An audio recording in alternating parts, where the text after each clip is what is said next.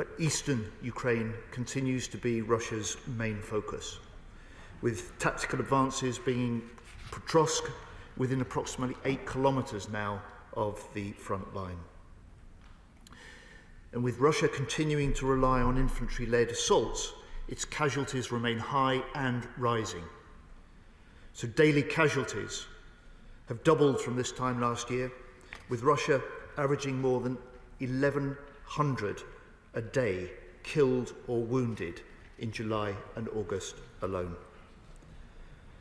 Meanwhile, recent Russian air bombardments have been some of the most intense since the start of the war. President Zelensky stated on Friday in Ramstein that 4,000 missiles and drones were fired at Ukraine in the last month, targeting critical national infrastructure, attacking civilian centres, including Poltava and Lviv, in the last week. Since 2022, the impact of this has been that Russia has destroyed or it has captured more than 50% of Ukraine's power generation capacity, forcing Ukraine to implement power outages with winter approaching.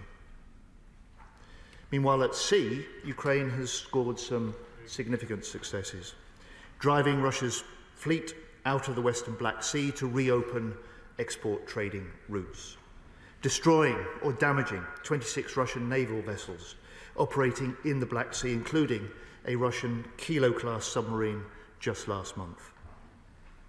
Despite these notable achievements, Russian pressure across the whole of the front line will continue in the months ahead.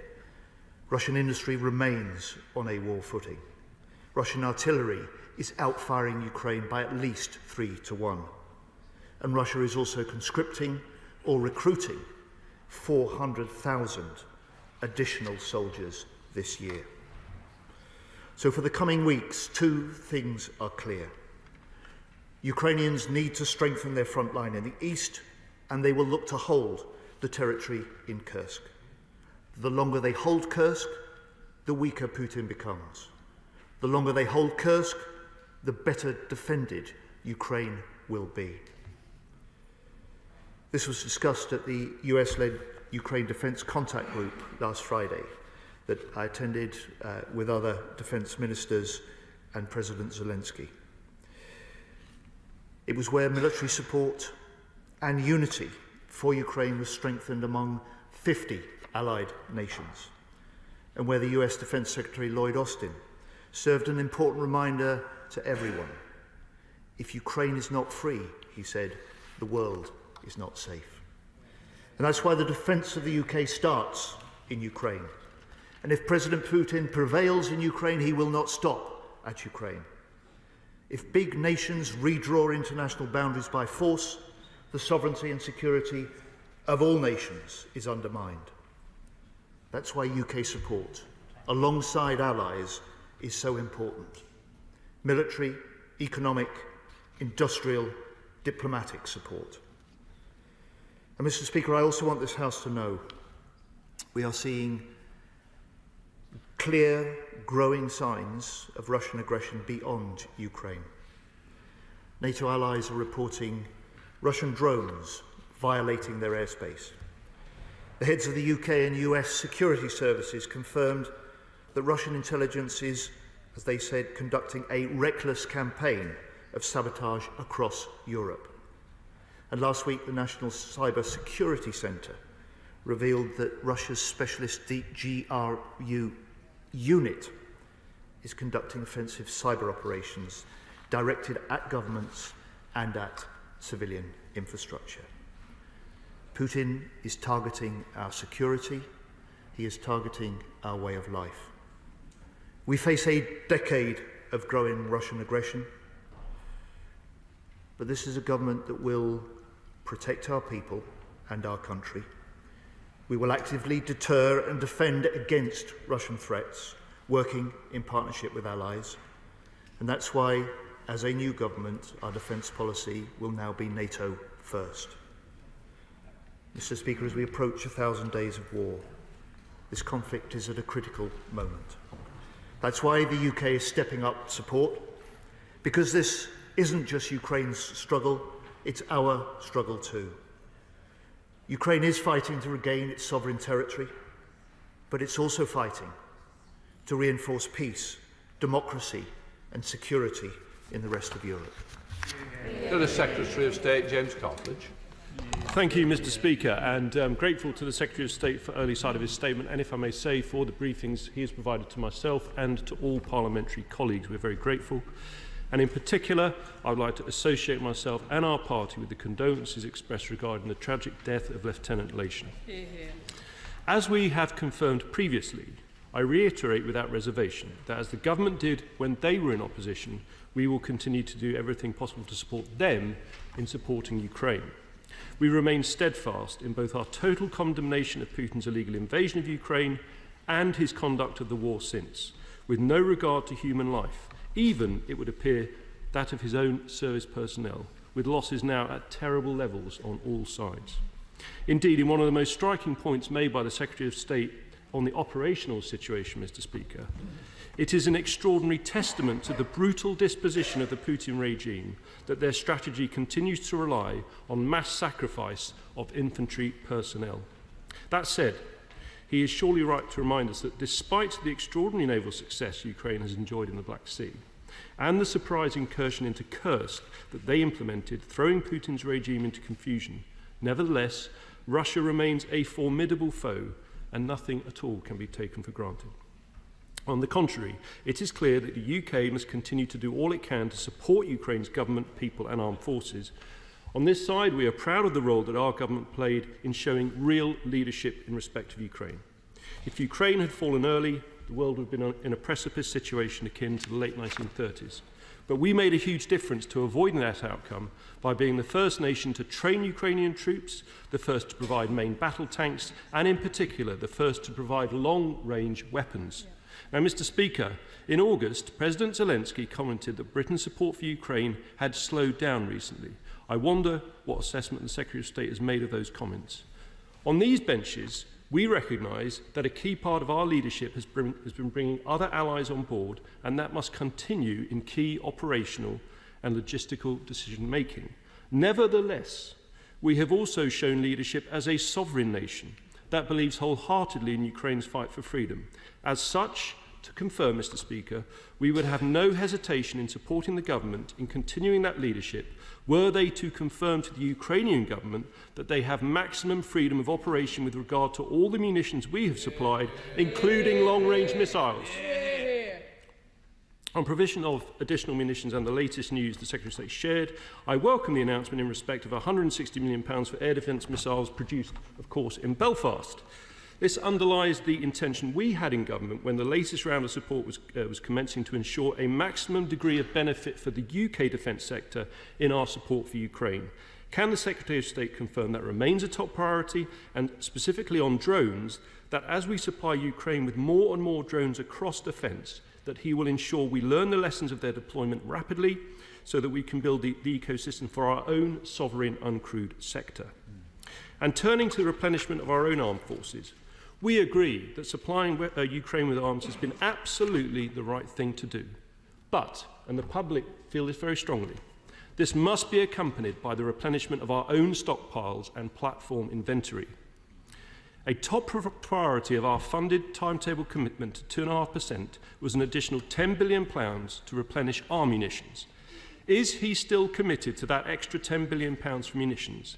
And can he confirm that the delay in setting out a clear timetable to 2.5% will not lead to the deferment of any major munitions orders, either this financial year or the next one? After all, Mr. Speaker, he spoke of Russian artillery outfiring Ukraine by 3-1, and he knows the crucial importance of industrial output. That being so, does he recognise that we must urgently fire up the production across our own defence sector by committing to 2.5% as soon as possible? Finally, Mr. Speaker, one lesson from Ukraine is the vital importance of maintaining air superiority in battle. In relation to our future air combat air capability, 6th generation GCAP, I asked Secretary of State a set of written questions on the 29th of July on GCAP spending, and he has to date only answered those on historic spend, not on the current financial year. So can he therefore confirm if his department will be deferring any spending on GCAP planned for the current financial year? Thank you.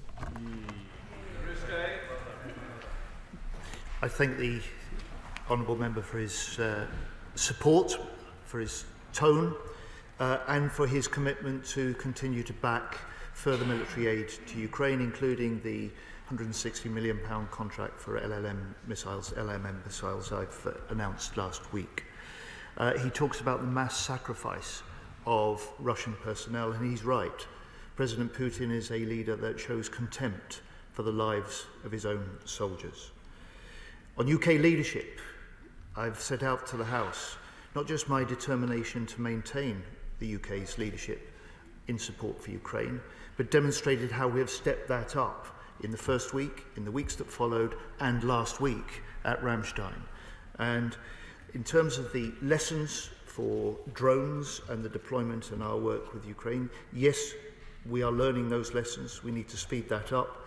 He, in his previous job, will be well aware of the implications for the way that we, in particular, consider the way we procure and contract for capabilities, both for export and for our own stockpiles.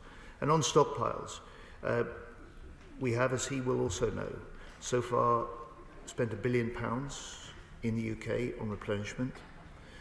We have plans, therefore, to build on that, because we need to not just boost production, but we need to boost the productive capacity of our UK industry, so that we are capable of demonstrating, if that must be scaled up in the face of threats in the future, we can do that in a way that is not apparent at present. He asks about the question of long-range fires and long-range missiles. I have to say to him, only Putin benefits from an open debate about these sensitive issues, and I will not comment on operational discussions, but there has been no change in the UK's position. We continue to provide military aid to Ukraine, as I've set out, to support their clear right to self-defence and in line with the operation of international humanitarian law. Just finally, on this question of 2.5%, we will increase defence spending to 2.5% of GDP. The last time the UK spent 2.5% of GDP on defence was in 2010, when I last stood at this dispatch box as part of the last Labour government. In 2010, the Conservatives cut defence spending. They never matched 2.5% in any of the 14 years that they were in office. And let me finish by this. My priority will always be to ensure that this country is well defended. And to face the growing threats, we will do more to make Britain secure at home and strong abroad. Derek Twigg. Mr Speaker, can I thank my right honourable friend for his statement, and of course the cast iron commitments, 100% commitments to supporting Ukraine, as we've seen previously. Can I just inquire into a bit more detail about something he said? And I do welcome his statements about the missile defence and the investments we're going to make in that. Could he say a bit more about that in terms of the scope of that? Yes, I can, Mr Speaker. I've met, when I say my first order priority is Ukraine, and I was in Odessa on the second day in the job, I've now had the privilege to meet President Zelensky 4 times in this post. I've met with his defence minister 6 times. And consistently, like the last government, we are trying to respond to the needs that Ukraine says it has for the systems and ammunition that it needs. It said above all, at present, they need new supplies of ammunition and they need stronger air defence systems, capable of taking down Russian missiles and drones at different distances. And so while the US at Ramstein last week made a commitment to an extra $250 million in dollars in air defence systems, we made the commitment of an extra $160 million in short-range, modern anti-defence systems, 650 LMM missiles under that new contract, with production underway the first of which will be delivered into Ukraine before the end of the year, stepping up support that we pledge for Ukraine, speeding up the support that we deliver to Ukraine. Now come to Liberal Democratic spokesperson, Richard Ford. Mr. Speaker, I would like to add for the Liberal Democrats to the tributes that others have paid to Lieutenant Rodri Lechon. He served with the Commando Helicopter Force in 846 Naval Air Squadron at Yeovilton. The Royal Navy said that Rodri was one of their most trusted and highly capable aircraft captains and instructors, and our thoughts are with his family. But it reminds us of the saying, train hard, fight easy. It is attributed to the 18th century Russian commander Field Marshal Suvorov, but the Russians are not practicing that today as they send to the front Russians who've had as little as 2 weeks training. By contrast, the training that has been provided under Operation Interflex has enabled Ukrainian troops to hold ground and to exploit Russian weaknesses. We in the Liberal Democrats welcome the announcement last week at the Ukraine Defence Contact Group that Operation Interflex will continue until the end of 2025. Indeed, we've welcomed announcements on Ukraine from both sides of this House, both from the current government but also from the previous government, and we would not want to see any party political capital sought from the solid British support for Ukraine. But we have seen some failures of the British state in recent years to plan for contingencies, whether it was post-invasion planning for Iraq or planning for a non-flu-like pandemic. We've discovered that sometimes in the British state there is a little bit of hope for the best. And I come then finally to thinking about support for Ukraine by the United States. My question for the Secretary of State is what contingency planning is being undertaken for an uplift in our support for Ukraine and that by other states in the Ukraine Defence Contact Group in the event that a gap opens up if we were to see a US administration under Trump and Vance? Well, first of all, I'm sure Lieutenant Lechon's family will appreciate the Honourable Gentleman's comments in the House this afternoon. Second, the outcome of the US presidential election will be determined by the American people. And this is a country that has a deep relationship with the US. They are our most important security ally. We are their most important intelligence ally. And that is a relationship that goes back decades and has survived the ups and downs of the political cycles on both sides of the Atlantic, and we're determined that it will do again, whatever the result of the election. On the question of training, I can't match the Honourable Gentleman for his citing of 18th century military figures, but I can say to him the mismatch between the level of training that we are trying to help provide with allies to the Ukrainian troops is part of the way of countering the outmatch in numbers on the Russian side. And I can confirm to the House as well, Mr. Speaker, it isn't just the 45,000 Ukrainian troops trained so far under the Interflex operation since Putin's invasion. It is also the 93 F-16 pilots trained in English, technical matters as well as flying, and it is almost 1,000 Ukrainian Marines also trained by the UK working with allies. That's why the announcement I was able to make last week at Ramstein, that this important UK training effort linked into the new NATO arrangements will be part of the way that we equip Ukraine for the future and try and equip its forces to be better prepared and better trained than the Russian adversaries that they face. Manjeet Singh Desi. Thank you very much, Mr. Speaker. Let's not be under any illusion. In the face of Russian aggression and invasion, the defence of the UK starts in Ukraine. I think the Defence Secretary was right to focus not only on the immediate challenges facing Ukraine, but on the longer term imperatives.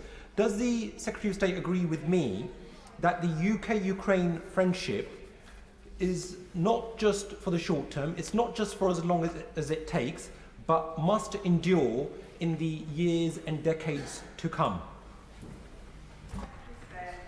I do indeed, Madam Deputy Speaker.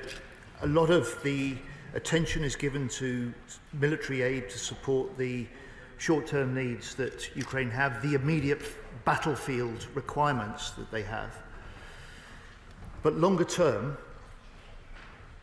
we need to reinforce their capacity to produce for themselves, which is why an important element of the steps that we've taken to step up support for Ukraine since the election just 2 months ago has been to sign a defence export treaty, which I was privileged to sign with Defence Minister Umarov in number 10 Downing Street.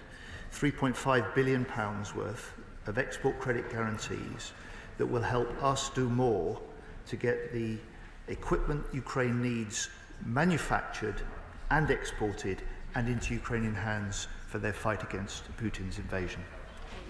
Gavin Williamson. Thank you, Madam Deputy Speaker, and I thank the Right Honourable Gentleman for his statement today. We're seeing in Ukraine the great challenges that the people of that country are facing, and we're seeing how much resource Russia is throwing at it. And I think most colleagues on this side of the House feel it is time for Storm Shadow to be allowed to be used with freedom by the Ukrainian people. Can the Right Honourable Gentleman set out what are the legal restrictions that is stopping that from happening? Because there's been very conflicting briefing coming out of government. This is not a matter that I'm prepared to discuss openly. I believe that such a debate benefits Putin. The principle on which this country has given and will continue to give weapons to Ukraine is that it is to support their defence, their right to self-defence as a sovereign nation, and to do so across the board does not preclude them striking targets in Russia if they're a part of that determination and strategy for self-defence, and provided it's within the bounds of international humanitarian law. Blair McDougall. Without wishing to, for 1 second, diminish the threat of Putin's Russia or the sacrifices that Ukrainians continue to make, I note that this morning Moscow's airport was closed by Ukrainian drone attacks, that on Friday they'll be raising interest rates to 18% in the Russian central bank, that 500,000 of their troops have been killed, and all of this has been inflicted by a country that is a third of the size of Russia. And I wonder if he shares my frustration at times that so many in the West seem to accept in this information war Putin's version of events, that this war is going swimmingly for him, when in any rational assessment of this, the last 2.5 years have been an absolute catastrophe for Russia. Well, my honourable friend is right. Part of the battle that Putin is waging is with his own people to control their freedoms, including taking steps of assassinating political opponents and controlling their right and freedom of information. And one of the things that has put President Putin under pressure, as Ukraine have taken the 900 square kilometres of territory in the Kursk region to defend their own cities and centres in the north, is that it is bringing home to President Putin and to the Russian people the consequences of his aggression. So this is not a special operation simply confined to Ukraine. Ukraine has the right to self-defence, and in doing so, it is trying to defend itself better by striking targets in Russia from which they are launching the deadly attacks that Ukrainian civilians and cities and power systems have suffered for too long now. Andrew Murison. What assessment has the Defence Secretary made of Operation Renovator, and how does he plan to change it? Well, Madam Deputy Speaker, the Honourable Gentleman asks the question with a good deal more information than the rest of the House. I will write to him with the detail that he seeks, rather than try and give a superficial answer at the dispatch box this afternoon. Dan Carden. Thank you. Thank you, Madam Deputy Speaker. I welcome the Defence Secretary's statement, and especially what he said about a deepening military and industrial strategy between the United Kingdom and Ukraine. There is clearly a growing alliance building between Russia and Iran, one that is united on undermining democracy and certainly risks further proxy wars. Could the Defence Secretary give his assessment and how the UK government seeks to influence Iran? Well, my honourable friend follows these matters very closely and speaks with authority in the House on these things. We have been warning, and in fact the previous government were warning too, about the deepening security alliance between Iran and Russia. And that's why, alongside the international partners at the NATO summit, part of the declaration from that summit in Washington was to warn Iran that any transfer, not just of drone technology, but particularly of ballistic missile technology to Russia, would be regarded as a significant escalation at the time. And I think this House can take a broader lesson from the honourable gentleman's point on what we see, which is that Iran's destabilisation is not a malign influence that is simply felt throughout parts of the Middle East. It has wider repercussions, which is why it is one of our most serious threats to this country in the future. Dave Dugan. Thank you, Madam Deputy Speaker. The Secretary of State can look forward to the same support from the SNP as they helped with Ukraine's defence as the previous government did. To that end, he mentioned increased air defences coming from the UK and the United States that will be there before the end of the year. Russia won't wait till the end of the year before attacking civilian infrastructure, particularly energy infrastructure.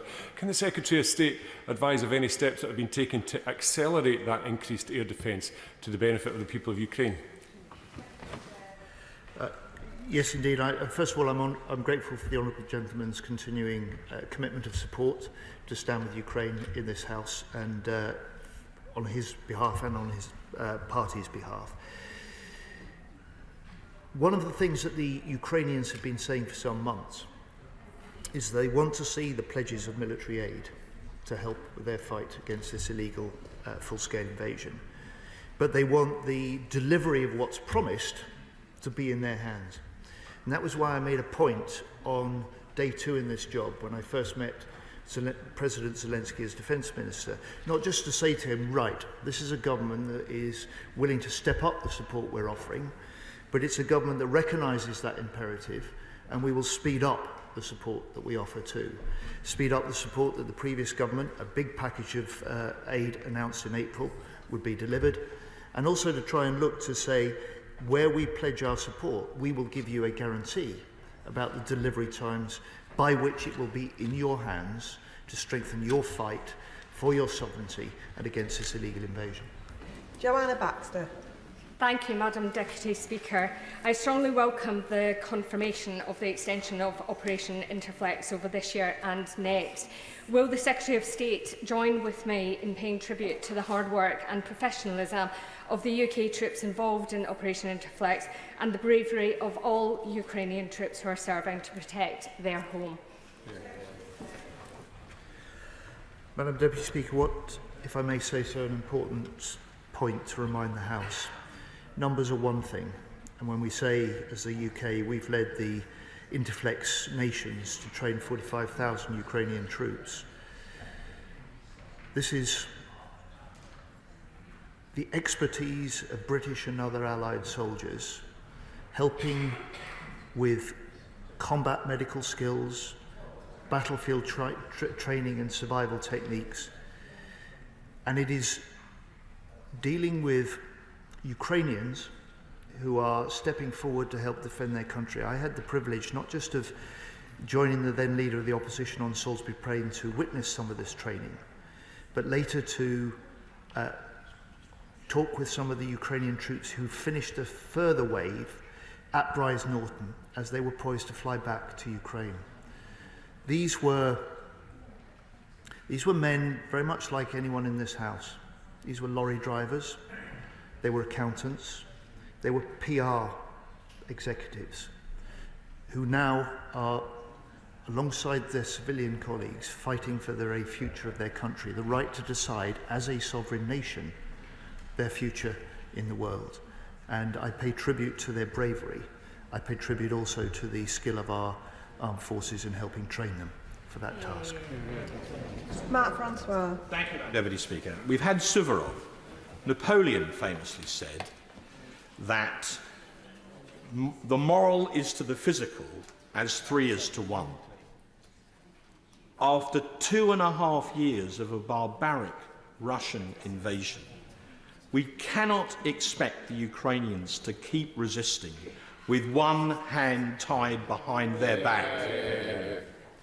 That means, whilst the Russians attack power stations with long-range missiles at will, with winter coming, whilst they use glide bombs, which are brutally effective, as tactical weapons on the front line, we have to allow the Ukrainians full freedom of action to retaliate, not just as military necessity, but to maintain their own morale. They must be bolstered to keep going. We could help them. It's about time we did that one thing. The honourable gentleman makes his very strong points in his customary way. This is not about retaliation, it's about self-defence. And he's quite right to say that the impact of the moral is often outweighs the impact of the physical. And I talked and updated the House on the physical, the 900 square kilometres of the Kursk region that is now in Ukrainian hands. The moral or the morale impact on Ukrainian troops, on Ukrainian citizens, has been huge. So just as it's putting pressure on Putin, it is also lifting the spirits of Ukraine after nearly 1,000 days of a bloody battle against Putin's invasion. Alan Gremmel. Thank you, Madam Deputy Speaker. The Secretary of State spent the last Sunday of the election campaign in Prestwick, near our town's World War II Polish War Memorial. Within days, he was in Odessa and has stepped up and sped up the support the UK is delivering. Does the Secretary of State agree with me that we have started as we mean to go on, and that this government will stand up with Ukraine for as long as it takes? Yes, Madam Deputy Speaker, I do indeed. And if I may just say to my honourable friend, it's a real pleasure to see him here. He brings expertise from a very wide field of foreign policy affairs. I know he's going to make a big contribution to this House. And if I made a small contribution to his election campaign, then I'm doubly pleased to see it. Julian Lewis. Thank you, Madam Deputy Speaker. The Secretary of State was a consistent supporter of Ukraine in opposition, so it's no surprise to hear that positive statement from him today. When he goes into battle for a good defence budget with the Chancellor of the Exchequer, will he remind her that in the 1980s and the Cold War we regularly spent 4.5% to 5.1% of GDP on defence?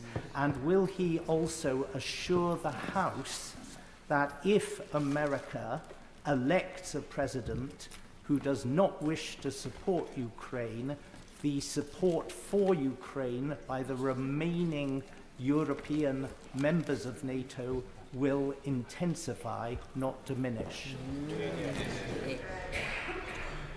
So when, as a government, we declare that we are ready and we show we are stepping up support for Ukraine, when we say we will stand with Ukraine for as long as it takes for them to prevail, we mean it.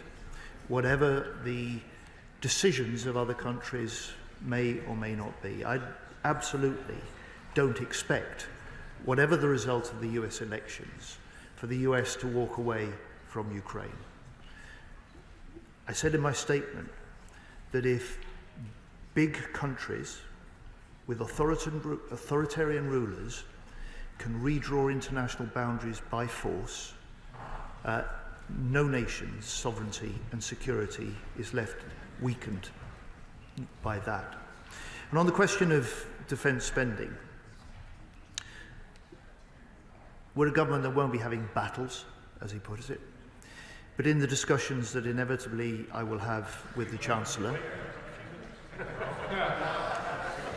I will go into those discussions with a copy of our Labour manifesto, which at the election said that we are a government that will spend 2.5% of GDP on defence. We will increase spending on defence, which is entirely the opposite when we had the change of government in 2010, when that was a government that cut defence spending over those first 5 years by nearly 20%.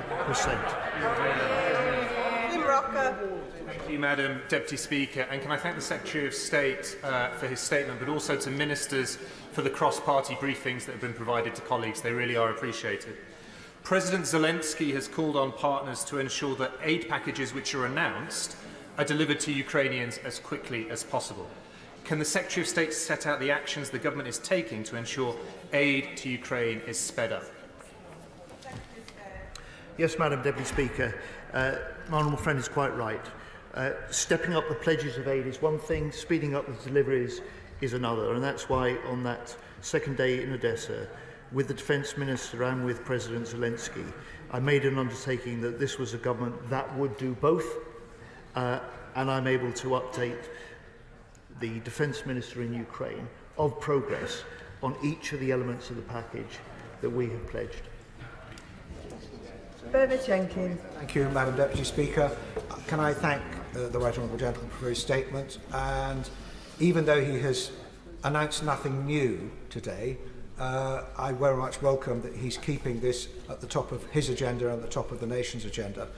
But while he himself may be able to say little about it, will he forgive us, those of us who can speak, for continuing to press for the West to untie the hands of our Ukrainian allies so that they can strike back at those who are striking at them illegally and without justification?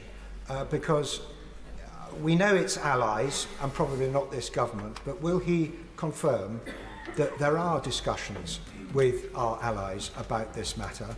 And can I wish him every success in helping us deliver the freedom and security of the world by breaking this stalemate that in Ukraine will overwhelm the West if we allow it to continue. I thank the Right Honourable Gentleman for his comments and his welcome to me. I note the points that he makes, and I just say to him, in terms of not announcing anything new, I did so on Friday last week. This is really my first opportunity to be able to update the House, not just on the announcements of extra aid last week, but also in the weeks over the summer recess, and indeed that first week package as well. This is the fourth sitting week since the election, and I hope he'll be reassured by my personal undertaking that I will ensure that this House is updated by me on developments in Ukraine on a regular basis. Kevin Bonavia. Madam Deputy Speaker, I'd also welcome the Secretary of State's statement today and his wholehearted commitment of this country to the defence of our ally in its hour of need in the face of Putin's aggression. I'm very pleased that my constituent Stevenage is where many of the Storm Shadow missiles that are being shipped to Ukraine are manufactured. But of course, manufacturing missiles and other armaments takes time. Can the Secretary of State explain what steps he and his department can take to speed up that process? I will indeed, and I'm delighted to see my honourable friend in his place on this side as part of a Labour government. Speaking up for Stevenage, it's home to some of the most important, not just production of defence equipment, but also the development and the technology that goes into their development. So I say to my honourable friend, we will build, actually, Madam Deputy Speaker, if I may, on some of the steps that the honourable gentleman first took as Defence Procurement Minister in the last months of the last government, recognising that with the nature of warfare changing so rapidly, exemplified by what we see in Ukraine, then simply large platforms that may take many years to produce so rapidly risk being outdated in the technology and the systems that they cover. We have to be able to procure, we have to be able to develop as we procure, and once in the field, we have to be able to update on a regular basis. So my honourable friend must take from that, this isn't just a question of better value for money, this is a question of better speed and clearer decision-taking in everything that we do, and that will be a hallmark of the way that we develop our procurement reforms and the way that we develop a new industrial strategy driven to try and reinforce growth in this country as part of the success of this government. Iqbal Mohammed. Thank you, Madam Deputy Speaker. May I congratulate and welcome the Defence Secretary and his ministers to their place. It is right that the UK stands with Ukraine to protect the lives and freedoms of the innocent people and the sovereignty of a free state.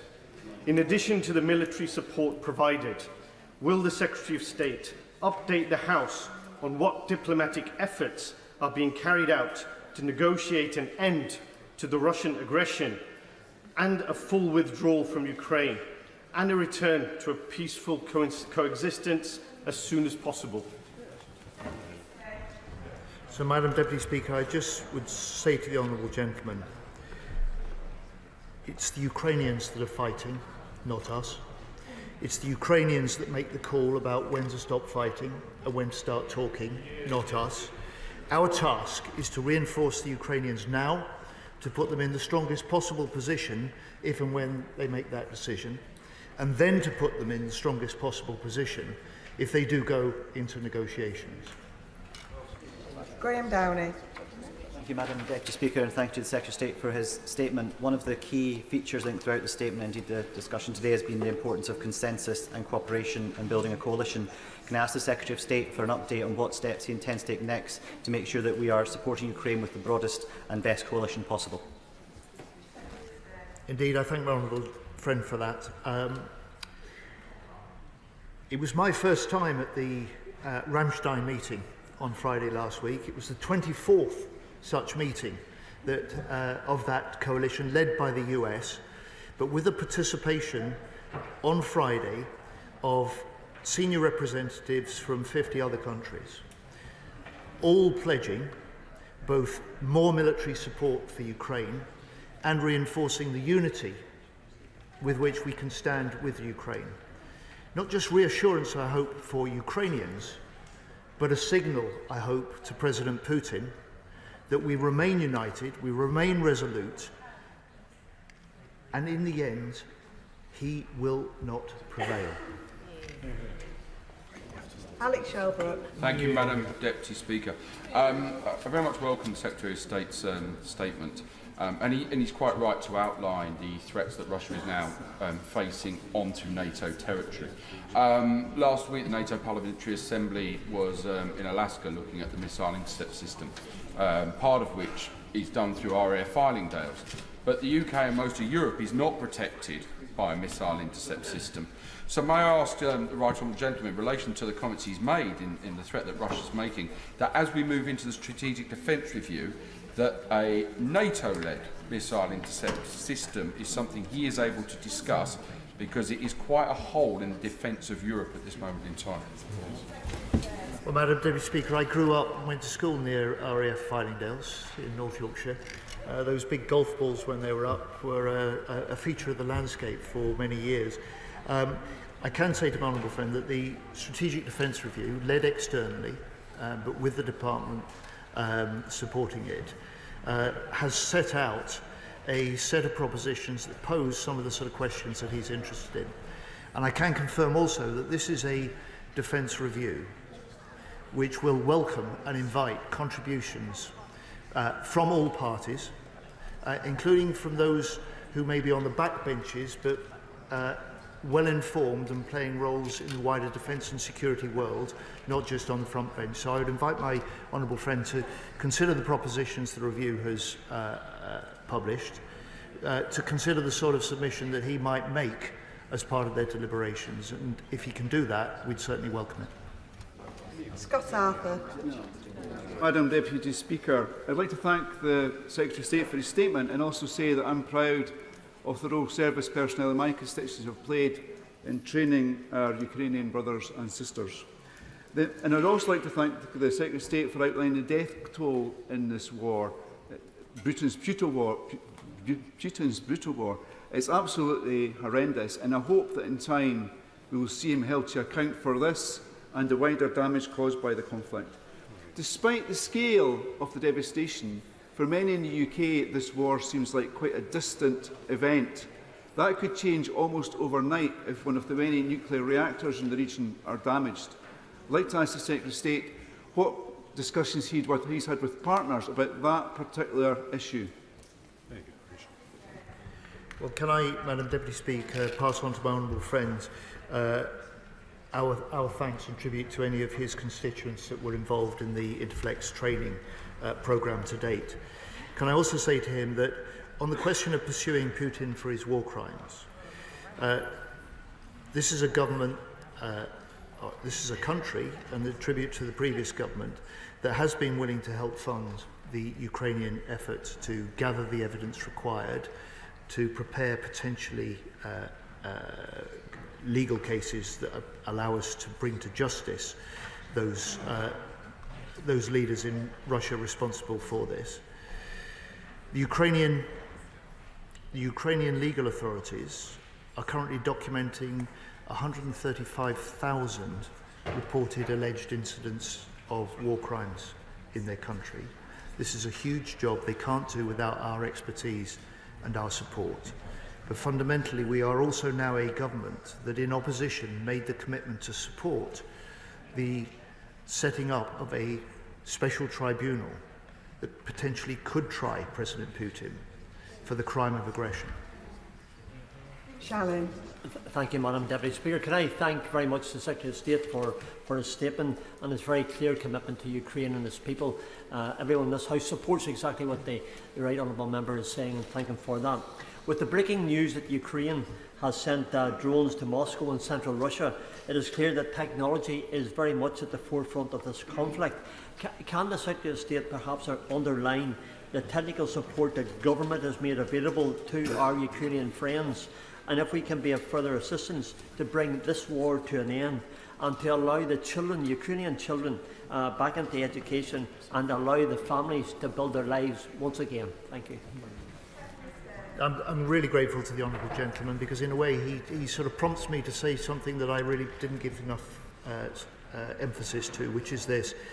Never mind the government support, the technology that he talks about in the hands of the Ukrainians that is playing such a decisive role is so often developed and provided by the bright people in our and other countries' industries. And I really want to say to the House, we pay tribute to all those in our British industrial and research companies who are in some cases working with the government, in some cases working under contract to the Ukrainians to provide them with what they need to win this fight, to protect their country's future and regain their territorial integrity. Final question, Calvin Bailey. Thank you, Madam Deputy Speaker. I thank the Secretary of State for his statement and for the early opportunities he has provided for all MPs from all parties to be briefed on the ongoing situation within Ukraine. Can I welcome this and this government and his personal commitment to keeping members of this House regularly updated on this issue? Can I ask that he ensures that the lessons identified from Ukraine, in particular those of the formations and structures that are allowing the Ukrainian forces to be so effective, are fed into the SDR? Yes, indeed, Madam Speaker. And can I say to him, someone who served until very close to the last general election in a very distinguished and senior capacity in our forces, can I say to him, like I did to the honourable gentleman for,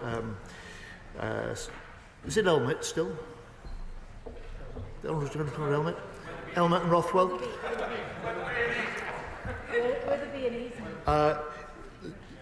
The defence reviewers will welcome contributions from this House from all sides, particularly where members of this House who do have such deep expertise are willing to make that available.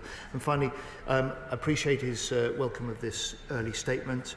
I'd just say to him, it will not be the last. Point of order, Gregory Campbell. Deputy Speaker, thank you.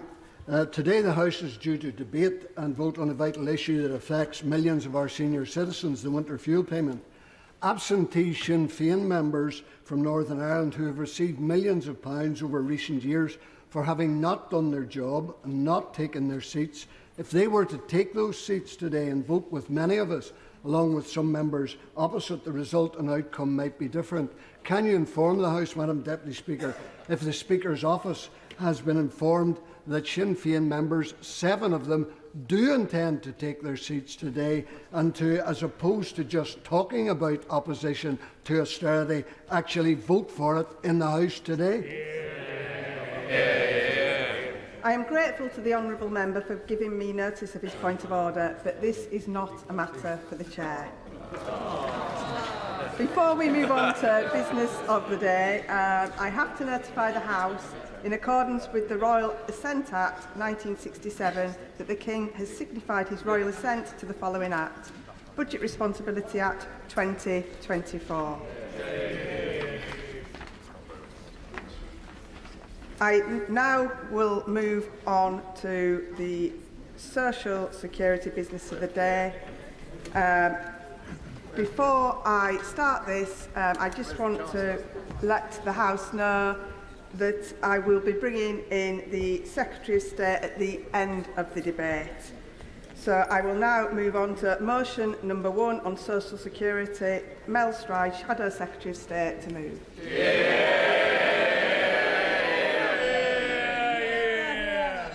Madam Deputy Speaker, I beg to move the motion on the order paper. Madam Deputy Speaker, the party opposite, the government, in the general election said they were going to bring in a new style of politics. Politics centred on integrity and transparency. And so it was during that election that we held them to account and pressed them on matters of tax, amongst other matters. And we will find out, with the budget at the end of next month, whether they were telling the truth or not. And I have my suspicions. But we've already discovered one thing right now, and that is we also pressed them on the winter fuel payment. Millions of pensioners benefiting up and down the country. And why? Because this party on this side of the House stands full square between our elderly. We believe that they should have security and dignity in their later years. And Madam Deputy Speaker, we actually received those cast iron assurances from the party opposite. In fact, the then Shadow Chief Secretary to the Treasury said, when pressed on the winter fuel payment, and where is he is a good question to ask, that the Labour Party had no plans, I quote, no plans to do anything in respect to the winter fuel payment. And indeed, Labour candidates up and down the country gleefully pointed to their manifesto as having no mention of doing anything on this particular matter. But look, Madam Deputy Speaker, within a matter of a few short weeks, what has happened? What happened to integrity? What happened to transparency? It went out of the window. Broken promises already. That special contract that they sought to have with the British people based on integrity and decency smashed into a million pieces. And what is the impact of these measures? Well, to a degree we don't know, and I will come on to that, Madam Deputy Speaker. But what we do know is that 9 out of 10 pensioners will lose the winter fuel payment, up to £300, at the most difficult time of year for millions of them, at a time when the energy guarantee, the price cap, is going up by 10%. And the suggestion from the members opposite that somehow this is just the wealthy that are affected, the millionaires. Far from it. 2/3 of those pensioners who are living below the poverty line will have this benefit removed. Shocking. And the 880, they don't like it. They don't like it. and the 880,000 pensioners who we know who are eligible for pension credit but are not yet receiving it will also suffer. And the party opposite, and they chunter from a sedentary position, but the party opposite may say they're going to have these wonderful campaigns that's going to get everybody that's entitled onto pension credit. The reality is that even if they did that, that would see a cost to the Exchequer of £3.8 billion, which is over twice the money they say they are going to be saving. This is an absurd policy which their own plans are actually actively working against. And the haste with which this has been carried out, Madam Deputy Speaker, is simply jaw-dropping. We do not have any impact assessments. We do know, I will momentarily, we do not know what the impact will be across the income distribution. We do not know, every member of this House does not know what the impact will be within their own constituency. We do not know what the recommendation of the Social Security Advisory Committee will be. Why? Because they will not be given the information until tomorrow, we are told. And this, of course, has not formed part of what it should have formed part of, which is a major fiscal event with the OBR scoring it and an economic and fiscal outlook accompanying it. In fact, I will come to the honourable gentleman.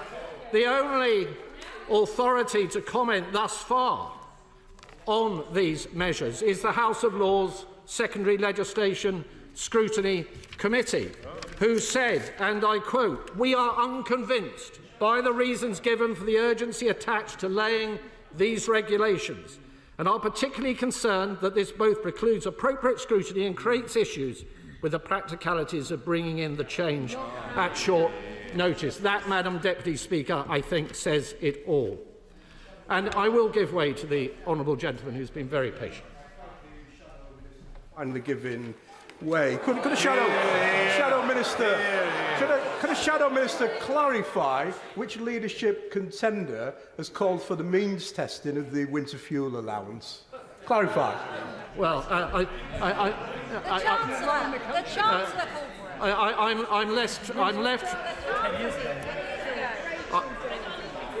I'm left feeling, Madam Deputy Speaker, that intervention was barely worth the wait, I'm afraid.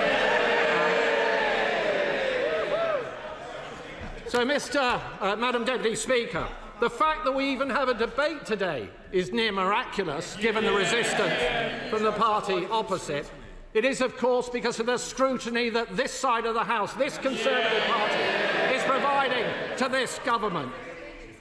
We know also the petitions that have been railing against these measures. Silver Voices, 100,000 people. 38 Degrees, a third of a million. Age UK, over 500,000 people calling on this government to think again.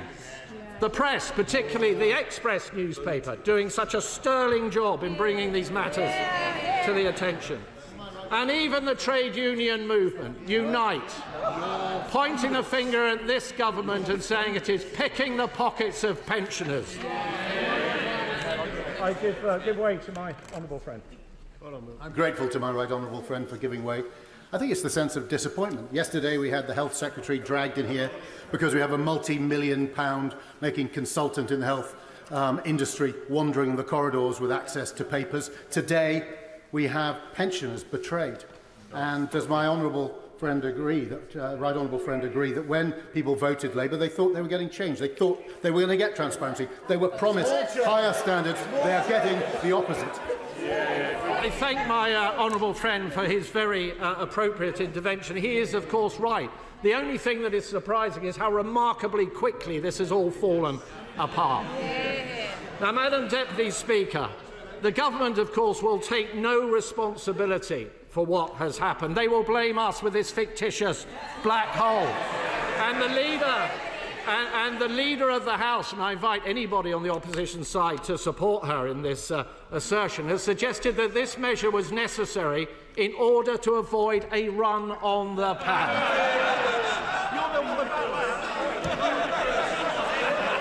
run on the pound. It's just as well, Madam Deputy Speaker, they're not in charge of the economy, or we might end up in a real mess. I'll give way to the honourable lady. Thank you for giving way.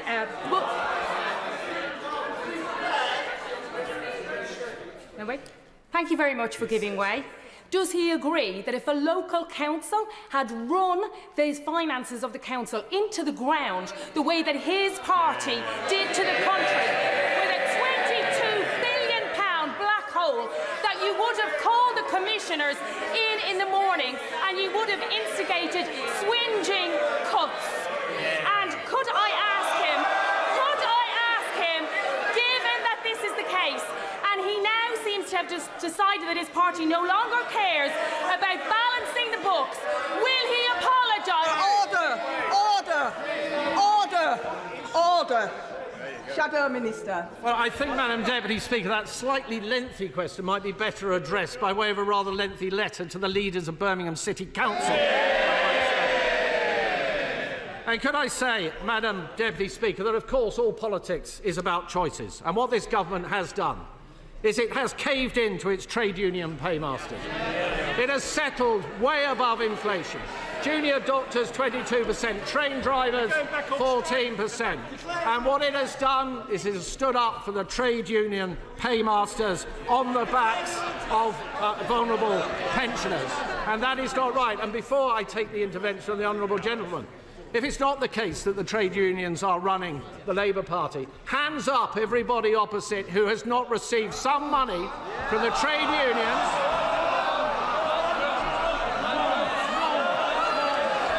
Has not received. Hands up anybody who has not received money from the trade unions for their campaigning or their private office. One person. One person, Madam Deputy Speaker. Therein lies the truth. The truth about who is running the Labour Party. And of course, Madam Deputy Speaker, we have seen all of this. We have seen all of this before. We have seen all of this before. In the last Labour government, we had the 75p pensioner increase. We had Gordon Brown's stealth tax on private pensions, £118 billion in total. And was it any surprise that we ended up with the fourth highest level of pensioner poverty across the whole of Europe? I give way to the honourable gentleman. Can I thank the Minister for giving way? Can I ask, when he talks about choices and pensioners, when his party chose to suspend the triple lock in 2021 and give a below-inflation increase to pensioners, costing them £500, what was his concern then, and why did he say nothing? No, the honourable gentleman is entirely wrong. What we went into the election promising was the triple lock plus, which would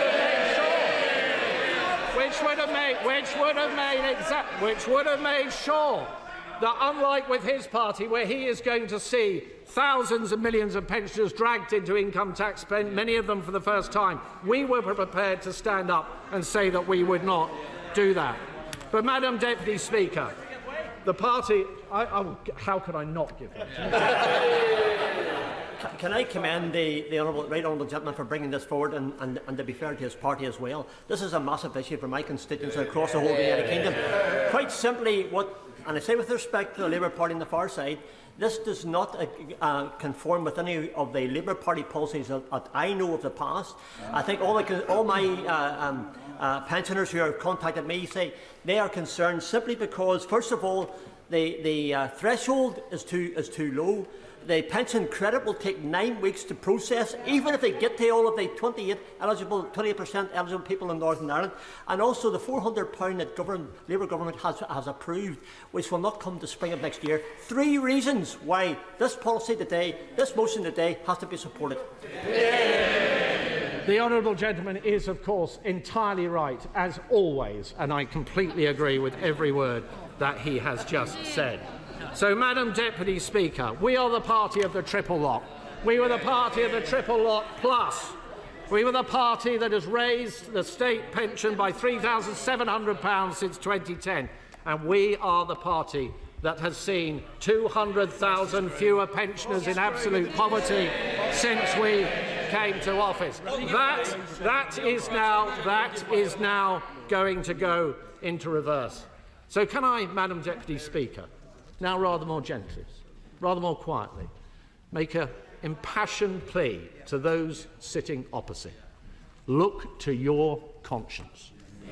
These measures, you know in your heart, no, I will not give away.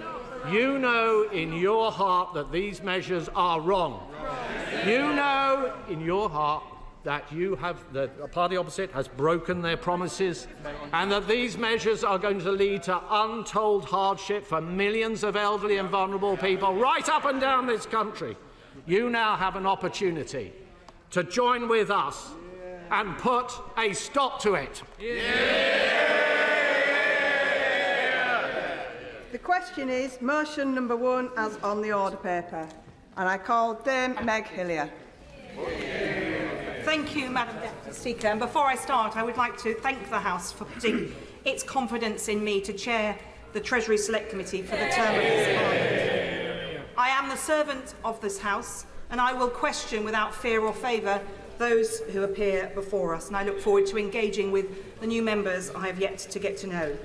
I should also, before this debate, declare an interest in that my husband has been in receipt of the winter fuel allowance, but of course if the vote changes that today, he will no longer receive that. I should add, for his own vanity, the lower limit.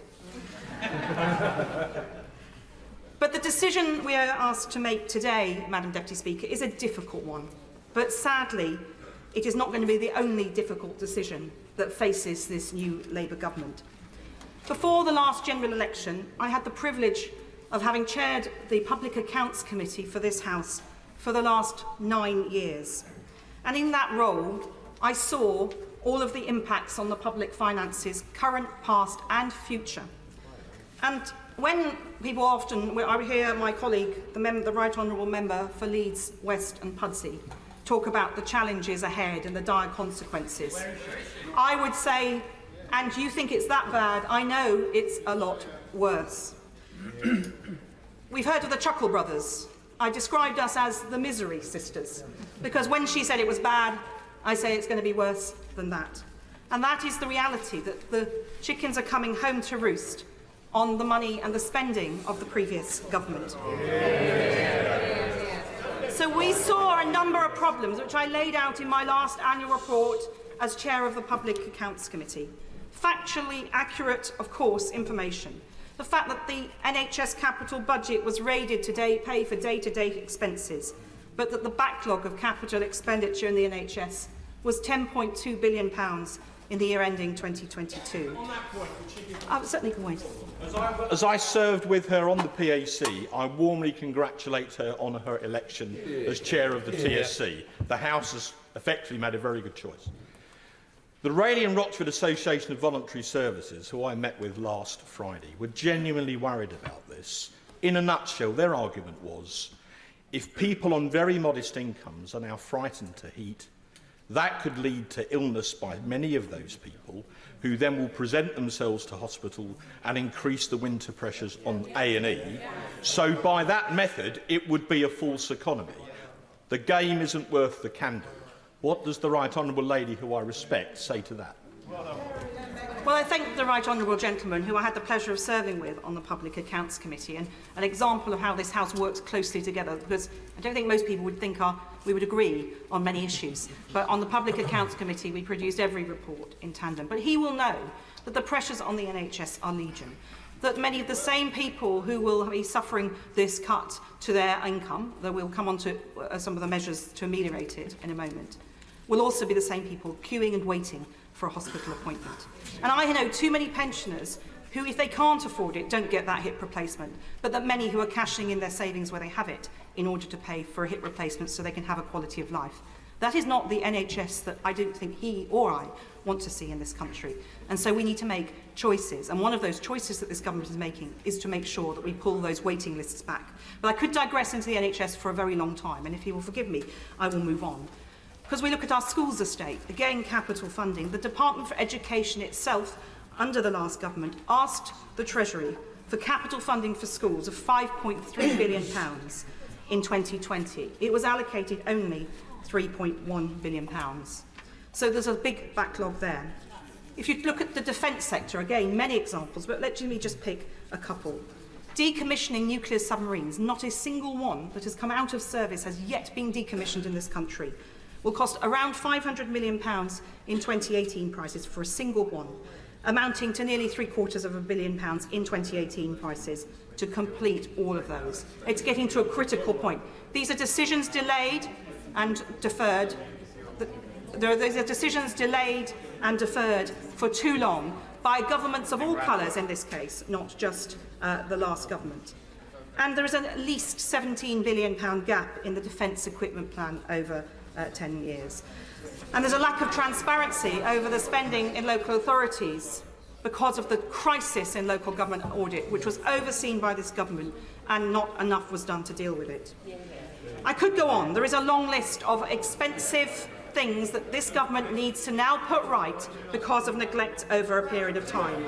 And there are budget challenges. Let me continue for a moment. There are budget challenges this year. Many decisions that were made in recent budgets which have hit the public finances, which hit the public finances in 25, 26 or beyond that.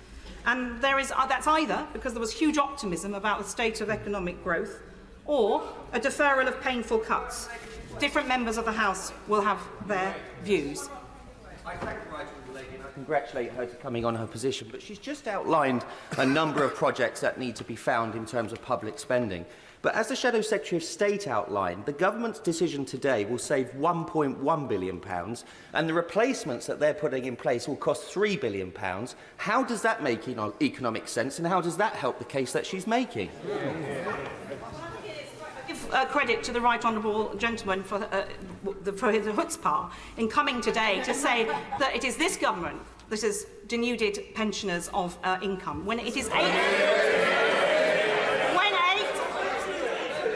as the honourable member for Stoke highlighted, the previous government has a track record on this. And there are 880,000 pensioners who, under the right honourable gentleman's watch, didn't get pension credit, although they deserve it. So these are pensioners that have lost out on £3,900 a year, some cases for many years, because the last government fell down on its job because it protected some pensioners but not all. Where was the urgency then? And these are crocodile tears when those people were suffering. But it is right that pensioners should get what they are entitled to, and pension credit is not being abolished by this government but being promoted to make sure that the very poorest pensioners get that income into their hands. But there is one of the things that is absolutely apparent is we cannot take this in isolation. And I am not going to change because we have a budget coming on the 30th of October. And knowing what I knew a few months ago as chair of the Public Accounts Committee and what I know today, I'm not going to change my tune about the dire state of public finances. But there is a second challenge that we face. At the same time as our public finances are in a dire state, many of our citizens are facing the same challenges in their personal finances. And the government, this Labour government, is rightly committed to growth, but growth will require an approach to taxation that helps ensure growth. We'll therefore hear many arguments about the need for a taxation system that will underpin growth. And I'll give way to the honourable lady. I thank my right honourable friend, and I call her a friend because we have worked very closely over the last few years. And I do welcome the fact that she was elected, and I would have supported her for that role. The difficulty is the public are not buying it because we are essentially saying that pensioners who are vulnerable, and over 20,000 in my constituency, will lose the support they are currently getting. You cannot, as a government, claim that you need to take this money from pensioners and then reward train drivers who work 4 days a week on 70 grand a year. This is the difficulty. So how is she explaining that to her constituents? Because I haven't been able to give an answer. I could speak forever about the challenges that this government left. But let's be clear, I've spoken about the NHS. Let's take the dire state of what was happening on our train services. It was the former government, that refused to engage and stop the strikes, which meant that anybody travelling had no certainty about whether they could get to everything from work to a family funeral and lives were put in havoc because of this. So it is absolutely right that we begin to set right the chaos that the last government left. And yes, there is a cost to that. And the challenge for my right honourable friend, the member for Leeds West and Pudsey, and this government is how we do that and make those decisions that will build up the future of Britain in the way that we all want to see. But we also need to address, as I was saying about taxation, the biggest challenge in our taxation system is that those who are facing the greatest financial challenges often face the biggest challenges of all. Because the reality is that the greatest cliff edges in our taxation and benefits system affect not those who are already started to earn and accumulate wealth, but those who are most financially challenged. For those at the margin, we keep coming across examples. This is not the only one where the marginal costs of a slight improvement in income can drastically outweigh that improvement. Everything from whether we see tax thresholds frozen to many more examples, for example, with child benefit, the issues we've seen there. And the debate we're having today is such an example. The solution isn't to duck or defer the need for tough choices. So for the record, I will be voting with the government this evening. But equally, for the record, I want this government to commit to tackling those cliff edges, because that's what progressive policy and taxation policy will look like. And I know from bitter experience, as many members of this House will, that rushed laws tend to be bad laws. But this is not. So I do not expect some Houdini-like solution to be announced by my right honourable friend for Leicester West from the front bench in the closing speeches. But instead, I expect and trust her that she will consider removing these chains of poverty as a key mission for this government in a thoughtful, carefully planned way, tied up with the next budget, but way beyond that. I also know, as again many members will, that there are technical challenges in making changes. Look at what's happened with child benefit, the limits on income for child benefit, dragging many people into tax returns, where households of the same income did or didn't receive child benefit depending on who was earning the money. And that's an example on why lessons on why changes, when they're made, need to be made in a sustainable way, with a plan. And my right honourable friend on the front bench and her colleagues has a plan. But the winter fuel allowance, which we're discussing now, is a prime example of the problems that those cliff edges create. And addressing those in isolation, however, will leave in place all the other cliff edges. And we need to look at this challenging poverty in the round. I was honoured to be chosen to be the chair of the Treasury Select Committee yesterday. I do not yet have committee members to be elected. The chair of the DWP Select Committee is yet to be elected. And so I cannot promise exactly, and I cannot speak for a committee that does not yet exist on a cross-party basis. But I will be urging the committee to consider this wider challenge of cliff edges as a matter of urgency. And I look forward to working with ministers to find some practical steps forward. We have to make tough choices in government in year, because one of the challenges is that the hole in the public finances is not just about the whole today, but that in previous budgets, decisions were made to defer spending to later years. So the real challenge is now, and I have seen too often calls for efficiency savings, for cuts in year, which actually end up being deferred. If you look at what happened to the defence equipment plan under the Conservative government in 2010, there was a desire to balance the books. In doing so, the Ministry of Defence deferred spending. It moved it to the right, which left us with aircraft carriers without aircraft and a raft of other problems. So deferring decisions and spending does not solve things. And this government and this cabinet is making the tough decisions to make those difficult decisions in year, because that is financially literate and the right thing to do. I call the Father of the House, Sir Edward Lee. If I can reach out to the other party for a moment, there is, I think, a case for having a serious debate about the total package that we give to pensioners. And we could have done this in a sensible way and I raised it myself and questioned some aspects of the triple lock a couple of years ago.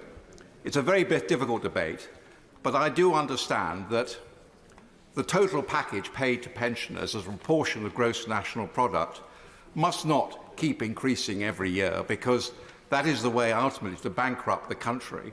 And we need to have a social contract between older people like myself and younger people, particularly in terms of house building. I understand all that. That is a debate we should have been having today, and we could have combined as a House to have it and to protect the public finances. But this is not the debate that we are having. We are debating the action of a government which has not just gone against a manifesto commitment. There was no manifesto commitment to do this. They actually gave a specific promise that they would not do this.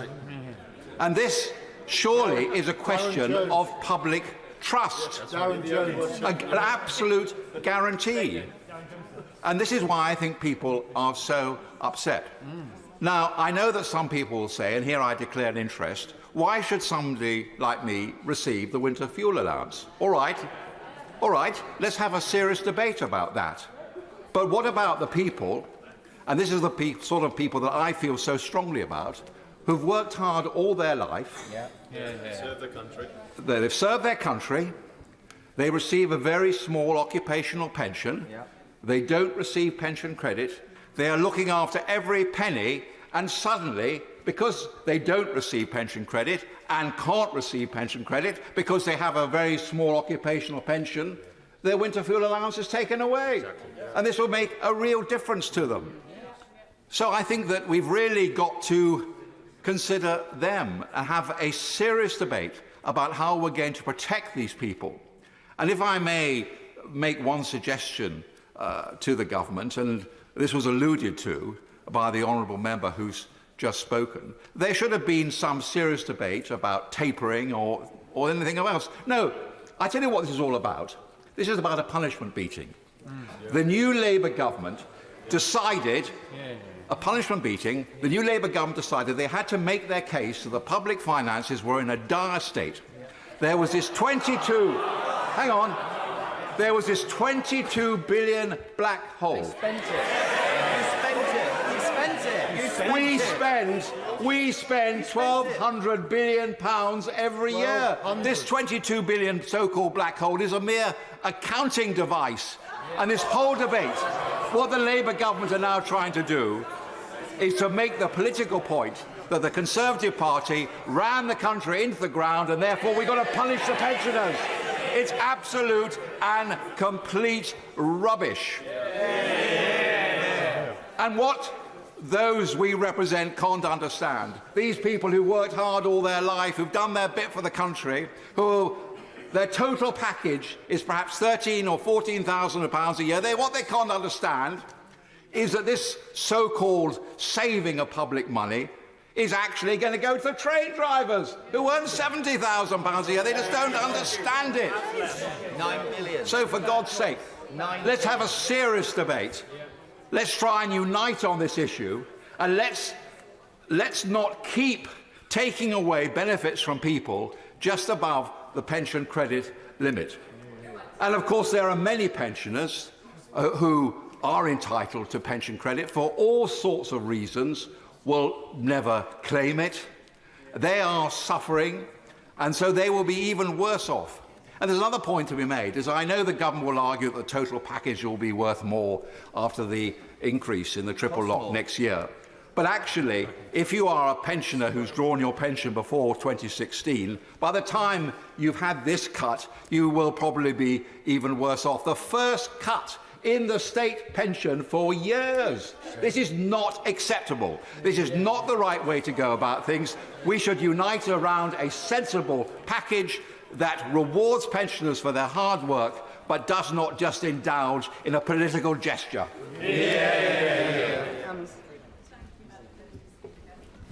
I recognise the serious economic context for the debate today. The IFS, for example, has estimated that 320,000 people have been pushed into poverty because of mortgage interest rate rises triggered by the disastrous autumn 2022 mini-budget. And of course, there were many unfunded policies that the then Prime Minister made. So while I recognise the policy measures in the King's Speech will go a long way to reduce household costs and increase incomes in the medium term, tackling the appalling poverty that we're seeing, they will not come in time for this winter. I'm proud that Labour are continuing with a triple lock on pensions, something that will be worth an estimated £460, an extra £460, but this won't happen until next spring. The setting up of a new energy production company, Great British Energy, again alongside making homes more efficient, is a fantastic initiative, but it will contribute to our net zero targets and reduce the energy bills for millions. But again, this won't be in time to offset the 10% increase in energy bills this winter. I support our focus about growing our economy, but again, this will not happen overnight. The Joseph Rowntree Foundation estimated in their report earlier this year that there are 2 million pensioners living in poverty, about 1 in 6 of all pensioners. In areas like my Oldham constituency, poverty rates are much higher. We have 1 in 2 children living in poverty. And from the figures, we estimate that that will also be the same for pensioners. We know that 4 in 10 older people in Oldham East and Saddles have a disability and almost half have a long-term health condition. We also know that even before the escalation of energy costs, over 1 in 6 households were living in fuel poverty. Although pension credit provides extra financial support for the poorest pensioners and opens up help such as housing benefit and council tax discounts for those who are eligible for it, only 5,500 of the 8,000 out of the 9,000 households in Oldham are eligible for to claim it.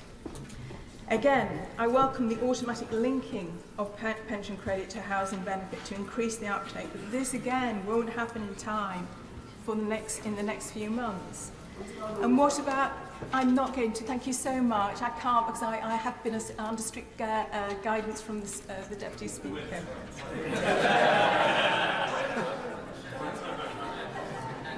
1 in 3 pensioners living in poverty are on private rented, in the private rented centre. So what are we going to do about that? But even if everyone eligible for pension credit were claiming it, according to Age UK, there will still be another 2 million pensioners slightly less badly off that won't be eligible for pension credit, and now the winter fuel payment. The cut-off threshold for pension credit is just under £12,000 a year for a single person. They're not wealthy pensioners. Poverty is poverty, whoever experiences, and we know that we've got 8 million working people living in poverty, 4.5 million disabled people, 4 million children, and 2 million pensioners. As we did in the previous Labour administrations, I know we will tackle this, but again, it won't happen overnight. So could I point out what we know about the health effects of the cold? The Lancet published a very good paper reviewing data from the last 20 years and showed the extra deaths, the excess deaths as a result of cold. I could mention dozens and dozens of cases from my constituents who've written into me, again, who are really just clinging on following the last 14 years. Could I ask my right honourable friends if they're able to tell what other options they may have considered, not just in terms of offsetting the loss of £300, but also alternative ways of raising the 1.4 billion means testing that we get from the winter fuel payment. I know how complex and difficult our economic situation is, but please, we must protect our most vulnerable citizens. Thank you. I call the Liberal Democrat spokesperson, Wendy Chamberlain. Thank you very much, Madam Deputy Speaker. Now, recent weeks have seen my inbox inundated with correspondence from pensioners in North East Fife, because it gets quite cold up there, Madam Deputy Speaker, who are deeply worried. And I'm sure, in fact, I know that that's far from a unique experience across this House. And since the Chancellor's announcement in late July, we've all heard the concerns of our elderly constituents. We know that the winter fuel payment provides vital support during the coldest months of the year. It is not a luxury, and the Chancellor's decision will leave as many as 2 million people extremely worried about how they will afford their energy bills this winter. Now, we on these benches accept that the new government has been left with an unenviable task of rebuilding our economy after the mess left by the previous government, and nobody is disputing that years of Conservative mismanagement have left the public finances in crisis. But this cut is simply wrong. It is wrong to strip support from many of the poorest pensioners, just as energy bills are set to rise again. It is wrong to force vulnerable elderly people to make that choice between heating and eating this winter, and it is the wrong answer to the challenges that we face. The way that we treat the vulnerable members of our communities reflects who we are as a society and what sort of signal does it send turning our backs on millions of pensioners. In addition, I've campaigned consistently for unpaid carers since my election, as indeed has my party and our leader, the Right Honourable Member for Kingston and Surbiton. Now, census figures, with the proviso that Scottish census data is still awaited, suggest that there are almost 1.4 million people across the UK aged over 65 who are providing unpaid care. And although Carers UK await data on how many will lose the winter fuel allowance, we know that these carers and those that they care for are some of the most vulnerable in our society. I'm happy to give way to my honourable friend. I thank my honourable friend for giving way. And on the note of disproportionate effects on certain groups, I'm sure she is aware North Norfolk is home to 28,000 pensioners and has the title of being the oldest constituency in the country. Many of them face already higher energy costs due to the huge number of North Norfolk homes which are off the gas grid. Does she agree with me that these cuts will have a disproportionate impact on older rural constituencies like North Norfolk, and the government must go back to the drawing board with these misguided proposals? I'm grateful to my honourable friend for giving way. I think that is one of the things that's often lost in relation to the energy price increases that we've seen in recent years, that the price cap and guarantee does not support those who are using other forms of fuel. And I know that those issues have been raised in the House before, and I look forward to hearing what the government is going to do to support those individuals. A new Parliament represents an opportunity to move on from the chaos and misery of recent years. But this cut would be far from a fresh start. It would be a disappointing and shameful abandonment of poor and vulnerable pensioners. Age UK have strongly condemned this cut. I will in a second. They point out that it's been introduced with virtually no notice and no compensatory measures. And I just want to note from the debate this morning, when the Pensions Minister was talking about compensatory measures, that we know that there is real complexity around what will additionally be available to support people. We know the questionnaires that are needed for pensioner credit. We know that a household support fund has been extended, but we don't know what that will mean. And we know that the £150 grant may be available for some. But what you are left with after listening to the debate this morning is that we are in a position where the government have made a decision to make this cut, but they have not properly thought through the consequences or the measures that will be available to support those most in need. I'm happy to give way to the honourable member.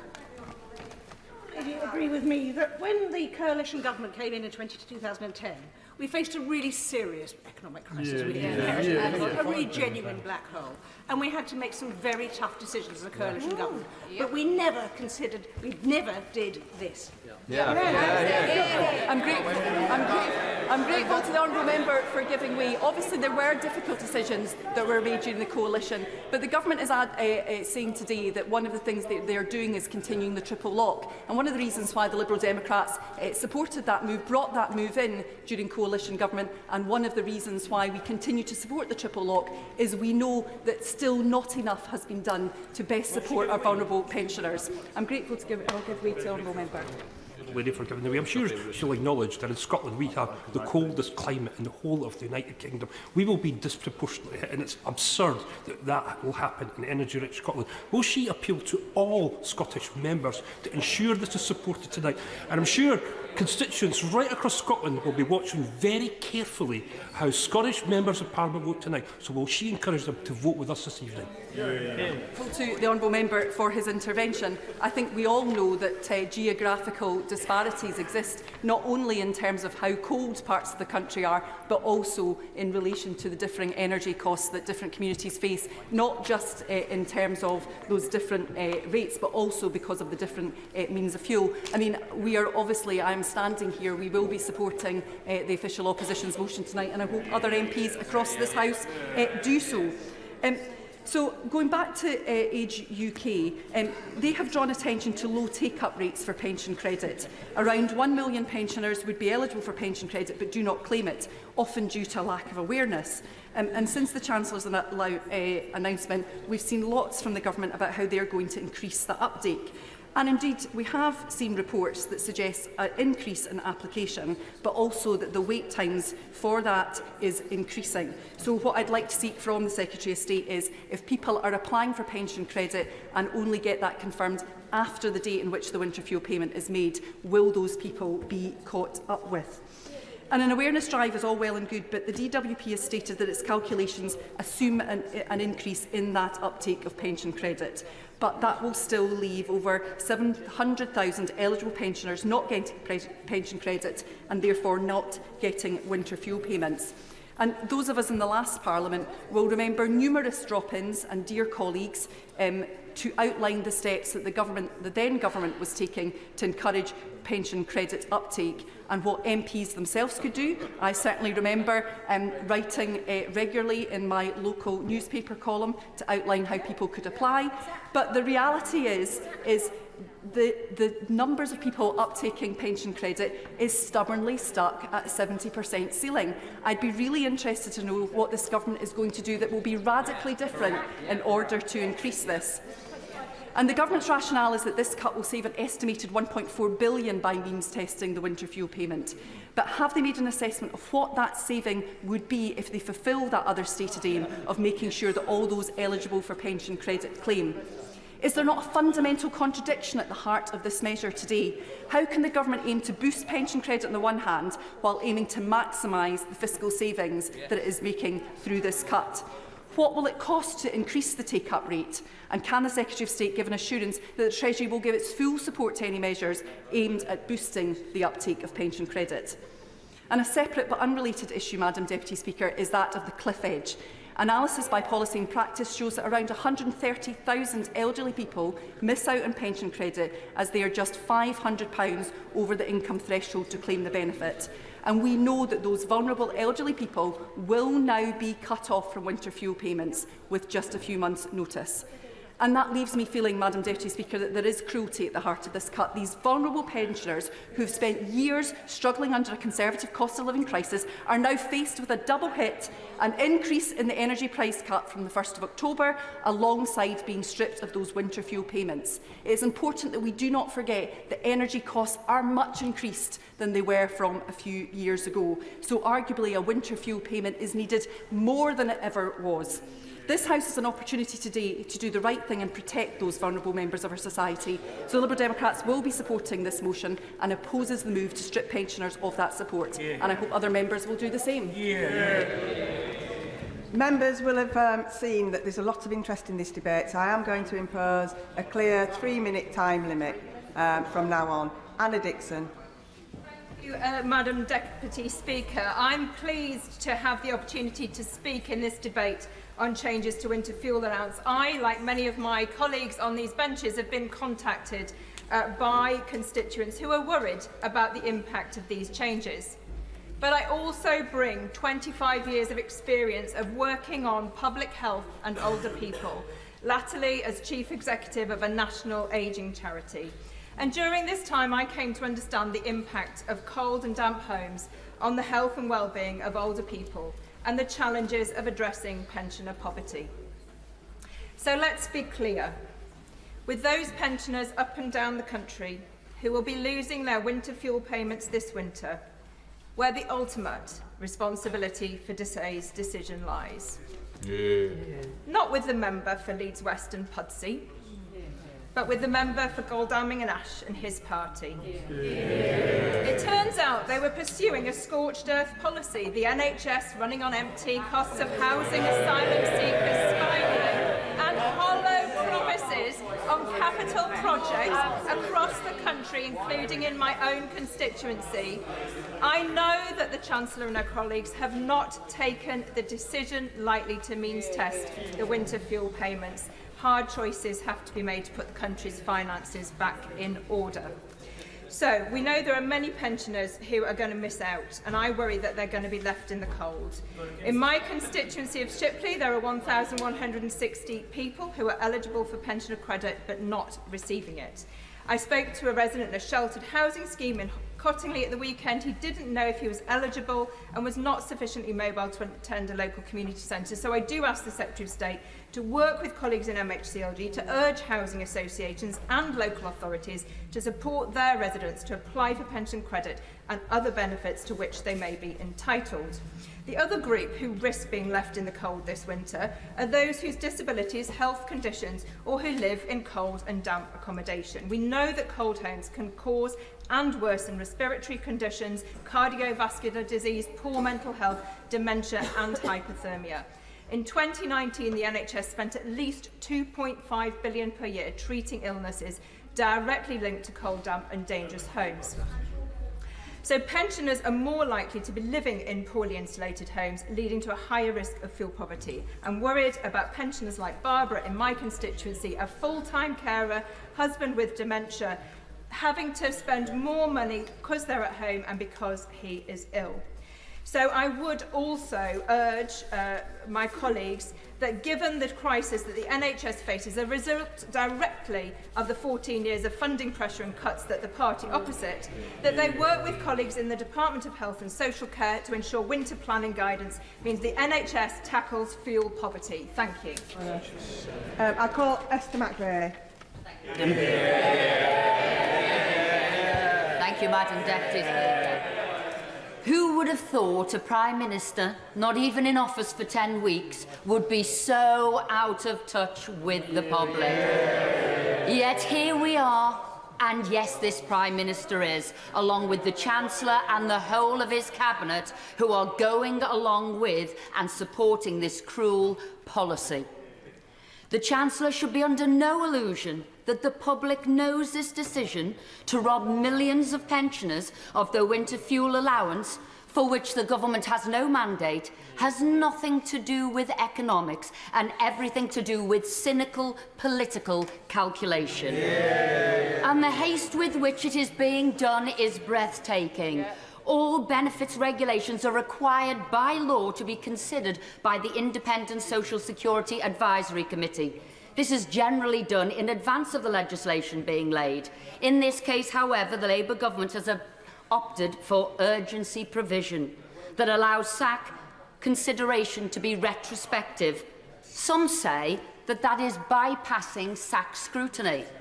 As well as evading that scrutiny, where is the government's impact assessment on removing winter fuel payment from these pensioners, particularly in light of the latest information that bills will be rising by £150 this year? I will indeed give way. Thank you for giving way.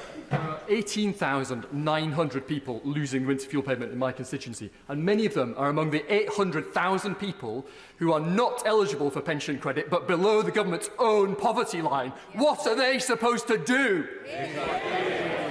Well said.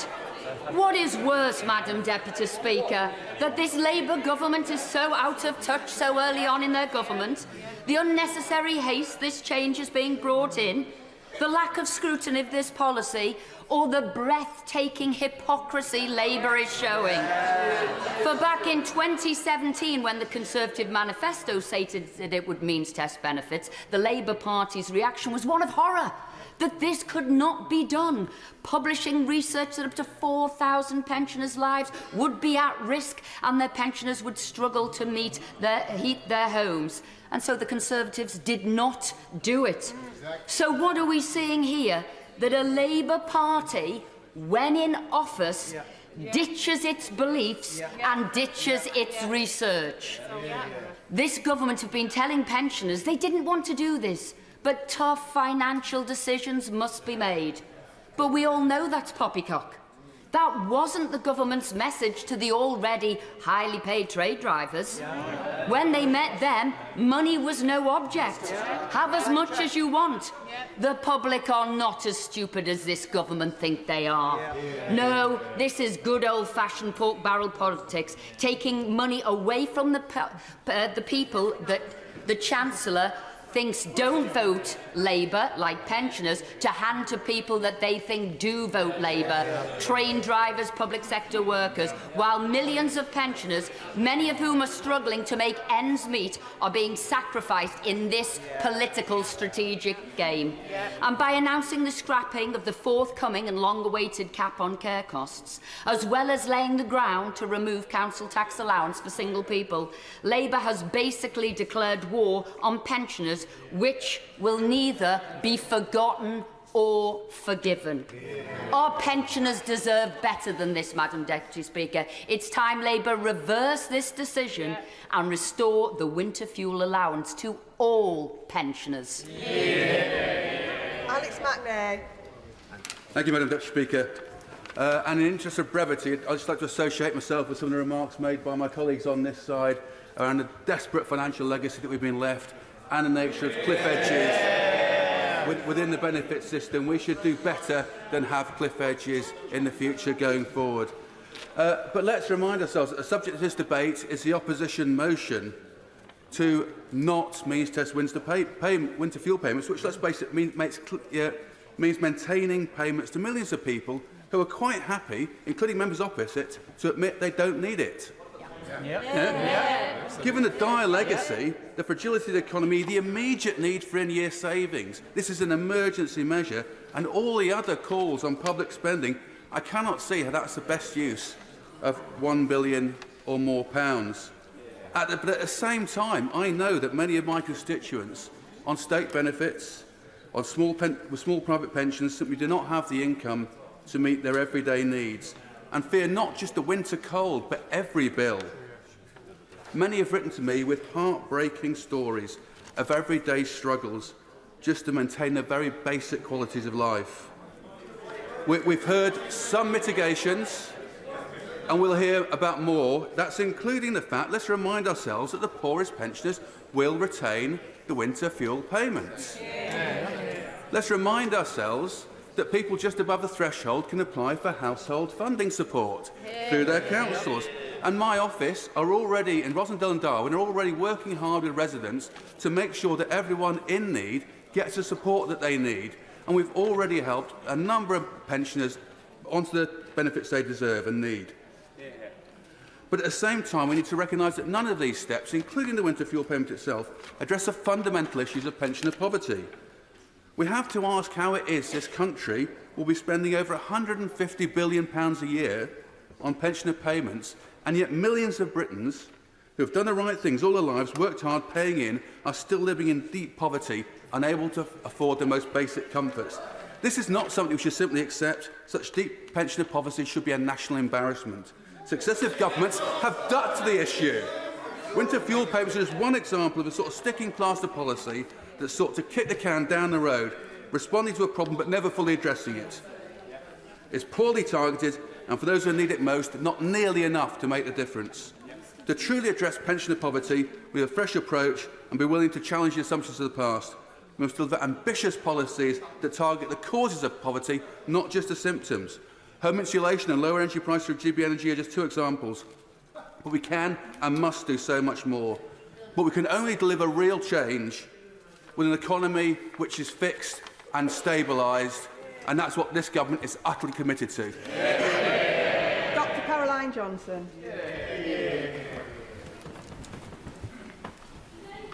Honourable and right honourable members will make a choice whether to take vital winter fuel payments from millions of vulnerable pensioners, including 20,000 pensioners in my constituency of Sleaford and North Hykeham. It is important when voting today, when honourable and right honourable members make their choice, that they understand the consequences of their choice. It is important that honourable and right honourable members understand that when they take winter fuel payments away from vulnerable people, some elderly people will die. Vulnerable elderly people on relatively low incomes will be unable to adequately heat their homes, and as a direct reason, because they can't heat their homes, because they're cold, they will die. Why? Because cold is bad for you. There are a number of reports which demonstrate this that honourable and right honourable members can read. Your platelets get higher. You vasoconstrict. your blood pressure goes up. This puts you at risk of stroke. This puts you at risk of heart attack. Your lungs become inflamed. This puts you at risk of pneumonia, a chest infection.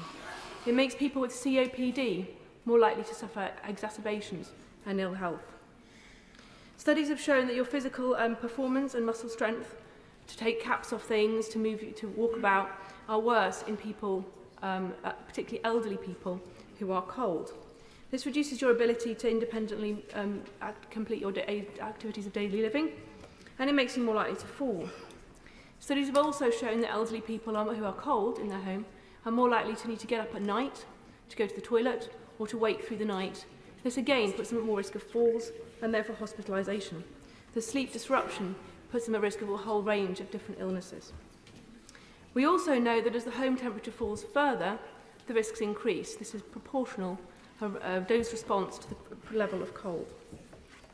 You don't need to take my word for this. There is a lot of medical evidence to this end. In his annual report last year, the Chief Medical Officer said, cold homes and fuel poverty are directly linked to excess winter deaths. My honourable friend give way. I will give way. My honourable friend is making a powerful and emotive speech, and she's talking quite rightly about some of the impacts on pensioners. Would she agree with me that those are exactly the sort of impacts that should be captured in an impact assessment brought before this House so that we can make an informed decision? And that my 25,000 constituents in Arundel and South Downs who may face the loss if this motion goes ahead today are increasingly talking about the Right Honourable Member for Leeds West as reckless Rachel in proceeding with this motion. I thank my right honourable friend for that intervention, and he is absolutely right. There is no impact assessment. Why is there no impact assessment? Well, I have my suspicions. But my terrified constituents, they know why there's no impact assessment, because they know what the impact will be. And I'm sure, Madam Deputy Speaker, I'm sure your terrified constituents, they know what the impact of this policy is going to be. Right Honourable and Honourable Members, that we all know too. So as my Honourable Members vote today, they should be in no doubt. The government's first job is to keep people safe, and they are going to fail miserably. Rachel Maskell. Thank you, Madam Deputy Speaker, and it's a pleasure to serve the Honourable Member for Sleaford and North Hycombe. We sat on the Health Select Committee together and we heard the evidence from Sir Chris Whitty. We know what Professor Sir Michael Marmot has been saying for decades now. The public health evidence is so clear. 2.1 million pensioners living in poverty. That was our inheritance. But we have got to protect them every single day. They make the hardest budgetary decisions, harder than those of the Treasury where there are choices. They have no choice. They have to put a roof over their head. They have to pay for their food, and they have to pay for their heating. And we know that now those sums aren't adding up, and we're getting the letters coming in. We're looking at the figures that our constituents have to look at every single day, and they're scared. And they're telling us they're frightened because they won't switch the switch, because they know if they do, they will have bills that they cannot pay. And we need to protect those very vulnerable people. And I commend my right honourable friend for driving forward that ambition to get 880,000 pensioners signed up to pension credit. And I really hope that people will test the system and make sure that they can. 243 questions though on a questionnaire, and then, of course, a 9-week wait for that to be processed. But we must drive that forward, and the last government failed in that endeavour. But we still have got to protect those that don't. And many don't for a reason, and we know that. They may have dementia. It's complex. It's stressful. And perhaps there's pride as well, because we're talking about working men and women. They've worked hard all their lives. They might put a little bit aside, they might not. But ultimately, we need to help them. And then there's the million people who are above that pension threshold. They too need support. They are fuel poor. They will struggle this winter. And as the Honourable Member said, when you're cold, you put greater demands on your body. Your body fights back, and sadly, as it does, you're at risk of heart attacks, strokes, and worse. And of course, those respiratory diseases prey on the most frail and vulnerable. And when we look at where those people will go, they'll be queuing up with the GPs, they'll be looking to the NHS, and for sadly, many will not be with us. And it's with my conscience that I cannot vote for these measures, but I am determined to work with government to find the mitigation which is absolutely crucial. Age UK and many other charities are saying it's too late to find alternatives. They say delay. I say let's delay, let's get this right. We can't afford not to. Kirsty Blackman. 860,000 pensioners in Scotland are set to lose out on this pension. The Prime Minister, the Chancellor, have chosen to cut the pensioner cost of living payment. They've chosen to cut the winter fuel allowance. They have made the political choice to scrap these payments. The UK Labour government are absolutely desperate to meet their self-imposed fiscal targets. Make no mistake, this is a political choice.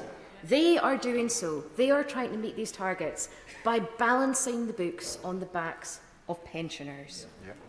Who out there in the real world voted for this?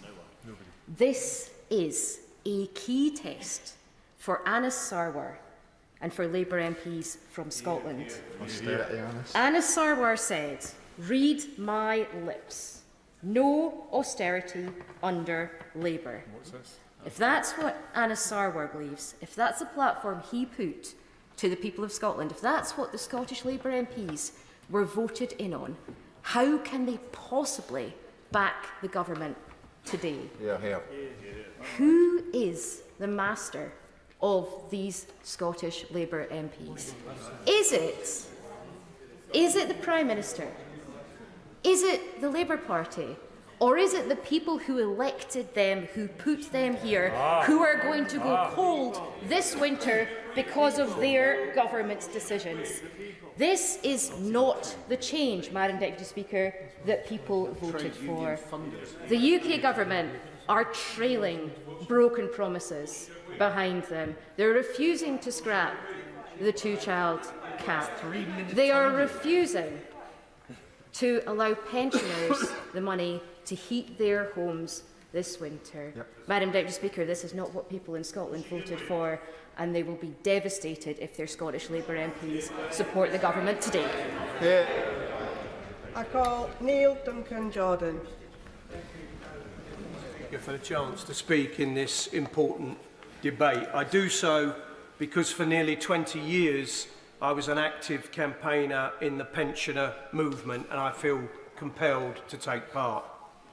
But I come to this debate wanting to make it clear that the financial mess inherited by this government is a result of 14 years of austerity and financial mismanagement. And I also reject any suggestion that public sector workers are benefiting at the expense of pensioners. This is a crude attempt to divide working people. It's well known, and we should reject it as such. In the short time I have, I want to make the case for universalism as the cornerstone of our welfare state. We know from the latest figures that 880,000 older people are eligible for pension credit but don't claim it. Means testing is supposed to target help at those who need it most, but those who need it most are those who don't claim it.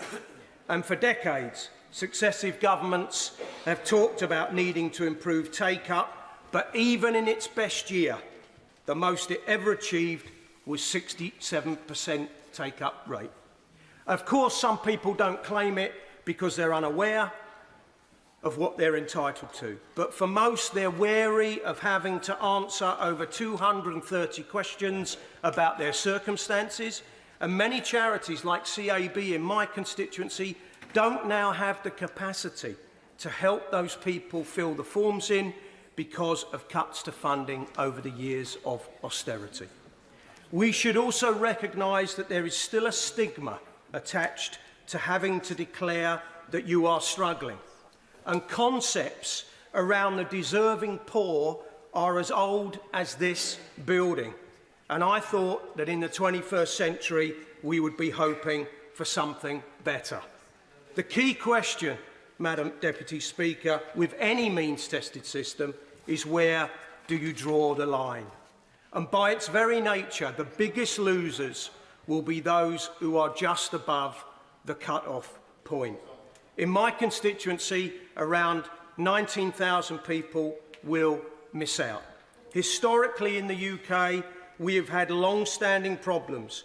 Poor housing, which are difficult to keep warm, one of the lowest pensions in Europe, rising energy costs and annual cold-related winter deaths among older people. I could go on, but I'm running out of time. So I urge the government to think very seriously about delaying this proposal and in its place putting forward a pensioner task force to look at ways in which we can tackle pensioner poverty in the UK. Second, Batty. Thank you, Madam Deputy Speaker. I stand to speak on behalf of my 18,500 pensioners who will be affected by this. But before I speak on their behalf, I just want to commend the honourable member for York Central for a really impassioned speech. I know it's not easy standing against your own party, but the fact of the matter is this is a decision today. This is a decision today which is a choice between right and wrong. And the fact of the matter is all those members who are defending this choice by the government, by the Chancellor, to make this decision on the backs of pensioners, just the sheer brass neck to go out there and defend this and this alleged black hole when they've paid billions to unions. They've paid billions to unions without any savings in return. The GB Energy, a shell company for £8 billion, the Climate Energy, over £11 billion, and then to say there's no money and we're going to do it off the £1.1 billion on the back of pensioners. I won't give away because I'm sure the lady will to participate in the debate later.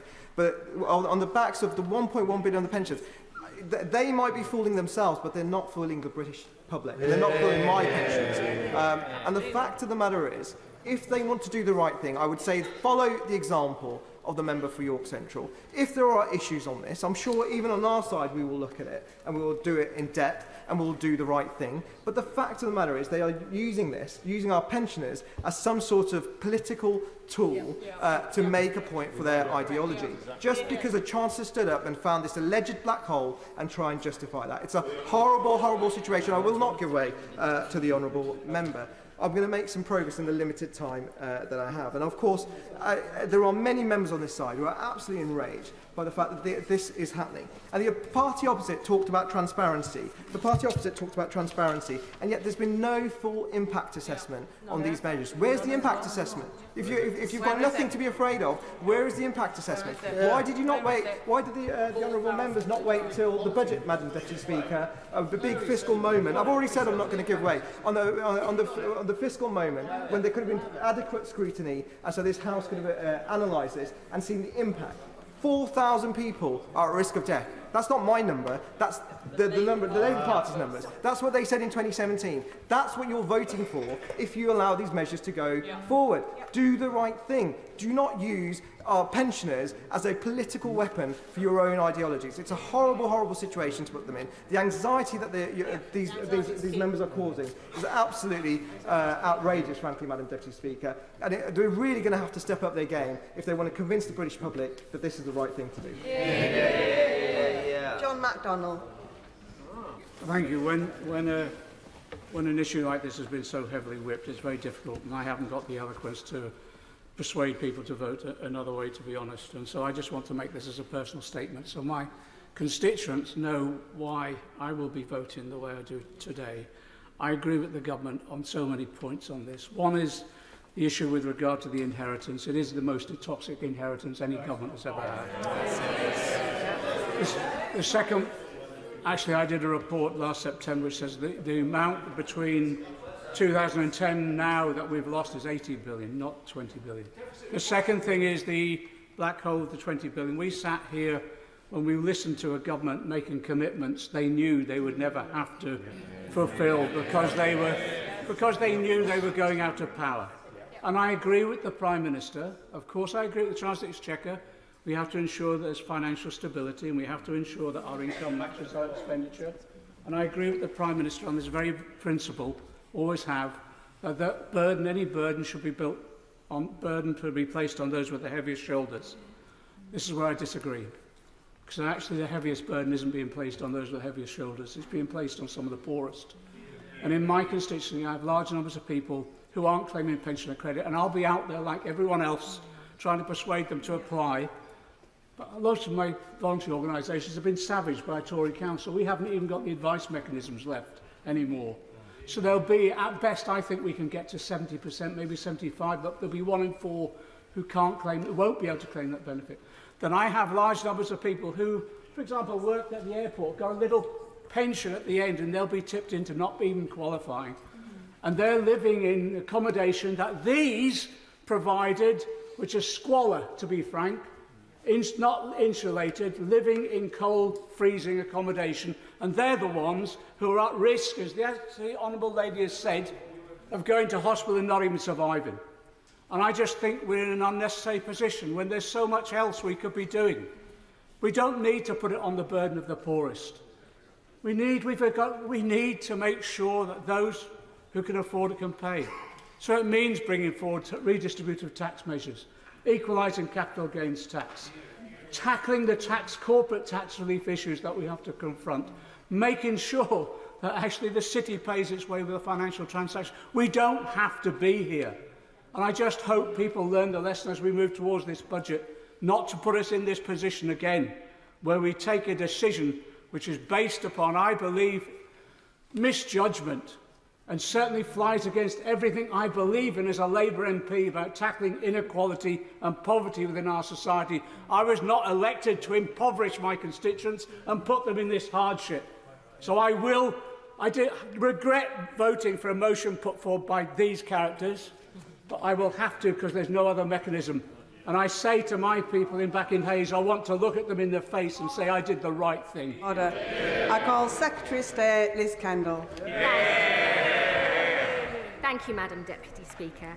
This has been a really important debate about a serious issue with many heartfelt contributions. My right honourable friend, the member for Hackney South and Shoreditch, the new chair of the Treasury Select Committee, I think forensically set out the delayed and deferred decisions by the former government which have put such pressure on the public finances. My honourable friend, the member for Oldham East and Saddleworth, rightly spoke about pensioners, children and disabled people in poverty and the need to do much more to support them.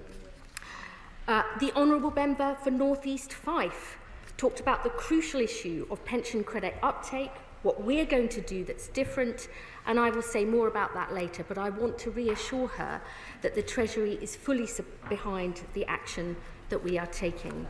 My honourable friend, the member for Shipley, with her huge experience in health and social care, talked about the need to work with those in supported accommodation, housing associations and the NHS to make sure pensioners get the help they're entitled to, and I will spell some of this action out too.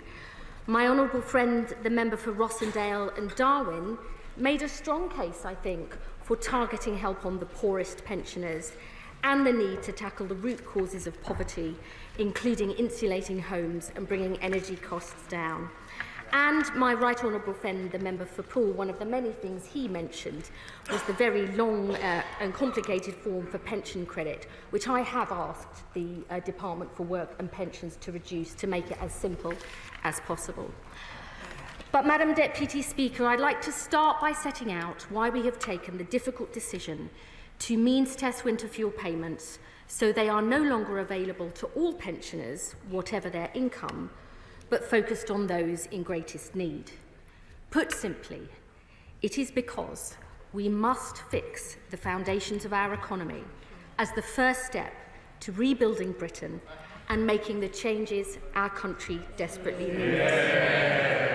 And because when money is tight, our priority must be to target resources on those who need it most.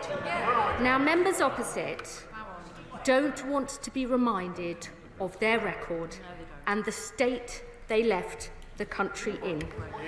But their economic failure and reckless decisions left a £22 billion hole in the public finances this year. A a £6.4 billion overspend on the asylum system, a £2.9 billion overspend in the transport budget, new roads, hospitals and train stations announced as their policy but not budgeted for, one unfunded commitment after another, and the reserves spent 3 times over, spending like there is no tomorrow with no thought for the consequences today. And Madam Deputy Speaker, that's before we even begin to deal with the challenges we already knew about. NHS waiting lists at 7.6 million, over 1 million waiting for a council home, a totally broken prison system, and over 4 million children growing up poor. Of course, members opposite want to deny this is the case, but the Office for Budget Responsibility is crystal clear. They were only made aware of the true extent of the pressures on the public finances after we were elected. Pressures they say, constitute one of the largest overspends outside of the pandemic. And faced with this reality, Madam Deputy Speaker, and the need to get the public finances on track this year, we took the difficult decision to focus winter fuel payments on those in greatest need. I will indeed give way to my honourable friend. I'm grateful to the Secretary of State for giving way. The issue of pension credit uptake is clearly critically important, and I know from discussions that I've had in my constituency that there are some myths around pension credit ineligibility.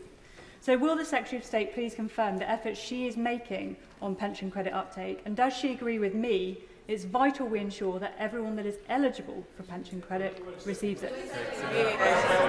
My honourable friend is absolutely right, and I would say to the faux outrage of members opposite,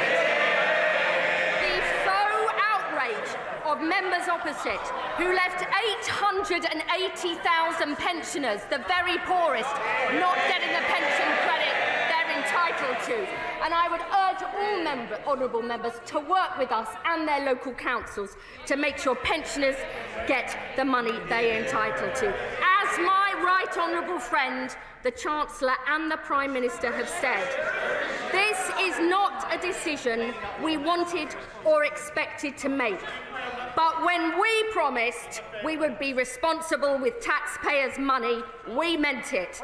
Because we know what happens when members opposite played fast and loose with the public finances. Working people and pensioners on fixed incomes paying the price with soaring interest rates, mortgages and inflation. I will give way to the former chair of the Naval. I would like to thank the Secretary of State for giving way.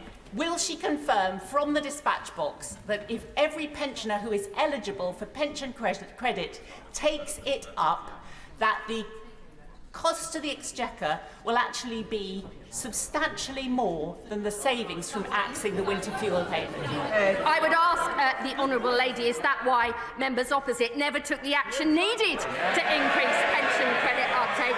We take a different approach.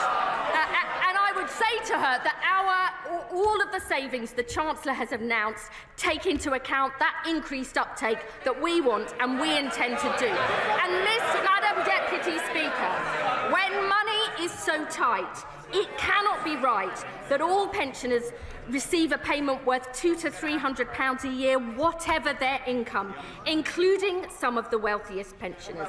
Now, many honourable members, I will give way to the honourable chair. For giving way and having this opportunity at this late stage of the debate to speak on behalf of the people of Northern Ireland. Not in our name, Secretary of State. This is a political choice, and irrespective of the debate back and forth between yourselves and the opposition, it is not for us. It is not right, and this measure is a measure of shame. Yeah. I would say to the honourable gentleman, I know that he will care about the increase in uptake we need amongst pension credit, and he will also care about those just above the threshold, which is what I'm going to turn to later on. I think that is a really important issue, and I want to take it head on. But first, I want to spell out the principle underlying the approach we have taken, which is most help going to those who need it most, significant support for all pensioners through the pension triple lock, backed by extra help available for those on low incomes. Madam Deputy Speaker, pension credit goes to 1.4 million of the poorest pensioners and is worth on average £3,900 a year. I won't. But the truth we had to confront coming into office is that up to 880,000 of the very poorest pensioners are not even claiming the pension credit they're entitled to. That is a national scandal. And we are determined to make that change, because the last government did nothing to properly tackle this issue. Indeed, in 2012, they promised to merge housing benefit and pension credit, which we know would significantly increase uptake, yet when I arrived in the department, I learnt it wouldn't happen until 2028, a decision that was taken on their watch. This is completely unacceptable, and unlike the Conservatives, this is something we will change. I'll give way to my honourable friend. I thank the Secretary of State for giving way and welcome the increased measures to target those 886,000 that haven't had pensioner credit because of the people over there when they were in 14 years of government. But there are people who do have legitimate concerns about the low level of threshold, hard-working people that have tiny pension pots. What mitigating measures is the Secretary of State going to put in place? I will come to this point in a moment about the extra help for those just above, but I want to spell out what we are doing on pension credit. We have done more to increase pension credit uptake in the last 2 months than members opposite did in 14 years. We've written to all local authorities to ask them to identify eligible pensioners, including by sharing data. We're joining forces with Age UK and Citizens Advice to make sure pensioners check and apply. We've launched a major awareness campaign, continuing right up until the deadline to apply on December the 21st, and yes, that will be backdated by 3 months, backed by 450 extra staff to ensure claims are processed as quickly as possible. The Deputy Prime Minister is working with housing associations and supported accommodation providers so their residents know what they're entitled to. I'm working with the Health Secretary to ensure frontline NHS staff can signpost older patients who may be housebound because of disabilities and chronic conditions. And for the very first time, we're writing to all pensioners on housing benefit who are potentially eligible, to encouraging them to claim, something the Conservatives never did. And in the longer term, because the only way to guarantee uptake is to make the whole process more automated, we'll bring forward the merger of housing benefit and pension credit, which members opposite never did. Madam Deputy Speaker, this is the extra help for the poorest we are determined to deliver, but it's built on the bedrock of support for all pensioners through our commitment to the pension triple lock. A triple lock that has seen the new state pension increase by £900 this year, £970 the year before. And our continued commitment to the triple lock means the new state pension is forecast to increase by a further £1,700 over the course of this Parliament, including, if today's ONS figures are confirmed next month, an extra £460 from next April. I'll give way to you. I thank my right honourable friend. When Gordon Brown introduced pension credit and lifted 1 million pensioners out of poverty, in the teeth of opposition of that party opposite who opposed pension credit, let's remind them they did, he also introduced something called savings credit. Savings credit was specifically targeted at those pensioners who saved for their old age with a small savings pot and a second pension. What happened in 2016? The party opposite scrapped it. So does she not agree with me that we shouldn't listen to the crocodile tears of the party opposite? I couldn't have put it better myself. The faux outrage from members opposite about those just above pension credit threshold, when it was their former Tory Chancellor, George Osborne, who took a red pen to it, meant its value decrease and has created some of the problems we're now having to deal with. Madam Deputy Speaker, there is much more we're doing to help low-income pensioners, including those just above pension credit. The Warm Homes discount of £150, the Household Support Fund, which we've just extended with £500 million of additional funding, which councils can use to help low-income pensioners. Our Warm Homes plan to tackle the root causes of fuel poverty, and because the only way to really control energy bills is through cheap, homegrown energy, we've already legislated for Great British Energy. This is the difference a Labour government makes. Fixing the foundations, taking the long-term decisions our country needs, prioritising help for those who need it most, helping all pensioners with the pension triple lock, and more help for low-income pensioners too. We will not shy away from our responsibilities like members opposite did. We were elected on a platform to deliver economic stability, rebuild the country and make the changes our country needs, making this country better and giving it its future back. Pensioners deserve better than the faux outrage of members opposite. The question is, as on the order paper, as many as are of that opinion say aye. Aye. Of the contrary, no. No.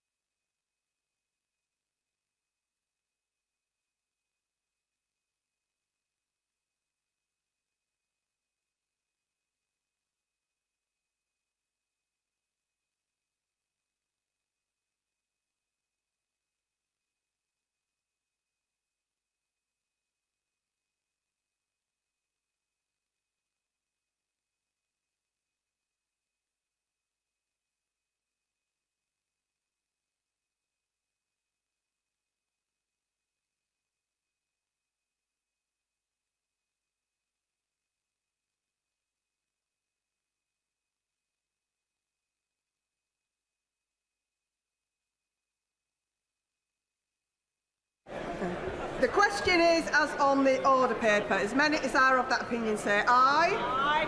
Of the contrary, no. No. Tellers for the ayes, Rebecca Harris, Louis French. Tellers for the noes, Christian Wakeford, Anna McMorrin.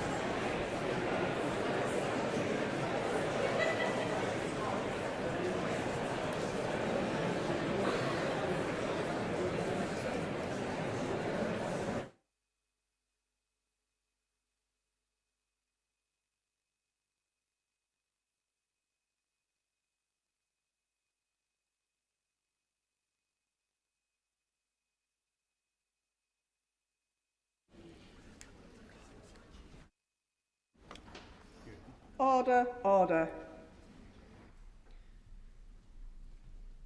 The ayes to the right, 228. The noes to the left, 348. The ayes were 228, the noes were 348, so the noes have it, the noes have it. Unlock. Motion number 2 on business of the House today. Minister to move. Leader of the House. Move formally. The question is on the order paper. The question is, as on the order paper, as many as are of that opinion say aye. Aye. Of the contrary, no. I think the ayes have it. The ayes have it.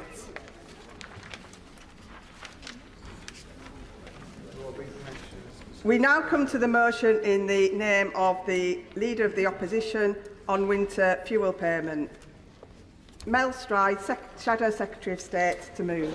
Thank you, Madam Deputy Speaker.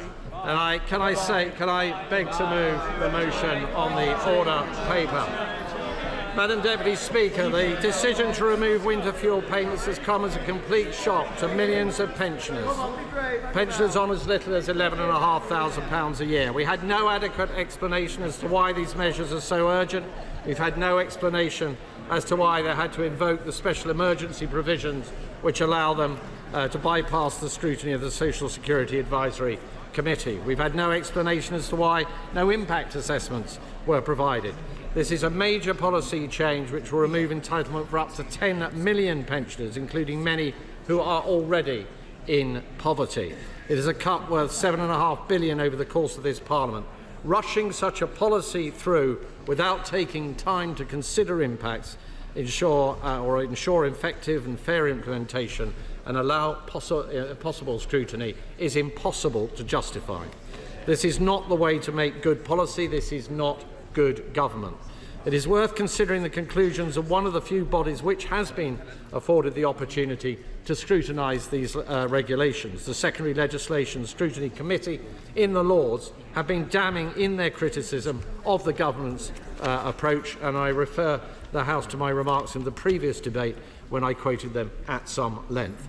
As the committee point out, such measures would normally be subject to consideration of the SAC. This is an important part of the process for any legislation of this nature, as I know well from my time as Work and Pensions Secretary.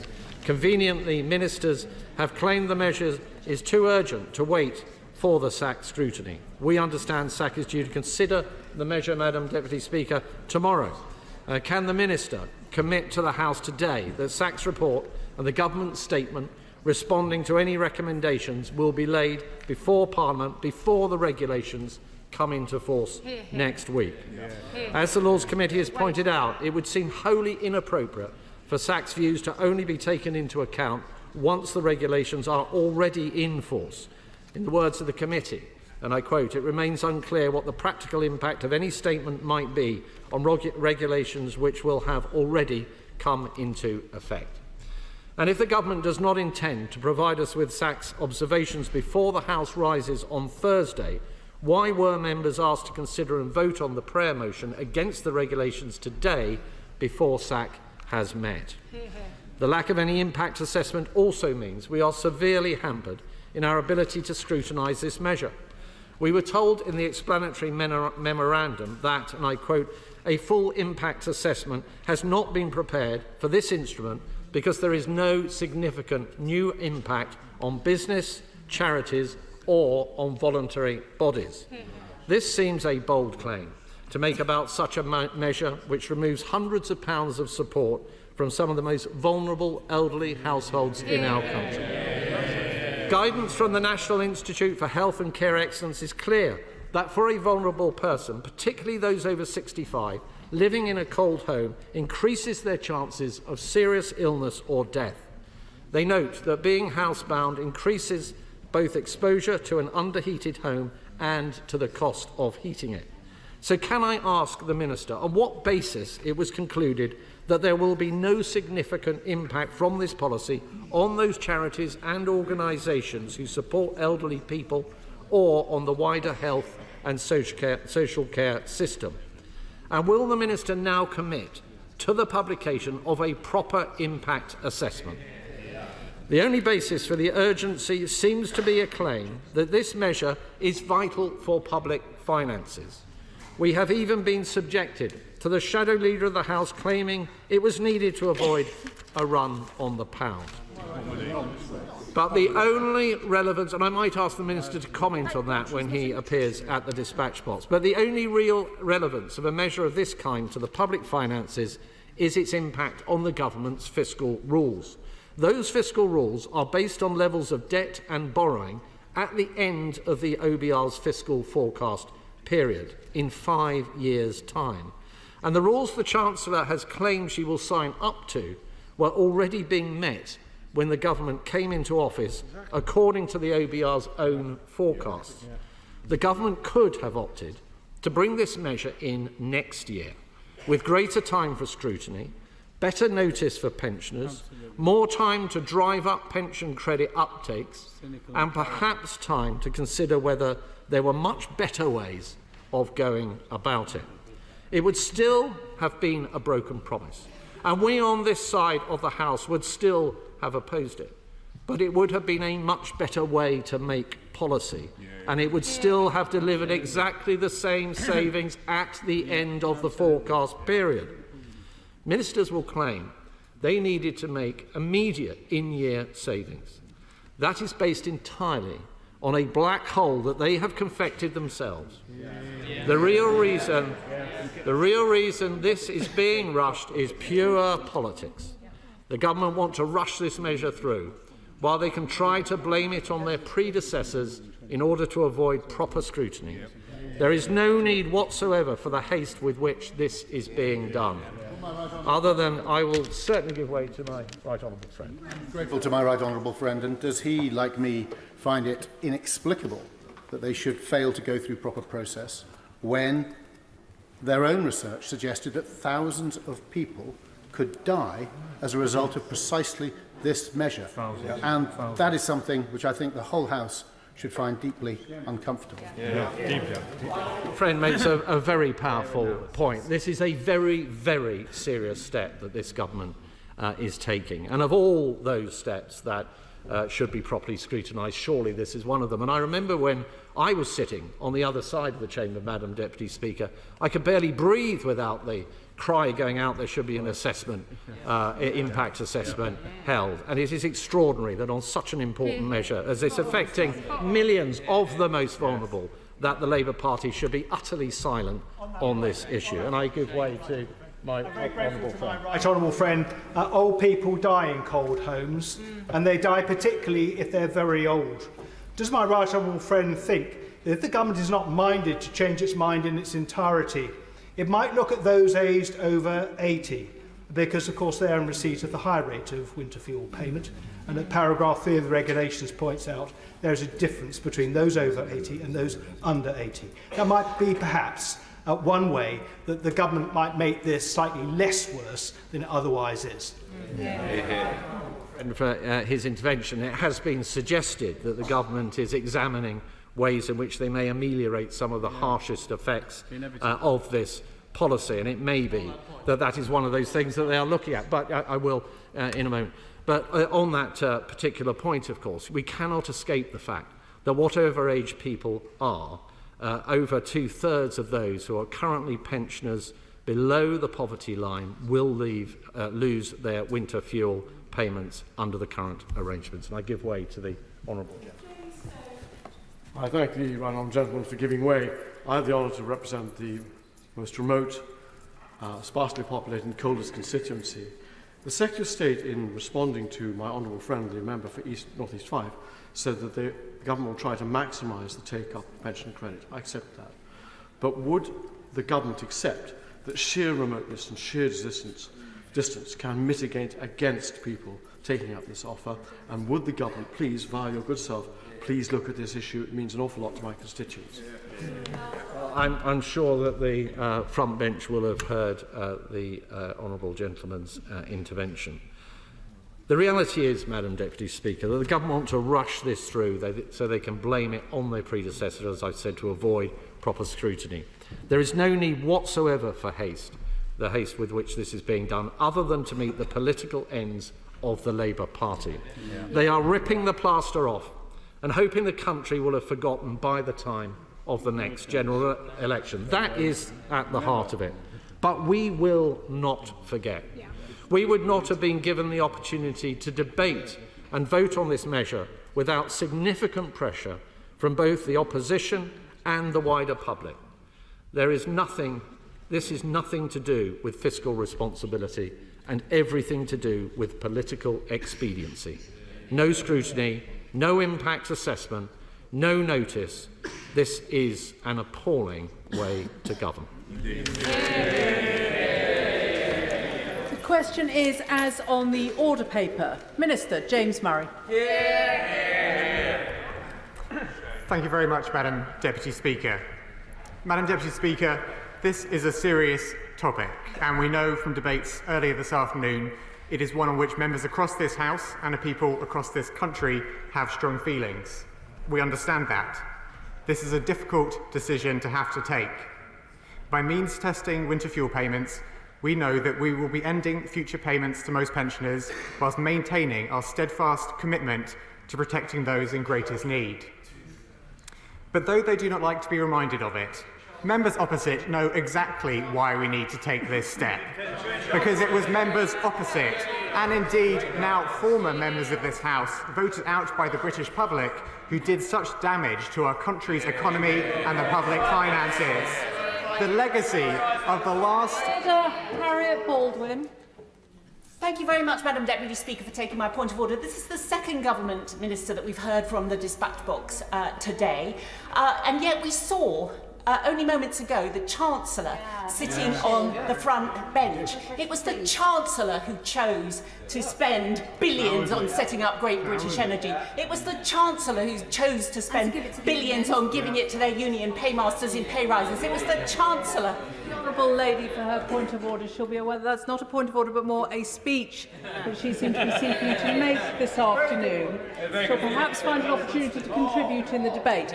Minister. Well, thank you, Madam Deputy Speaker, and the honourable member who just intervened, and indeed everyone on that side of the House, might like to reflect on what the legacy of the last government truly was, which is one of irresponsible overspending, of uncosted commitment after uncosted commitment, and of ministers running away from taking difficult decisions. As a direct consequence, when we came to power, we were faced with a £22 billion black hole in the public finances for this year alone. I'll give way. Thank you, Madam Deputy Speaker, and I'm genuinely grateful to the Minister for giving way. He is a Minister at the Treasury, so I'm hoping he will be able to outline some of the facts and answer my question. Don't count that. He has outlined today, or he will outline, that the savings made by cutting the winter fuel payment is £1.1 billion. The means testing, if everybody accepted the means testing that he is proposing, it would cost £3.3 billion. So can he outline to the House, despite the bluster that he's just made about saving money for the great British people, how will that when it's costing more under his proposals? Well, I thank the honourable gentleman for his intervention, and the savings announced include an assumption of an increased take-up of pension credit, which is in line with the highest levels that have ever been achieved. And frankly, if more people are taking up pension credit when they are eligible for it, that is something that we should welcome, because it means that support is being targeted at those in greatest need. I'm going to make some progress, Madam Deputy Speaker. The opposition did not like to be reminded of their legacy when they were in government, but let's have a look, shall we? What do they have to show for their years of reckless overspending? A failed asylum system, prisons at breaking point, more than 1 million people waiting for council homes, 4 million children growing up in child poverty, more than 7.5 million people on NHS waiting lists. Madam Deputy Speaker, this government and every member of this House who stood on our party's manifesto was elected to turn things round. I will give way. Grateful to the Minister. Yesterday in the other place, the Transport Minister cast doubt on the continuation of travel concessions for pensioners. This has caused significant alarm in my constituency and others, notwithstanding the discussion we're having today. Could you just reassure us that travel concessions for pensioners will continue under a Labour government? Well, thank the honourable gentleman for his intervention. The Chancellor will take all decisions out of the budget.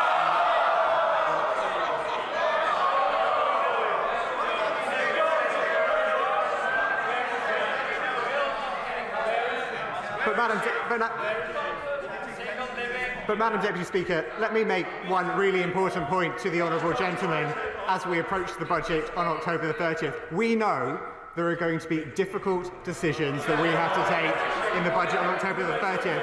And frankly, that is the direct consequence of the decisions taken by him and his colleagues when they were in government. I'll give way to the honourable woman. I thank the honourable gentleman for giving way, and as he is a Treasury Minister, I wonder if he could help me with a question. How many of the pensioners who will lose the winter fuel allowance today earn or receive less than the average train driver they've just given a pay rise to? Well, I understand the political point the honourable lady is trying to make, but let me be really clear about if she's talking about pensioners,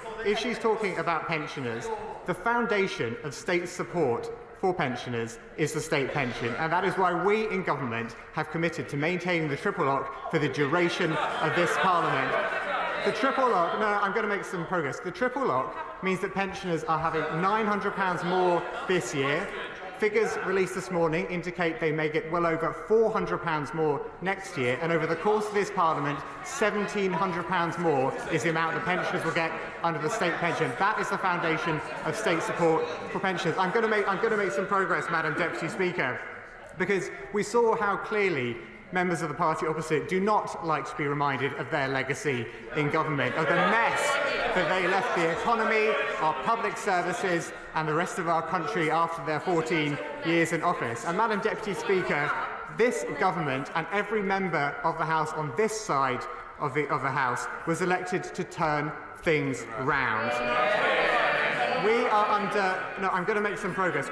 We are under no illusions, though, Madam Deputy Speaker. We know this will be a slow and difficult process when the damage goes so deep, but we are determined to fix the foundations of our country so that on the bedrock of financial stability and fiscal responsibility, we can get our economy growing after 14 years of the Conservatives. I'll give way to the honourable gentleman. Minister for giving way on the point of fiscal responsibility. I'm not sure of the morality of trying to balance the fiscal books of this country off the backs of pensioners. Earlier he referenced the manifesto that the Labour Party stood on in the election. No austerity under Labour was said in Scotland. So what should the 37 Scottish Labour MPs do in this vote? Should they bow down to the Chancellor, or should they stand up for their Scottish constituents? Thank you. Well, Madam Deputy Speaker, every member on this side of the House was elected on a promise to restore economic stability and fiscal responsibility to our country. And it is on that basis that we will get the economy growing to make people across this country better off and put our public services on a sustainable footing. And may I remind the honourable gentleman that winter heating assistance is a devolved matter in Scotland. The Scottish Government intends to legislate to introduce a means-tested payment this winter, which is equivalent to the winter fuel payment in England and Wales. I'm going to make some progress, Madam Deputy Speaker. I've taken several interventions. I'm going to make some progress, Madam Deputy Speaker, because the point of this debate is to focus on why we have to take difficult economic decisions, even if they risk us being unpopular.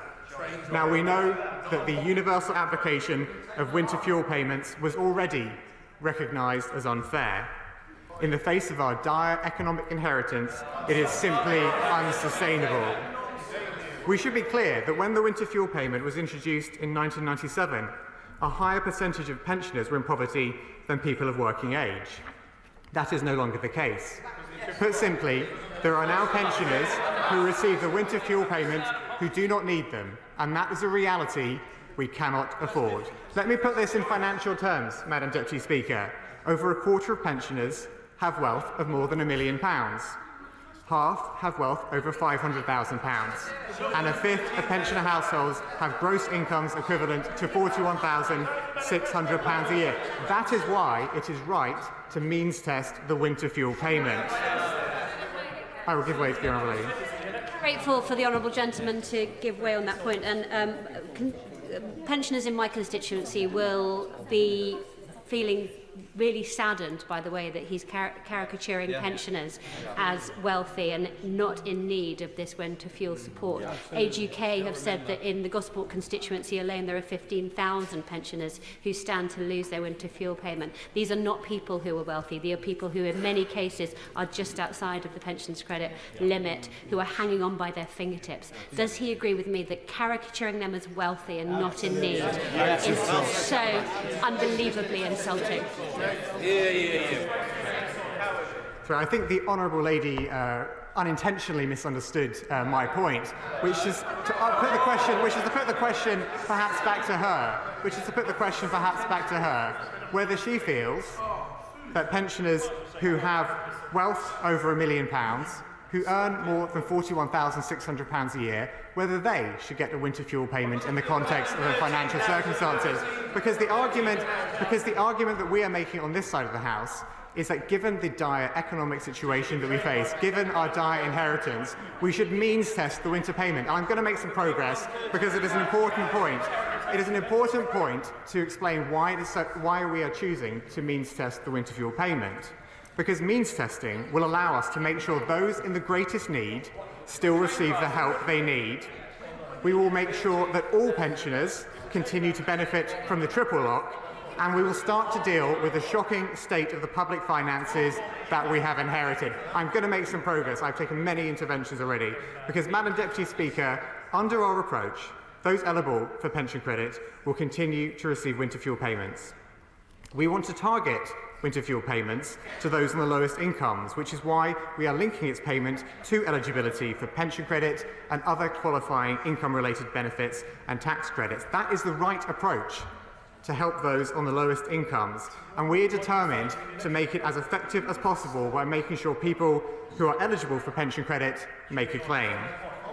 I'll give way. Madam Deputy Speaker, I think the point I made earlier to the Shadow Secretary of State is a fair one, that distance and remoteness does mitigate against take-up. People living in very remote hamlets and islands don't necessarily see the department that they should. Can I have an undertaking from the Minister that the Government will look at this issue?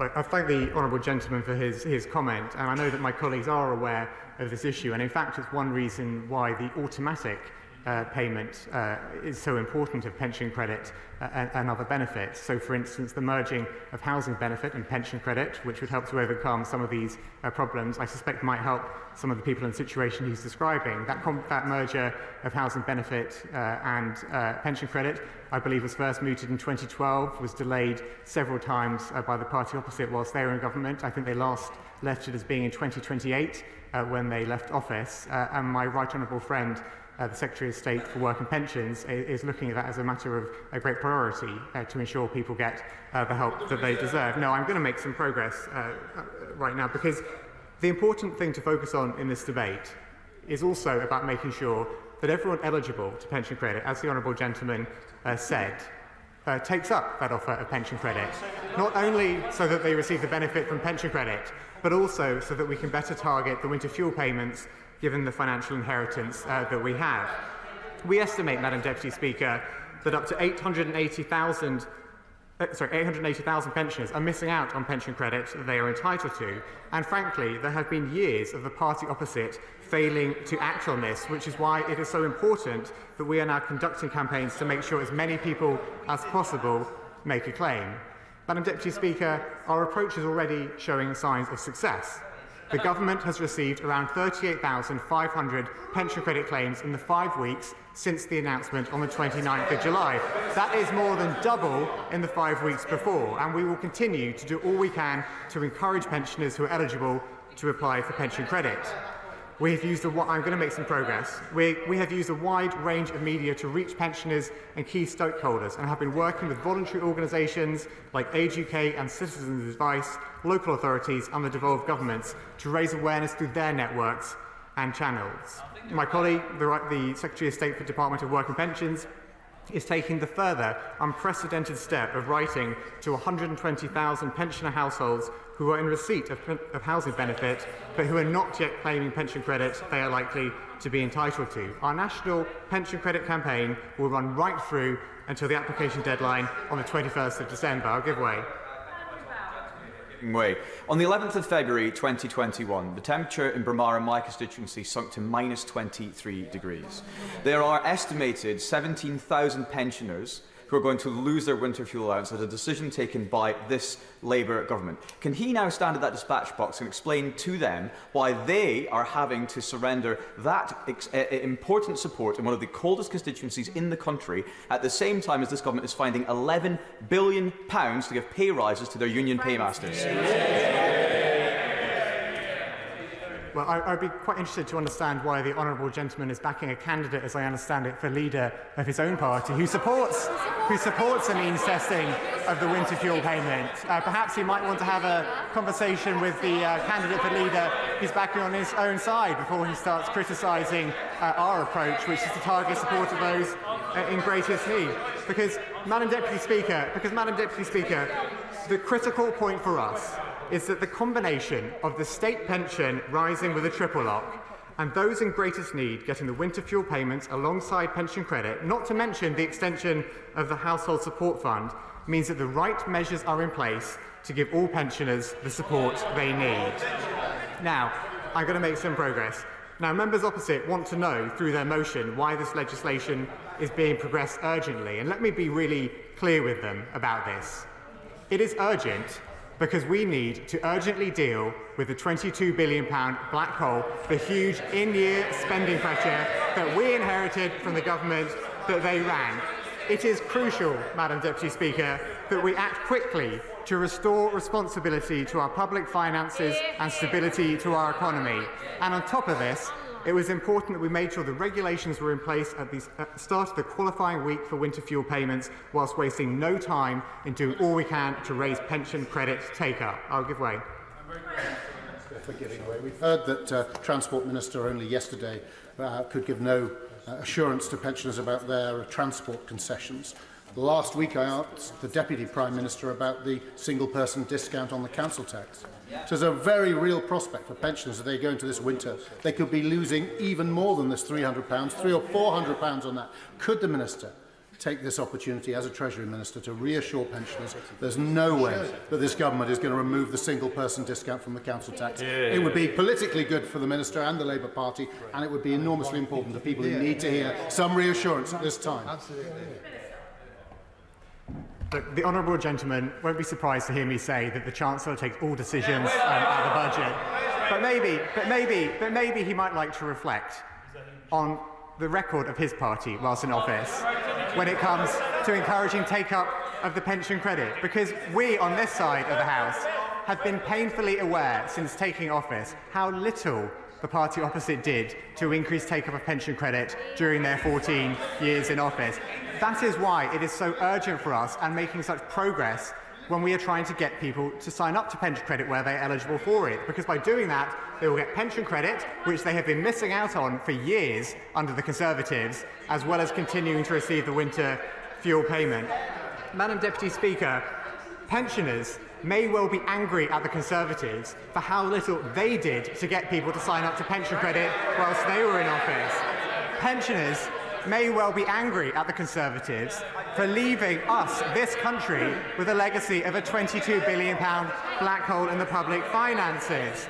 We are committed on this side of the House to protecting the triple lock, and that will mean that pensioners on the full new state pension who have received an extra £400 this year will, pending the Secretary of State for Pensions uprating review this autumn, receive a boost that could be well more than £400, and by the end of this Parliament could be receiving around £1,700 more than they do today.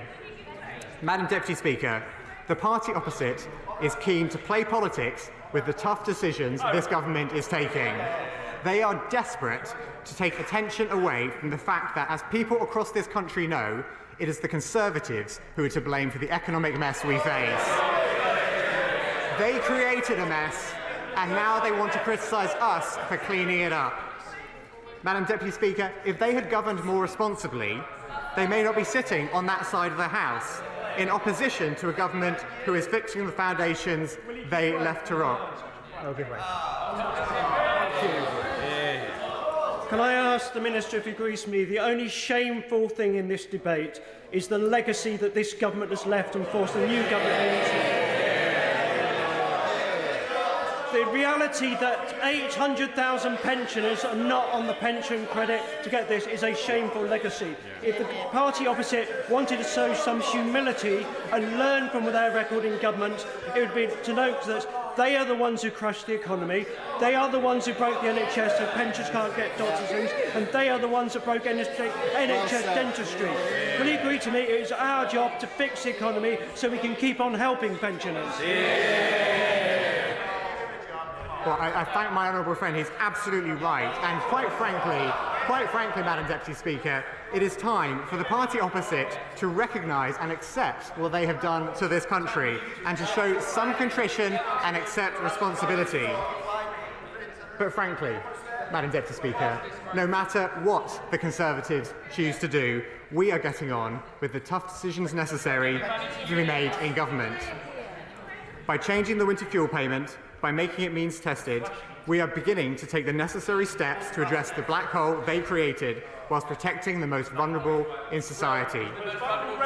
The Prime Minister has said that we must be prepared to be unpopular if we are to govern responsibility, and that means facing up to the tough challenges and tackling them head-on. The motion laid by the opposition lists several regrets, but they have never once shown regret for all the reckless decisions they took and all the damage that they did to our public services, our public finances and our economy. Our task now in government is to fix the mess that they made and to give our country the chance at the better future we deserve. Liberal Democrat spokesperson Sarah Olney. Thank you very much, Madam Deputy Speaker. It's a pleasure to see you in the chair. Liberal Democrats welcome the opportunity for this debate, and we will continue to call on the government to change course on its planned cut to winter fuel payments. We know that the government has inherited a mess, and we know that at the cause of that mess is a legacy of reckless economic mismanagement left behind by the previous Conservative government. But that cannot be allowed to serve as a cover for measures that cause suffering for the most vulnerable in our society. Earlier this afternoon, Liberal Democrats supported the prayer motion to annul the Social Fund winter fuel payment regulation, stripping support from many of the poorest pensioners just when energy bills are set to rise again this winter is the wrong thing to do, and we have tabled our own EDM to reject these plans. It should be noted that the Secondary Legislation Scrutiny Committee in the other place has said that it is unconvinced by the reasons given for the urgency attached to laying these regulations, and particularly concerned that this precludes appropriate scrutiny. We are supportive of this motion and particularly of the point that there should have been greater scrutiny of the government's decision to cut winter fuel payments. It is well established that there are strong links between living in a cold home with an increase in the risk of serious illness for vulnerable people and for those with disabilities. It will be a pleasure. I thank the member for giving way, and I want to rise today to say that I am absolutely disappointed at the lack of creativity in this government. I'm standing here today on behalf of my constituents in Lagan Valley, and I agree entirely with the member that actually there is a legacy of unfunded promises. However, it is not up to my constituents in Lagan Valley to bear the burden. Would the member agree with me that they do not have broad shoulders? I thank the member for her intervention and for stating so passionately the case that we on these benches are making in this debate. We think, the Liberal Democrats think the government should have done far more to understand the likely consequences of restricting eligibility for the winter fuel payment and how that would translate into increased burdens on the National Health Service. I and my Liberal Democrat colleagues have listened to our constituents and heard from countless pensioners who were worried about how they will afford their energy bills this winter. Since these cuts have been announced, I have been inundated with local people expressing their disappointment at this decision. And that's why the Liberal Democrats have tabled an early day motion calling on the government to withdraw these plans. It is why we voted in favour of the prayer motion earlier today. We believe it is simply wrong to remove winter fuel payments from millions of struggling pensioners. On that point, will Member give way? Yes. I recognise the comments that you made about the economic inheritance, but would you agree with me that compared to the situation we managed in coalition with the Liberal Democrats in 2010, actually Labour now have unemployment lower than we inherited, unemployment higher than we inherited, the deficit lower than we inherited, economic growth faster than we inherited. We managed to keep winter fuel payments in those circumstances in partnership with the Liberal Democrats. Don't you agree that they could do the same? Well, I thank the member for his intervention, but I think it's important to reflect upon the disastrous legacy of the mini-budget and the circumstances that many people continue to struggle with, thanks to higher interest rates on their mortgage payments. And certainly, from the perspective of my constituents, that casts a much longer shadow that these winter fuel payment cuts is going to do nothing to ameliorate. Last week, I asked the Chancellor if she would give her full support to measures to boost the uptake of pension credit. And I welcome her commitment to work with the Secretary of State for Work and Pensions to maximise the take-up of pension credit by bringing forward the administration of housing benefit and pension credit. It will be a pleasure. We've spoken a lot about the take-up of pension credit in this debate already, and I think it's important to say that those, I think it's 800,000, the Minister said, that are still not taking it up, are by definition going to be the harder to reach people and the most vulnerable. And so I don't understand how the government can, in good conscience, take away this guaranteed benefit at a time when there's no certainty whatsoever about being able to get the other people signed up to pension credit in time. I welcome my honourable friend's intervention. He makes an important point, although I would say I welcome the Chancellor's commitment last week to work with older people's charities and local authorities to raise awareness of pension credit. But my honourable friend is exactly right that many people will have this benefit taken away without knowing that there is pension credit that they are eligible for and for which they should claim. But as the Lord Secondary Legislation Scrutiny Committee have highlighted, the DWP have assumed that the uptake of pension credit will increase by just 5 percentage points, and that will still exclude around 700,000 pensioners. Has the government made a proper assessment of what the impact will be if uptake of pension credits increases by more than that amount? And I continue to call for assurance that the government ensures that all those eligible for pension credit claim both the benefit itself and the winter fuel payment. Now, whilst we'll be voting against the scrapping of this stream of support for pensioners, and we recognise that the government faces difficult choices given the appalling mess left by the Conservative Party, the Liberal Democrats will continue to advocate for the necessity of the winter fuel payment. The mismanagement of our economy by the outgoing Conservative government has left formidable challenges, and we understand that undoing that damage is not going to be easy. Nevertheless, it is not right. With pleasure. Thank you for giving way. Whatever about the fiscal pressures which are being addressed here today, we've heard about the possible impact in terms of additional deaths as a result of this measure. Does the honourable member share my disgust when, at the end of the last vote, some members opposite celebrated the result as if it was a football match? I thank the honourable member for his intervention. I can't comment. I'm afraid I didn't see that, but thanks for raising it. Nevertheless, it is not right for the consequences of these decisions and this burden to be carried by some of the most vulnerable in our society. Those with the broadest shoulders should carry a heavier burden. Liberal Democrats have set out detailed proposals to tackle fuel poverty, and we are calling on the government to look at them very seriously. This includes steps such as launching an emergency home energy upgrade programme with free insulation and heat pumps for low-income households, introducing a social tariff for the most vulnerable to provide targeted energy discounts of vulnerable households, and implementing a proper windfall tax on the super profits of oil and gas producers and traders to raise vital revenue. And we have also called on the government to tackle the wider cost of living crisis, including by investing an extra £1 billion a year in our farmers to bring down food prices, increasing the carers allowance and expanding it to more carers, and removing the 2-child limit and the benefit cap. Now, more than 2 million pensioners are currently living in poverty. They've had a tremendously difficult time during the cost of living crisis, dealing with record high energy bills and eye-watering food costs. And that's why the Liberal Democrats are proud to have introduced the triple lock when we were in government, lifting countless vulnerable pensioners out of poverty, and why we are strongly committed to ensuring it remains in place in the future. Pensioners deserve to have the support and the security of knowing that the triple lock will be there in the long term. We do acknowledge the dire economic situation which the new government has inherited, and yet we have heard warning calls from sector representatives, including Age UK, Disability Rights UK, and indeed many pensioners themselves regarding the damage that this cut might cause. As the government tries to clear up the Conservative Party's mess, it must ensure that this does not come at the expense of pensioners and families who will struggle to heat their homes this winter. Thank you, Madam Deputy. Point of order, Stuart Anderson. Thank you, Madam Deputy Speaker. You will know the rules far better than me, but this is a really important debate, and I just want to ensure that the House is quorate. And can you tell me how many people have to be on the government benches for a debate? Because there are under 20 Labour MPs that have decided to find this a worthwhile debate to come here, and I want to make sure we have enough people here for this debate because it's really serious. Thank you. As the honourable gentleman will know, the House is not counted. There is not a quorum, and so therefore we shall move on with Peter Swallow. Thank you, Madam Deputy Speaker.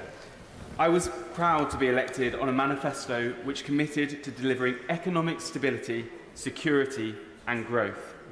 After 14 years of Tory recklessness with our economy, after the disastrous Liz Truss mini-budget drove up inflation, food bills and mortgage repayments and pushed my constituents to the brink, the public voted for change. And that change must start with getting our economy back on its feet. When the last Labour government left office, Trussell Trust food banks were giving out 40,000 food parcels a year. Last year, they gave out 3 million food parcels. Shameful. So when we on this side of the House talk about the recklessness of the previous government, it is not academic. We're talking about taxpayer money being poured into ideological gimmicks while children are going to school hungry, working adults are one rent rise away from homelessness, and a broken NHS is stalling productivity and failing those who most rely on public services, including our pensioners. A £22 billion black hole in the public finances they covered up and they walked away from.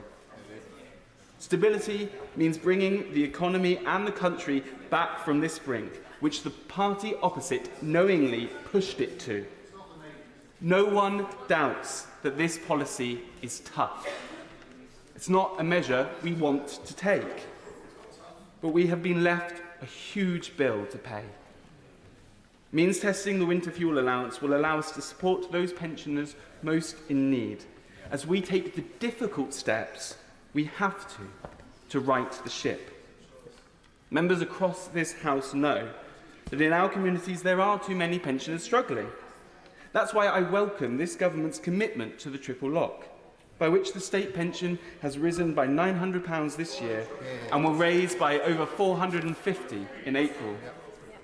I support the extension of the Warm Homes discount, worth £150 to more than 1 million low-wage pensioners. I will give way, yeah. The honourable gentleman. He'll be aware that the Tory triple lock was introduced by the Tories precisely in order to deal with the legacy left by the previous Labour government when, unless I've got this number wrong, there was a lower take-up of pension credit than there is today. So we raised that. The triple lock raised pensioner incomes. And the first act of the Labour government, which he is clearly aiming to be a loyal member, is to take £300 away from people who really, really do need it. 3 million food parcels last year. That is the legacy of your government. That is your legacy. And the triple lock, which you purport to defend, you broke it in 2022. You broke it. You did. You did. I support, too, the extension of the Household Support Fund to help families most in need this winter, and the government's commitment to introduce tougher regulation on the energy market, which has let customers down for too long. I'm working hard with Bracknell Forest Council to make sure that pensioners in the Bracknell constituency who are in need and not claiming the support they are entitled to are identified and encouraged to get help. And I urge any pensioner who's concerned about their finances to go to Age UK's benefits calculator to see what support you may be entitled to claim. I will give way. What did you say to pensioners during the election campaign? I said that this party would restore the broken economy that we inherited from the party opposite. That's what I said. Madam Deputy Speaker, in the long term, there is only one permanent solution to ending fuel poverty. We must end our dependence on volatile foreign energy markets and deliver lasting energy security, something the party opposite failed to do while they were in government, leaving energy bills higher for every household, including those most in need. That is why this government's plan to create a new national energy company, GB Energy, is vital. It will bring energy supply back in the hands of the British public and help get prices back under control. This is the solution to fuel poverty long term.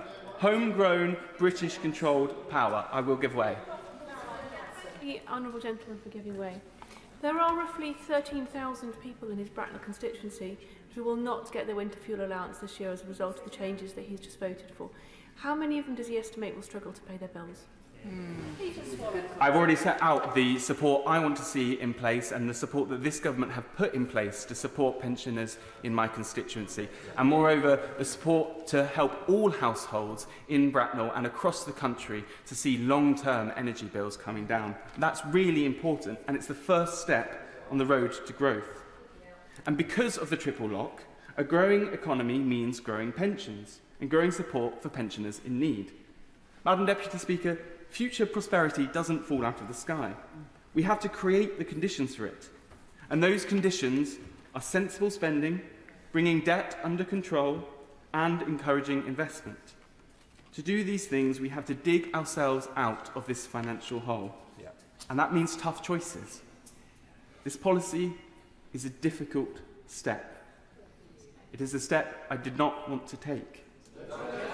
But it is a step away from the brink towards stability, security and growth. And that is why I back it. Yeah. Now, I'm going to have no choice but to put a limit on backbench speeches, which I am very sorry to do before handing over to the next speaker, but members will be aware there are over 40 of you wishing to take part. Dame Priti Patel, 3 minutes. Well, who would have thought that one of the first acts of this awful, cruel, ideological Labour government would be to assault the nation's pensioners and remove winter fuel payments? And I think let's be quite candid, Madam Deputy Speaker. We are now seeing the nation's pensioners fall victim to what is an ideological decision, Labour's betrayal, while they've literally succumbed to their union paymasters through the gross amounts of public spending that they are shoveling in the pockets of many of their paymasters. It's quite interesting. I've got a time limit, you've just spoken. It is quite interesting that there's been so little transparency around the finances and the fiscal choices that this government has chosen to make. No impact assessment, for example. No honesty around the cost of all of this to the Exchequer in the long run. Nothing around the administration of the Household Support Fund. And so I would actually like to ask the front bench, Labour ministers, about how they have literally made this spurious claim that they had no choice in this decision, when, bear in mind, a member of their government claimed a couple of weeks ago that they'd been run on the pound without this decision, which is just extraordinary and speaks to the fiscal ineptitude of this government. So desperate are they to justify this brutal cut. So, if I may, Madam Deputy Speaker, I have a series of questions on the mitigations. First, on pension credit. It's right to encourage more pensioners who are entitled to take this up, that they do so. And I know from my time in DWP and many on these benches have spent many years encouraging more pensioners to take up pension credit. So I think we should know how the targeting is going to work and how this is going to, what this is going to cost as well. Second, on the increase in state pension. In recent days, the government has been spinning yet again that those affected by the loss of the winter fuel payment are going to benefit from an estimated £400 rise in the state pension. Can the Minister confirm what the net real terms impact of this will be on overall household incomes for those that are losing this benefit? And can he confirm how this is going to add up over time and what the actual costs will be? Third, there have been concerns raised that if pensioners cannot afford to heat their homes, there will be serious impact on health, and we've heard this throughout this day today. Without an impact assessment, can we have some honesty now? What are the costs to the NHS? And I think this government owes it to the British people to be honest about this. On the Household Support Fund, We've heard it's going to be extended, but can we know exactly how this £500 million is going to be funded?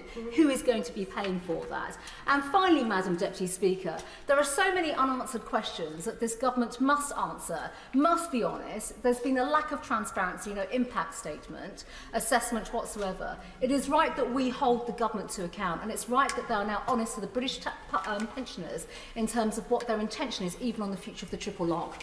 Thank you, Madam Deputy Speaker. I'm glad we're having this debate today because perhaps the opposition and parts of the media are bored, facing something they've not seen for years. Benches on this side representing all parts of the United Kingdom, packed full of members who respect each other and support the government. Because they have stoked a frenzy that I fear is at risk of obscuring the most important arguments for the changes we are debating today. Yes, there's the economic argument, which matters. As the OBR and IFS have recognised, this government inherited public finances in a shocking state in, quote, one of the largest in-year overspends outside of the pandemic in history, or, as a member opposite put it earlier, an accounting error. Unlike the rapid succession of opposition chancellors, our Chancellor has levelled with the British people and been transparent about the nation's finances. Restoring stability means hard choices. This is not the first, and it will not be the last. But it is not the economic case that I wish to emphasise today. It is the principled one. Madam Deputy Speaker, let me make a general point about the arguments we make in politics. Sometimes we politicians can be too quick to hold up our hands and say, we have no choice. Lawyers required this, economists required that. This can leave voters frustrated. Why vote if the people we vote for are not in charge, but lawyers or economists are? Can the people we elect not control the things that affect our lives? To restore trust in politics, we must show that politics matters. That is why I believe it's important that we articulate what we do in terms of principles and of choices. To govern is to choose. Targeting winter fuel payments is a choice. However difficult and necessary, it is the right choice for two principled reasons. The first is about the moral purpose of the policy. Gordon Brown designed the winter fuel payment to ensure that nobody was at home cold because they could not afford to turn on their heating. It was a time when state pension rises were miserly and many found insufficient to heat their homes. And let me note a point that pensioners were better off after the last Labour government. 1 million were lifted out of poverty by 2004. These changes that we are debating today do not move from that position. In a time when the state pension has risen by £900 and will rise again by as much as £400, these changes target the winter fuel payment based on the principle of need. That is the right principle. Let me be clear. I do not believe taxpayers... 3-minute time limit. Sir Roger Gale. Deputy Speaker. My wife, Susie, is over retirement age. She's also in full-time employment. I'm over retirement age. I'm also in full-time employment. I'm a higher rate taxpayer. I've always believed that the winter fuel allowance should be means tested. Because while we give it to charity, there are other younger people, perhaps, that are disabled, young disabled, who can't run around and keep warm, who could use the money. And I've believed that probably for as long as the now Chancellor of the Exchequer has believed it. Because let's be clear about this. This has nothing to do with black holes in the economy that Laura Kunsberg identified on Sunday when interviewing the Prime Minister as being largely contributed to by inflationary pay increases for the unions, for railway workers, and for junior doctors. This is a policy dreamt up in 2014, and it's on the record, by the present Chancellor of the Exchequer. It's a policy made in number 11 Downing Street and endorsed by the nation's undertaker in number 10. It is cruel, it is heartless, It is going to lead to death this winter. So while I believe that there should be a means test, I believe that the manner in which the government is going about this is profoundly wrong, deeply flawed, will cause untold of hardship, and it has got to change. On that point? And on that point? Of course. I'm very grateful. No, I'm giving away my Thank you, the honourable member, given a moving and a compassionate speech, but where does the responsibility for this cruel policy lie specifically? I'm grateful to my honourable friend because it doesn't lie with the honourable gentleman opposite. It lies with the Chancellor of the Exchequer and it lies with the Prime Minister, both of whom should be on that bench this afternoon, neither of whom have been present during the debates. Although the Chancellor of the Exchequer did come in to vote and then nipped out again. And that in itself is shameful. And I abhor the fact that there are politicians now sitting on those benches who are quite prepared to fight to the last drop of somebody else's political blood. Because that's what's happening here this afternoon. I'll give way to the honourable lady.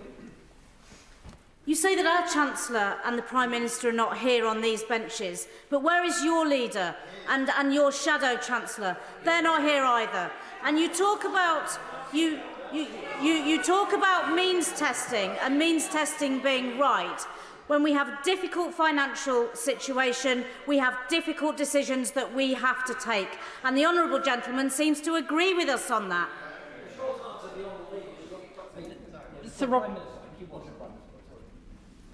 I appreciate the passions are running high this afternoon. There are many new members in the House. But when we use you and your, it's referring to the chair. There are good reasons in this chamber why we direct debate through the chair, and please can members remember that. Sir Roger Gale. Thank you, Madam Deputy Speaker. I stand chastised. The Leader of the Opposition was in the chamber early this afternoon. I saw no sign whatsoever of the Prime Minister here. But the answer to my honourable friend remains the same.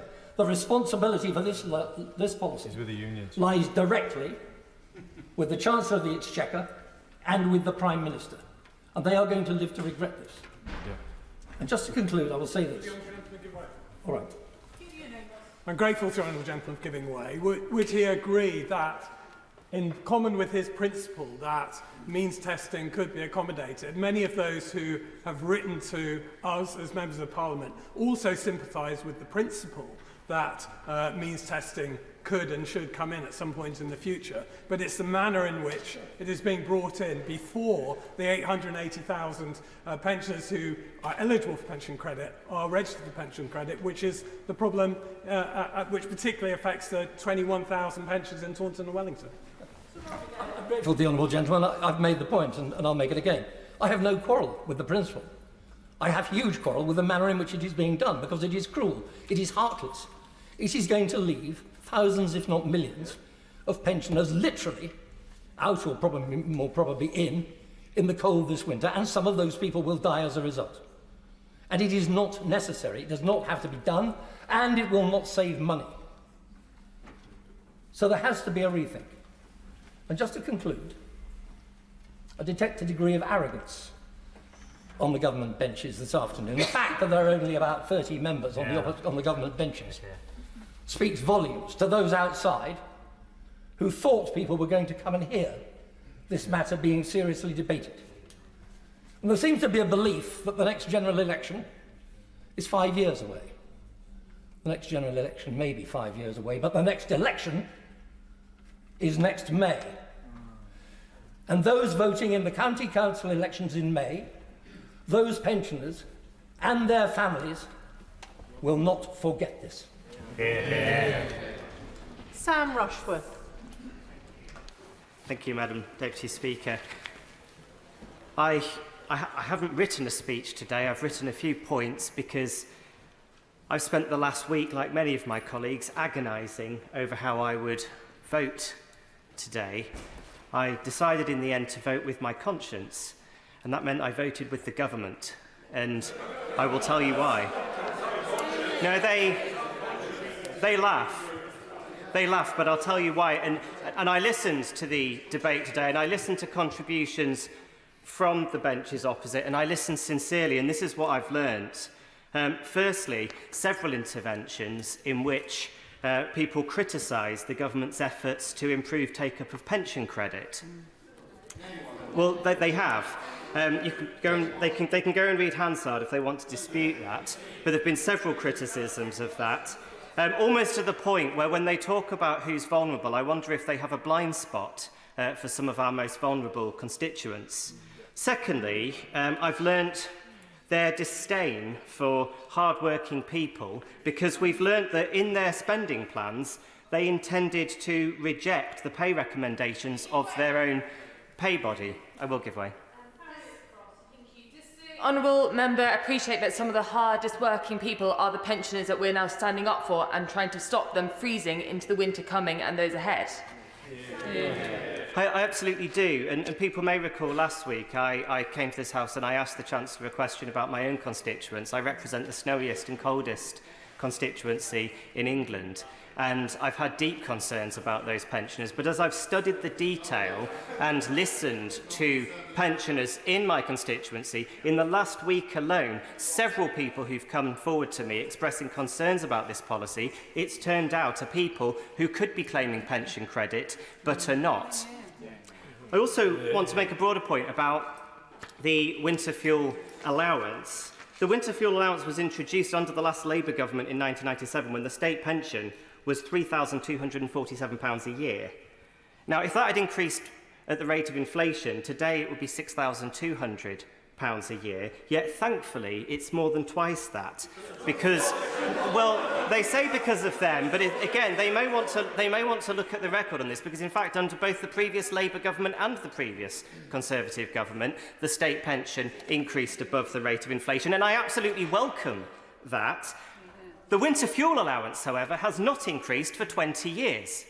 So the winter fuel allowance has, in real terms, become less and less year after year. And I think the point that I'm trying to make, Madam Deputy Speaker, is that I think that we need to consider are people, and if their argument is that after 14 years of them in government, that people on the full state pension are £100 away from death and destitution, what have they been doing for 14 years? We need a new settlement for the economy, and this government is actually answering the concerns of my constituents who live in cold, stone-built, badly insulated homes, who lost out when the previous government chose to cut funding available to insulate homes.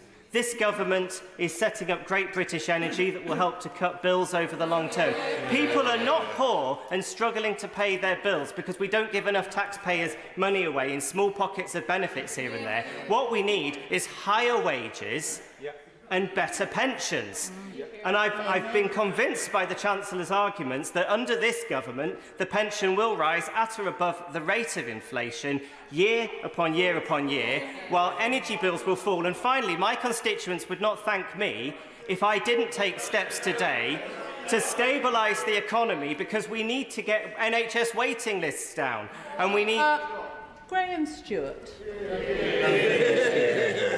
And it's interesting to follow the honourable member for Bishop Auckland and follow the angst-ridden journey with his conscience to ensure that he could abandon those who most need their winter fuel allowance in this coming winter. Though it was good of him to highlight the Tory triple lot, which did take the absolutely woeful state of the pension left by the last Labour government and transform it to a sounder one today. But even in these conditions where, thanks to the Tories, pensioners are much better off than they used to be, even then, there are people, and it came from Labour research a few years ago, who will die, according to that research, if this policy, which he in good conscience thinks he should vote for today, is implemented. That's the truth. And it takes us to one of the key issues we've been discussing today, and that's process. And the honourable gentleman seems like an honourable and decent man. At least he used the word conscience in this debate, rather than purely political theatre. The point is that the process is where something could lead to thousands of people dying, that the government has not done that which it is legally obliged to do. It used some rare exemption requirement to produce the impact assessment. So we don't know. So people who in good conscience like the honourable gentleman want to do the right thing don't know what the impact is. Because if that was in front of us, and if it validated the Labour Party's previous analysis and showed that it could be 4,000 people who are going to die, could he really, in good conscience, do it? For what, the 1.1 billion we'd spend over 1,200 billion? I mean, this 22 billion black hole is a sort of political theatre by a government that said it wasn't going to do politics as theatre, as performance. It was going to do it properly. But in fact, it's a minuscule amount, isn't it? It's significant, but it's minuscule in the overall scheme of things. It's a choice that has been made, which has been rammed through on a timetable which is not in order, doesn't follow the normal and proper way of things, doesn't allow new members of Parliament like the honourable gentleman to look at it and weigh it up and come to the right conclusion. It is truly shameful. And I have Peter, one of my constituents, is one of 882 who signed the petition in my constituency against this. He and his wife are £12 over the pension credit limit. He is one. He is obviously. I will give way to the honourable gentleman. Madam Deputy Speaker, I'm grateful for the honourable gentleman giving way. I'm just wondering, he is obviously citing the concerns about the safety of vulnerable groups. And in doing so, I wonder if he might reflect that over the last 14 years, he has enabled a government which has led to the decay and decline of every single public service. Public services, when they do decay and decline, disproportionately affect vulnerable groups.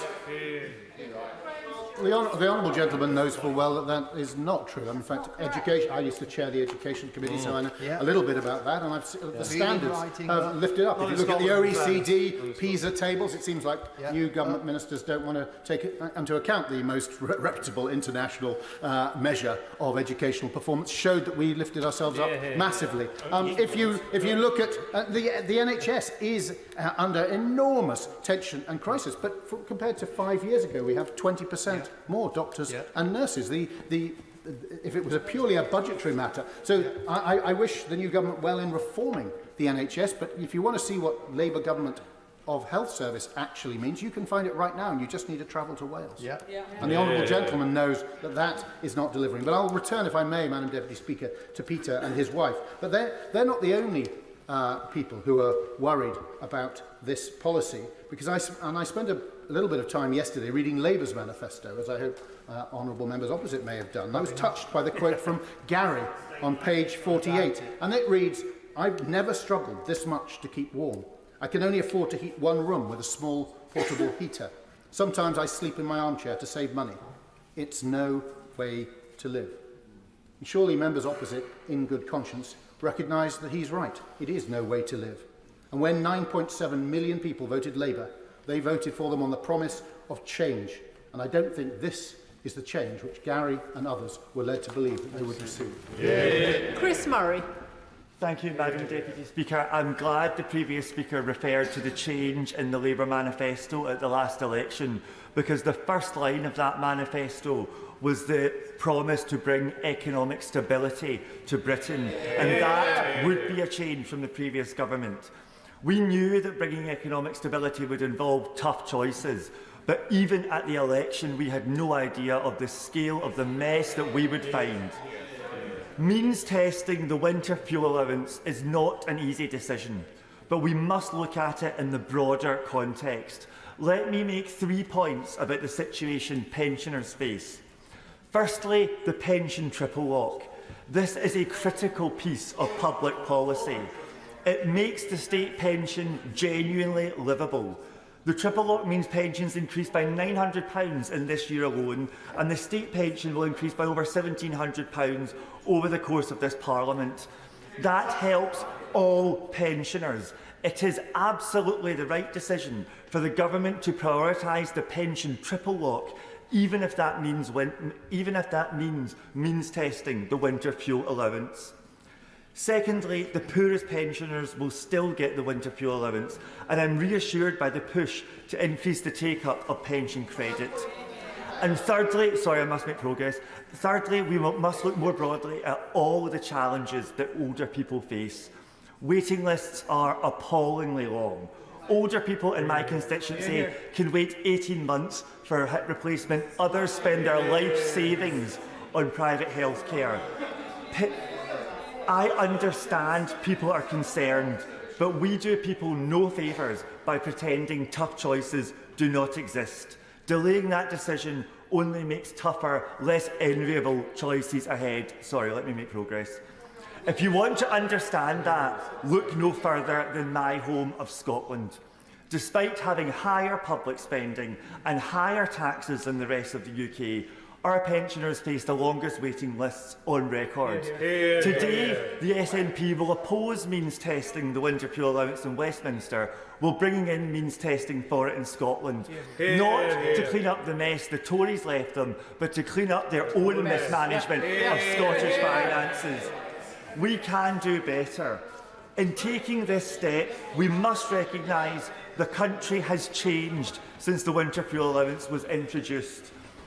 Today, when I look around my constituency, age is no longer the main factor in whether you can afford to heat your home. That means it cannot be right we continue to give the wealthiest pensioners £300 a year. As society changes, we must adjust.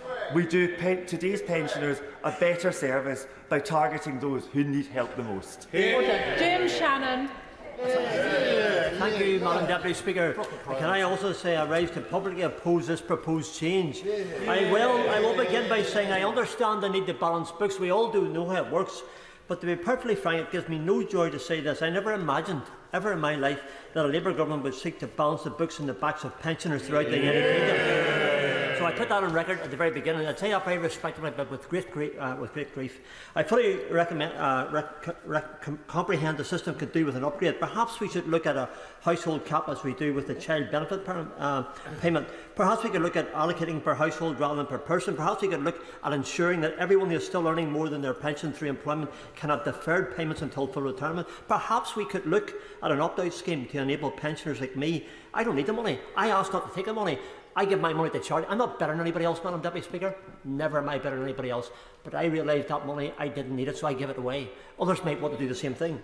When it comes to direct face-to-face pension credit applications, that's what they should be. And a 9-week wait for the application to be processed. My goodness, if people need the money now.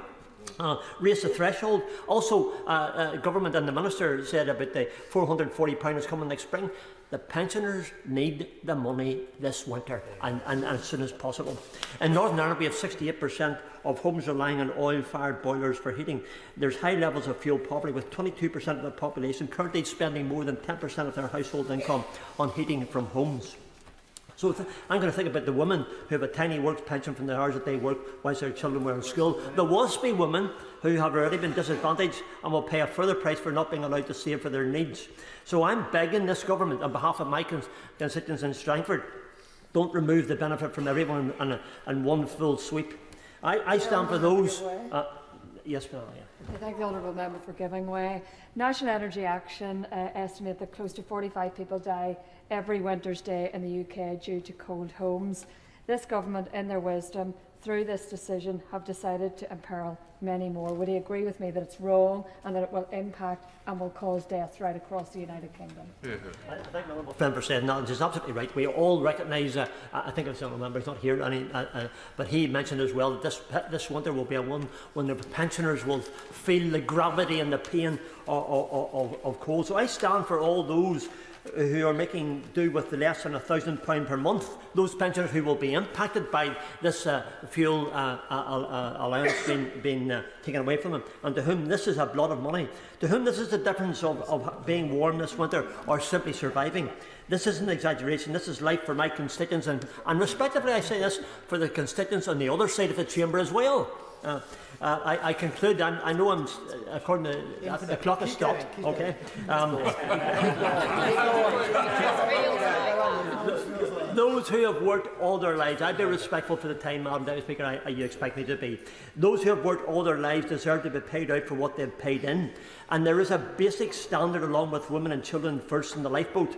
And that is those who can't survive the icy cold. So let's slow down this ship, and I look to Labour to make that happen. And veer away from the iceberg, which some members are only seeing the tip of at this moment, which could be the destruction of this government before the first journey even begins. Let's course correct. and get this right and support what the opposition have put forward tonight. I think it's got the mood and the opinion of everybody in this side of the chamber, and I hope that government and the Labour Party in particular will resurrect and realise they're going the wrong way, and we're trying to direct them the right way. Thank you. Matthew Patrick. Speaker, and I'm grateful to follow the member for Strangford, who I know in my short time already in this place often sits there and listens to everybody on this side of the House and across the House, and I listen to his points as well.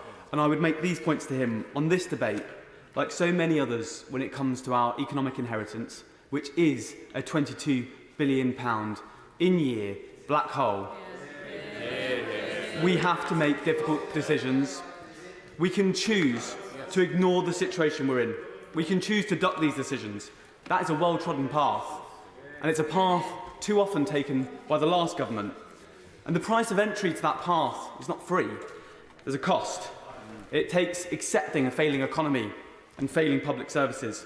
It tries to shift the problem again and again to future generations. It's an easy path, but it's not a responsible one. The alternative is that we govern as we campaigned, not just on economic stability, but on credibility and truth in politics, where we're honest with people about the mess we are in, and crucially, about the path we will take to bring about brighter days, to lower waiting times in our NHS, to get more teachers into our schools, to get more police on our streets. Delivering again for people right across the country, Madam Deputy Speaker. When a failure to deliver has become the norm, that must change. And if we ignore the problems, we cannot fix them. Since records began, no government has front-loaded spending so much to leave the second half of the year's cupboard bare. It was an easy path, but not a responsible one. And I believe members opposite know this. Indeed, there have been calls over the years from Conservative and Liberal Democrat members to target winter fuel payments to those most in need. This government is combining responsibility with compassion, and I know it's the... Wendy Morton. Madam Deputy Speaker, the winter fuel payment gave me peace of mind that I would be able to heat my home and stay warm during the winter. Not my words, but the words of a constituent, and very typical of the many comments that I have received in my inbox and the comments that people have said to me when I've been out and about across the constituency. In my constituency, there are just 2,138 recipients of pension credit. Yet there are an estimated 18,300 pensioners who will lose out this winter. This political choice, because this is what it is, means that these very same pensioners, 18,600, will lose up to £300 winter fuel payment. In addition, the energy price cap rise of 10% puts further financial pressure on them of around £149. It impacts pensioners earning as little as £13,000 a year. Contrast that with the inflation-busting pay rises that this government has handed out. Contrast this with the billions the government is spending on GB Energy, a state-run company which won't produce any energy, nor will it cut their bills. And what's more, for the vast majority of my pensioners who will be waiting for their annual increase next year, thanks to this government, when we were in government, the £460, when you deduct the loss of £300 winter fuel payment, that leaves them with an increase equivalent to just 44p a day, less than the cost of a pint of milk. Yes, of course. I wonder how many of her constituents will lose out on this vital payment unless the train drivers have had all the extra money. I think my honourable friend makes a very, very important point, but it comes back to this is about political choice. And I'm here to stand up for my pensioners in my constituency. I'd also like to point out that it was this party when in government that drove up pension credit applications by 73% in just 12 months, and it's important that we don't forget that. Exactly. But the issue of pension credit take-up is often an entrenched issue. People in my constituency, they're often too proud to apply. It's a process that is too complicated. 22 pages, 243 questions, and as we've heard, 9 weeks to determine the application. So tackling pension credit take-up is really important, but it isn't the solution to the crisis that these pensioners are facing today. Only weeks ahead of the winter, what they need is help now. According to Age UK, across the UK, there are around 2 million pensioners who badly need the money to stay warm this winter and who will now not receive it. Losing winter fuel payment will make it significantly harder for them to keep warm. It undermines their health and their well-being. Pensioners, as we've heard today, have often serious health conditions, disabilities. They often live in older properties. Those in the north, where my constituency in the West Midlands, it's often colder there than it is in some parts of the country. They are all disproportionately affected, and yet there is no sign of an impact assessment. Just a chancellor who seemingly storms ahead with her political decision. The Honourable Lady, give way. I'm going to continue because I'm just conscious that others get the chance to speak.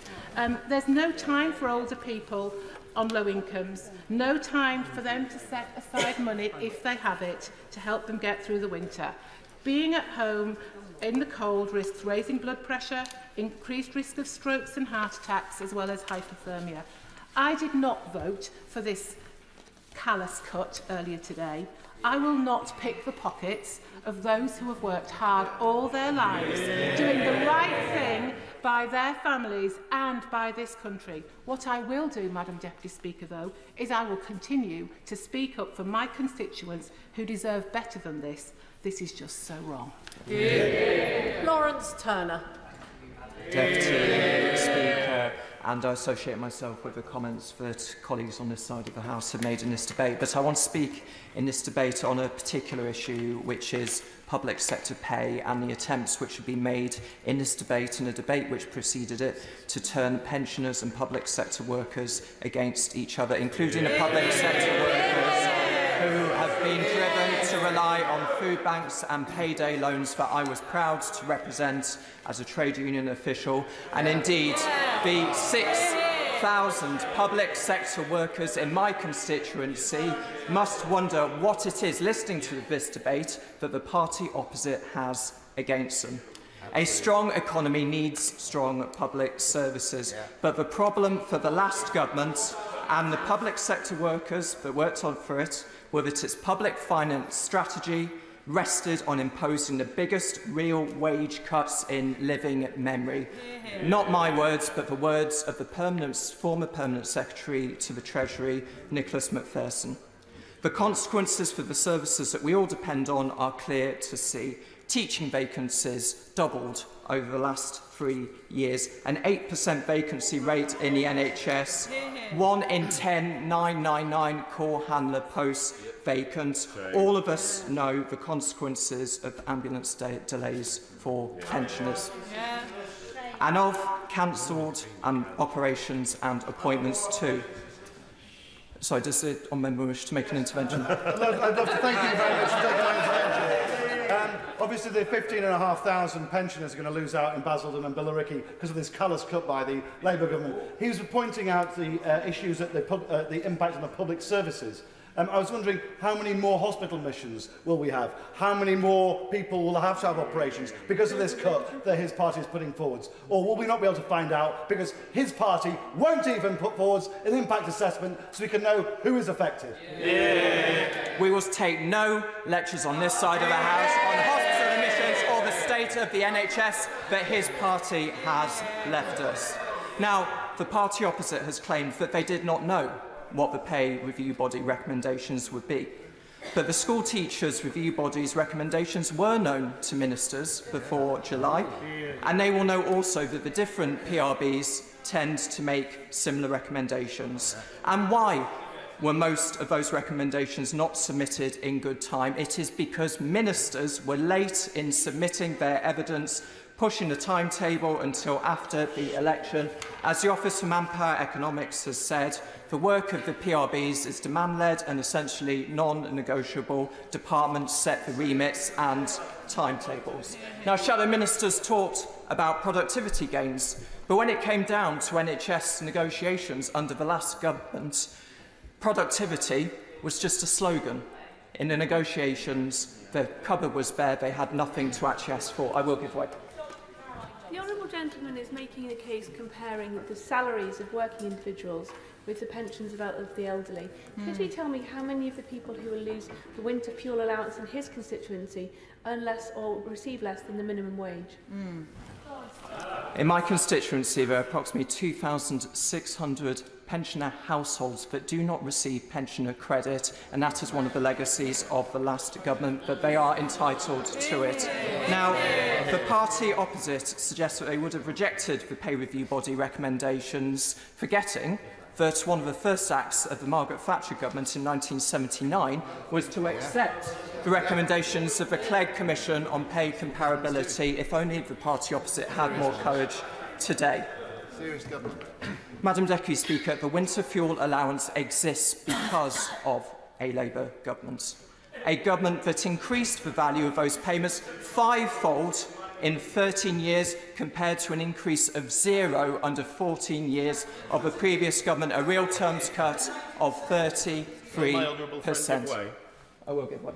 Thank you very much to my honourable friend for giving way. And it's fascinating to hear the recent converts to the fight against poverty on the opposite benches, particularly the honourable member for North West Durham, Basildon and Billericay. Yet they seem far more quiet about the fact that the average food shop went up by £1,000 in the last Parliament. The average energy bill went up £400. Listen, you might learn something. The average mortgage went up, because of your lot, £2,880. Apologies, Madam Deputy Speaker. Apologies, Madam Deputy Speaker. Evans. Your guidance, please, Madam Deputy Speaker. I was under the impression that for parliamentary language we should refer to members, friends, or even a constituency. Is that correct? The honourable member is absolutely correct in that. Could I just helpfully point out to all honourable and right honourable members that in seeking to make repeated interventions, they're actually cutting into each other's times. I have made the point previously about the correct way to address each other, or indeed through me as a member of the House in interventions. The interventions need to be a great deal shorter, because it is just cutting into the time for the debate, and there are an awful lot of members who wish to contribute. Lawrence Turner. Thank you. Very quickly. And I'd like the advice from the Chair, please. Reportedly, more than 200 Labour MPs received more than £2 million in donations before the election from the trade unions.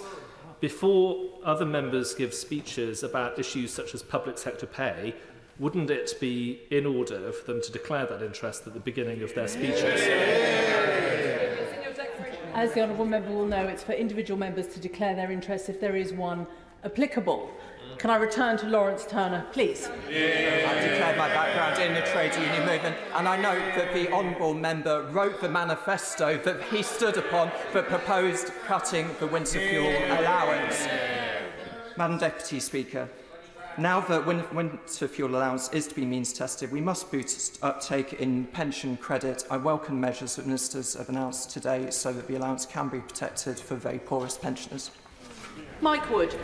Thank you, Madam Deputy Speaker. This government's choice to remove the winter fuel payment from 21,365 of my constituency, Kings Swinford and South Staffordshire, is cruel.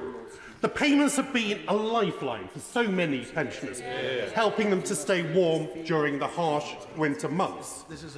And with most pensioners living on fixed incomes, particularly having almost no notice, no time to prepare, means that the impact on many pensioner households of this loss of income will mean it will be increasingly difficult for them to afford basic necessities.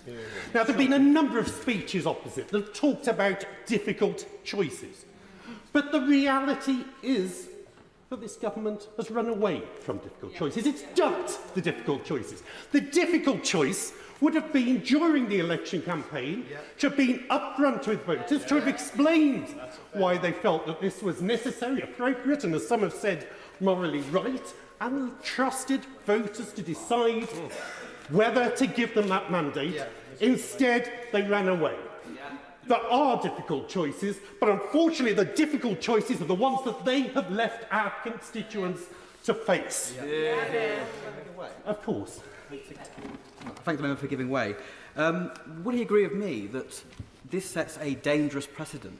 Free bus passes prescription charges, indeed access to healthcare itself, are all now at risk because of the logic being put forward by the party opposite in terms of pensioners being able to afford to pay for these things. My honourable friend is clearly correct, and there will be many people, but particularly pensioners, who will be worried as to what this Chancellor of the Exchequer has next, what she is going to take away from them next. Because without these payments, many will be forced to choose between heating their homes or other essential expenses such as food or medication. People like my constituent Linda, who wrote to me, "My husband has had several medical issues this year, and I'm very worried about the heating situation. I think it is likely that we will cut back on nourishing food. I cannot believe that a British government would penalise a generation like this." Or another constituent, Dawn, who writes, "Now I fear the winter months and afraid of hypothermia. I personally am just above the threshold to qualify for pension credits. I am a single person, claiming state pension, and also have a small NHS pension. I can foresee me not using my central heating this winter." Those are difficult choices that this Chancellor, this government, has forced on too many of our pensioners, and they are choices that nobody should have to make, but particularly those who have contributed so much to our society. Now, of course I'll give way. Honourable gentleman for giving way. Now, the government that he supported was responsible for driving living standards down the first Parliament where that happened on record. Does he not agree with me that it's traditionally bad form for the arsonist to start criticising the fire brigade? Well, I mean, I think the honourable gentleman has a huge amount of cheek when he looks at, firstly, the inheritance of that previous Conservative government that had to actually, as the candidate for the Business and Trade Select Committee wrote, there was no money left. Whereas, of course, what we saw during those 14 years was not only restoration in the economy, that huge growth in pensioner income, but, of course, now the fastest growth in the G7, unemployment at record low levels, and inflation back at low levels. Now, the Chancellor wants us to imagine that this is a decision that suddenly came to her some point in the run-up to the King's speech. Sometime after the general election, it would not have been possible for her to have imagined this before polling day. She claimed in July that it was not a decision she wanted to make.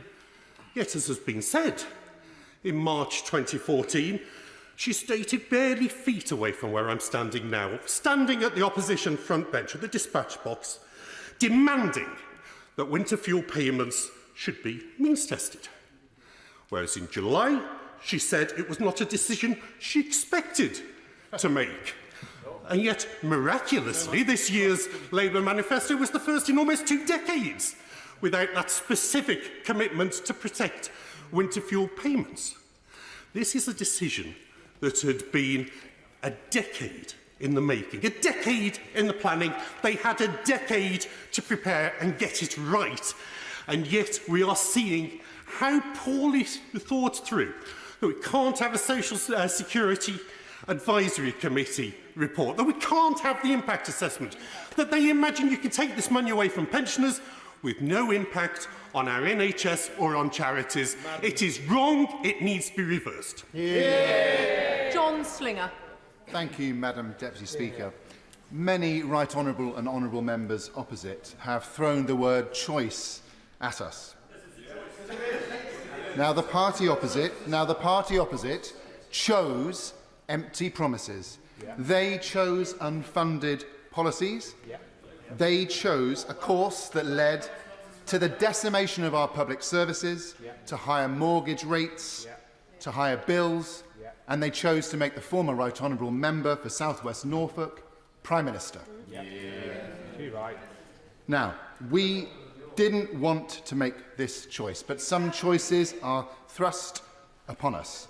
On this side, we don't duck choices. This government is choosing long-term economic stability, economic security and growth.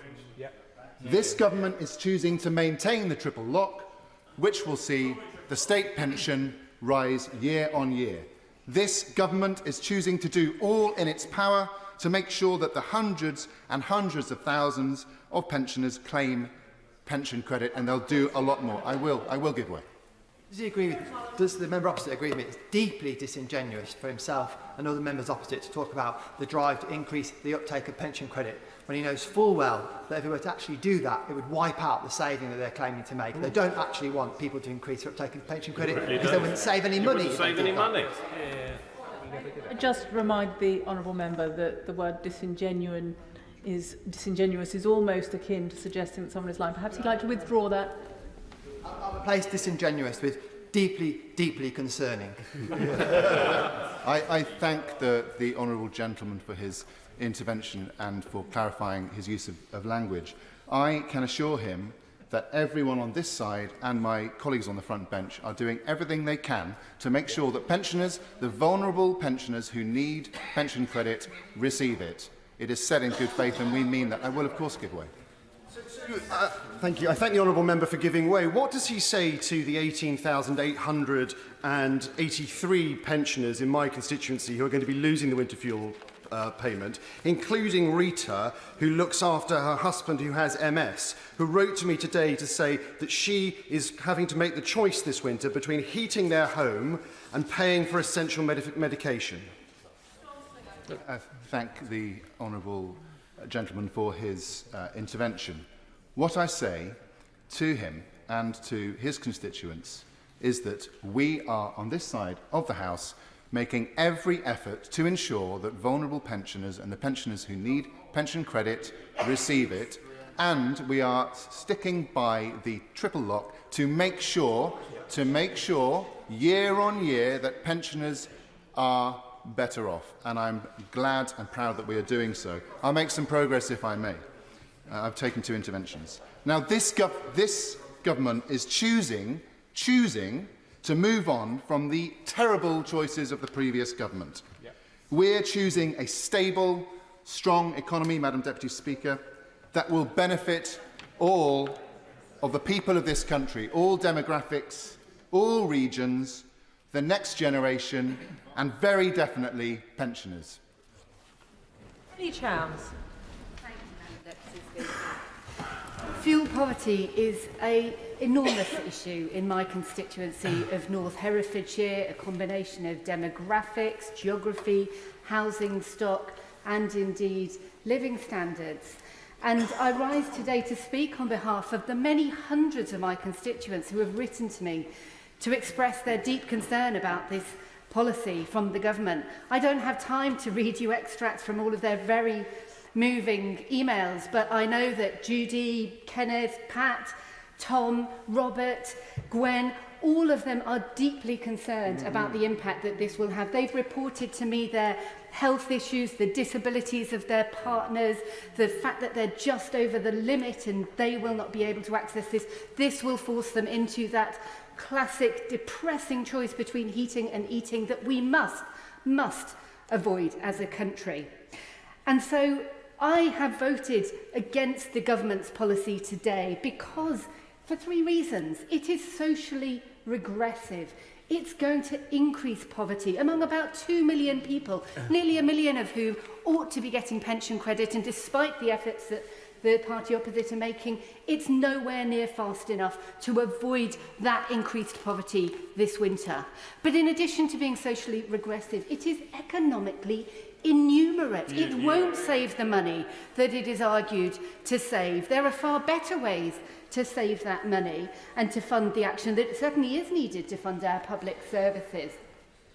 And finally, it is frankly politically inept. I really can't believe that this government has spent political capital on making such an unfortunate, unjustifiable political decision. Now, the winter fuel payment is never was a perfect policy. I have some sympathy with members who've spoken today about the inequity of the inclusion error, that those with significant wealth were still receiving it, but that has been replaced by a policy with an enormous and dangerous error of exclusion of those 2 million people who will no longer get the support that they need. I will give way.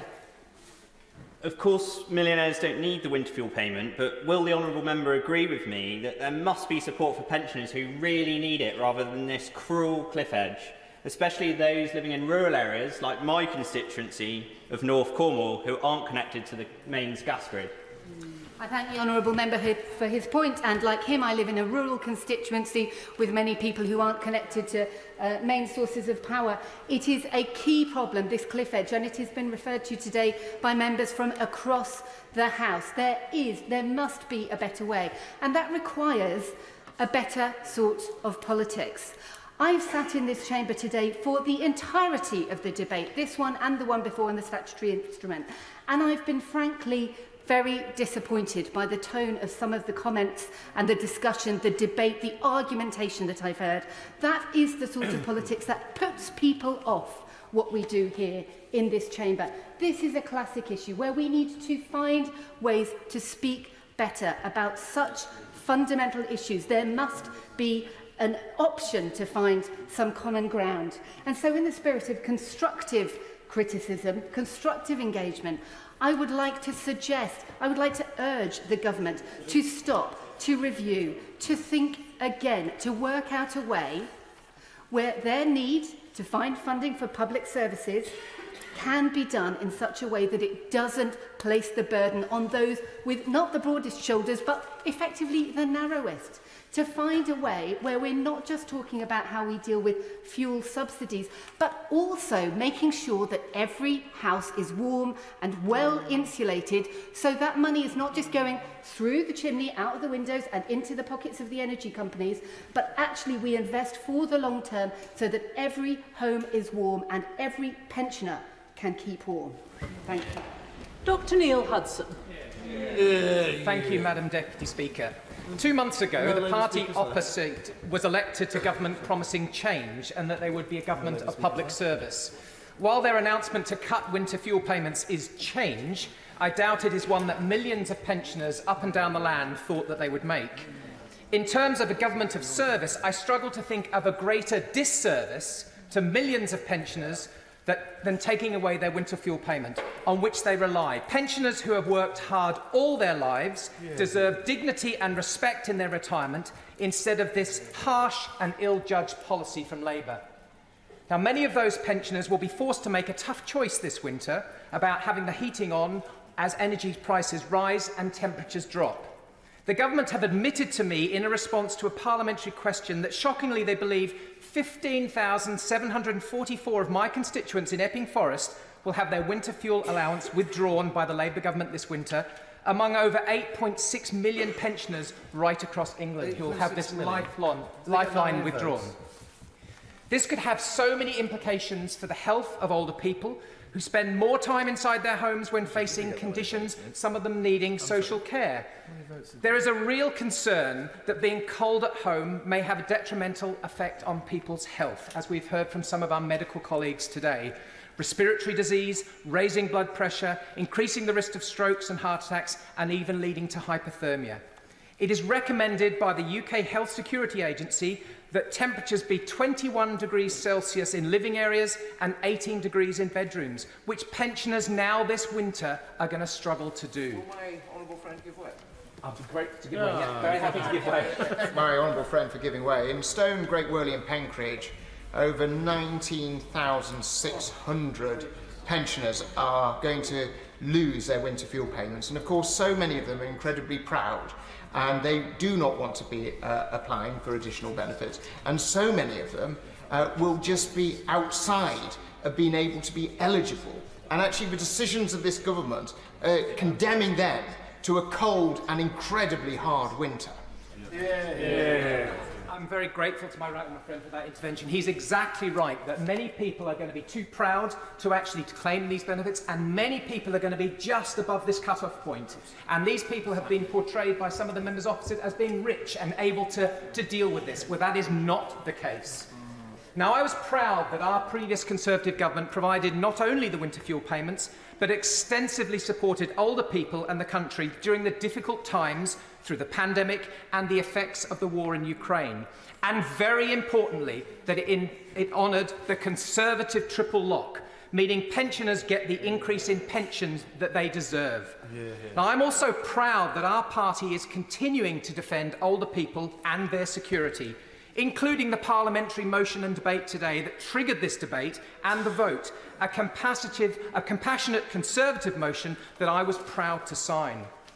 It should be clear that the economic decisions we make speak volumes about the values we have as a society and as a country.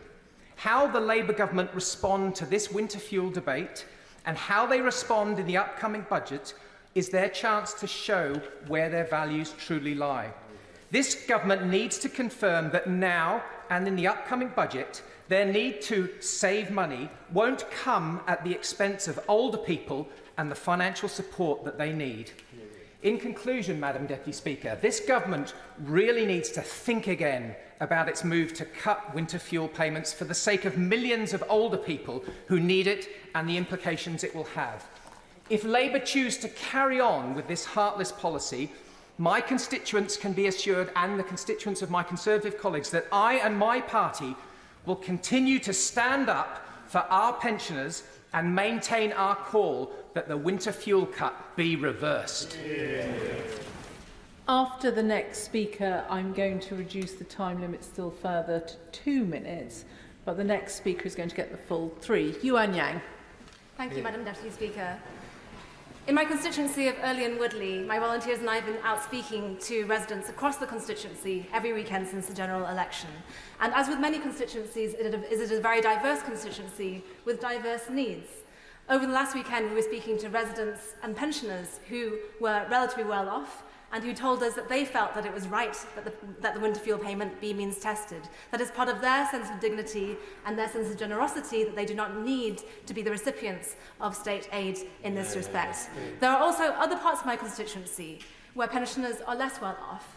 And I was shocked to find that 1 in 3 pensioners who are eligible for pension credit in my own constituency, which amounts to roughly 1,000 pensioners, and also 1 in 3 pensioners across the UK, or 880,000 pensioners who are eligible for pension credit, are not claiming it. And to give an example of the kinds of reasons why that is not happening, I was at the Whitley Community Development Association cafe over the weekend, holding one of my first surgeries in the constituency. And I overheard a conversation in which one of the members of the cafe staff told me that when they see people coming in need, pensioners coming in need, they talk to them about the struggles that they face with the cost of living crisis that has unravelled over the last few years. And they talk to them about the need for support, but the response comes back from that elderly person that, no, I don't need benefits, I don't need help. And I recognise that as being part of a broader societal stigma around being a recipient of benefits and a recipient of state aid, which I think we must defeat and challenge during the course of our government. Because to be part of a compassionate, generous and dignified society is to recognise when you require help, when you don't require help, and when you can help others. And part of that is to accept that sometimes those of us may fall on hard times due to accident, due to bereavement, due to illness, due to means outside of our control. And for those people who need help, it is not undignified to seek that help. In fact, it is very important that every one of those pensioners who may be listening to me speak now, whether they be in my constituency of Early and Woodley or elsewhere in the UK, know how to seek help and can seek help if they need it. I am very determined that we can bring about a dignified and fair means-tested benefits and tax system. And it is the fairness and the dignity in that system that can keep it together, that can keep it functioning. Finally, I want to refer to comments made by other honourable members across the benches about civility in this debate. I think it's too often that we hear in this discussion members of our society and groups in our society pitted against each other. Pensioners in my constituency of Early and Woodley are part of their broader community. They have children and grandchildren who work in hospitals. They have children and grandchildren who require care, who require the support of their teachers, who take buses, take trains, and yes, avail themselves of all the means of support that we need in our society to keep a flourishing and cohesive society. And I think that it is unacceptable. Rebecca Harris. Thank you, Madam. About 20,000 pensioners in Castle Point are set to lose their winter fuel payment under this rather cruel and vindictive policy that the Labour government has chosen to adopt. I have run, contrary to the accusations from the government benches, I have, with the support of former DWP ministers, run campaign after campaign to increase the uptake for pensioners to receive pension credit. And we are only, I think, up to 2,076 people receiving that, despite campaign after campaign and me leafleting school groups and churches. So it is not an easy thing to get people to take it up. Some people are proud. I've actually had to lose my voice, temper actually. I raised my voice at elderly ladies who were saying they are too proud, it's charity. And I said, no, it's not. It's not charity. We don't think you can live without it. So we have tried very hard. And I'm very... The hundreds now of worried constituents who have written to me about the heating of their homes. I've got sadly, a lot of very low energy efficiency homes, and I've got one of the biggest park home sites in the country, of my many park home sites. That fortunately, we managed to find $2.5 million for the previous government to retrofit some of them, but we still have a lot of people living in fuel-inefficient homes that are very hard to retrofit. And the worry that this is causing them is the biggest issue I see right now. And I think it shows how out of touch and arrogant the Labour government is, that they don't understand this about pensioners. When you are elderly and you are 75 and you have a fixed income, you may have a little bit of saving or a little tiny modest private pension. Lady, give I will way. happily give way. I think I'm joining everyone in the House when we're all very disappointed not to see a proper impact analysis placed before this House that shows the impact of this decision. But does she agree with me that the best way of analysing the impact of a policy like this is to speak to the people who sent us to this place, as she's talking about, and hear the utter fear and concern they have for the impact that they will have? Absolutely spot on. It is the anxiety that this causes people. You don't know if you're going to live another 18 months or 25 years. You are very worried on a fixed income with no ability to raise your income in any other way about spending money. There is also a large and sadly growing cohort of elderly residents who are developing dementia, for which one of the most often early symptoms is a financial anxiety. Sometimes people who think that who we would think of as really quite wealthy. I have known residents who have regressed to thinking that they are living still under rationing as they grew up as a lad in abject poverty and will not spend that money. But being told here's £300 for fuel makes the world of difference to all those people. Now, Gordon Brown, I was not a fan of, and now he gave a derisory 75p increase, I think, 1 year to the pensioners. But this policy has been a huge success, credit to him, which is why my government never changed it. Because for £300 for every pensioner, we give incredible amount of peace of mind that they can put their heating on, and that is, sorry, very happy to give away. I think my friends are giving way. Do you worry, as I worry, that some of her constituents will die this year as a result of this policy? I don't think I need to worry. I think we know that that will happen because we know about their behaviour, we know how their concerns about putting the heating on, their lack of understanding about how much every heating bill is actually going to cost them. This £300 was a psychologically very important thing to know they can put their heating on and keep them healthy and out of hospital. So, you know, of all the tough decisions we had to look at when we came into office in 2010, when there wasn't a magicked up, homemade 22 billion black hole excuse. There was a vast, vast deficit. And we made a lot of tough decisions, but we never made this one. Stuart Anderson. Thank you, Madam Deputy Speaker. So I was going to say and open up that I'm sure the members opposite never thought on the general election campaign they would be giving pensioners the choice between heating and eating. But many of the opposite benches haven't even bothered to turn up for something that is so critical to many pensioners across this country. And we have talked about choices. This is all about choices. The government has made a political choice. Members opposite will all have to make a choice to face their constituents and go and vote for or against this. And I urge them to not cut this winter fuel allowance. But let's go on this little journey, Madam Deputy Speaker, if you'll let me have a bit of a narrative of they imagine this black hole, they say there's a debt they've got to fill. So let's have a look at these numbers, £22 billion.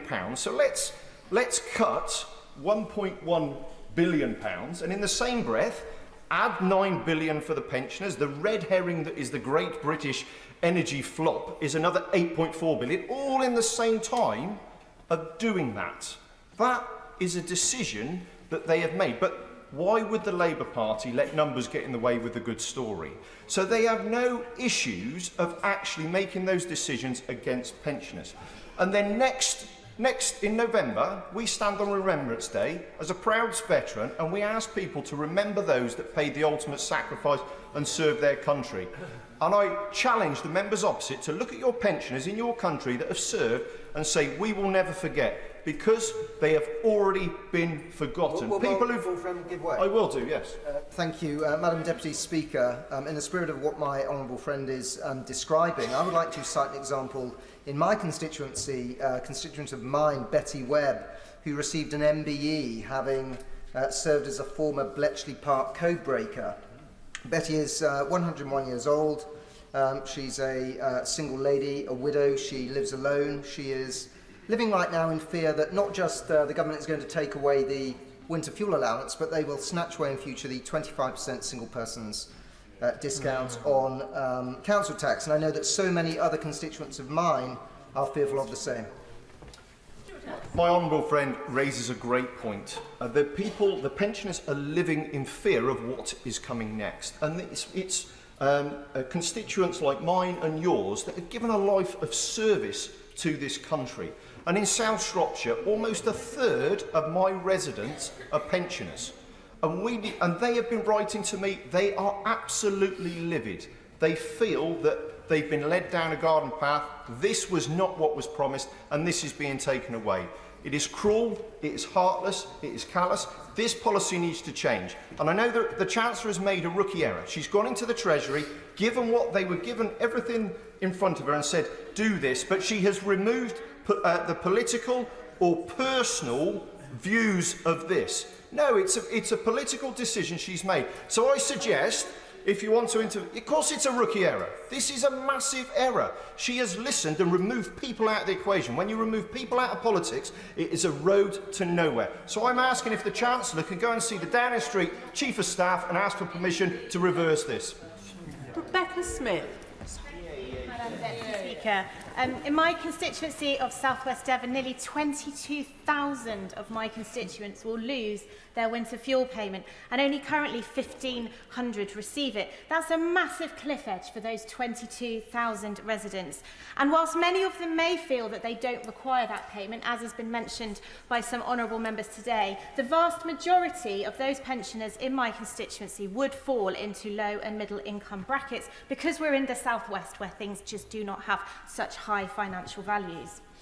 Many of the properties, as has been alluded to by the member for North Cornwall, are also off-grid. And did you realise that 24% of homes across the South West do not have gas, that much cheaper source of energy than many people are able to use, who resort to using oil and logs to heat their homes with the enormous costs that go with them? So we've got that additional challenge. Touched upon already has been those who are single, those in receipt of the older basic state pension, which is not as high as the new state pension, and those with health conditions. And one resident who was perhaps the first who contacted me, 74 years old, single man on an older style pension, yet just outside of the bracket for pension credit or any other form of benefit, who is deeply concerned. Honourable friend, good way. Thank you.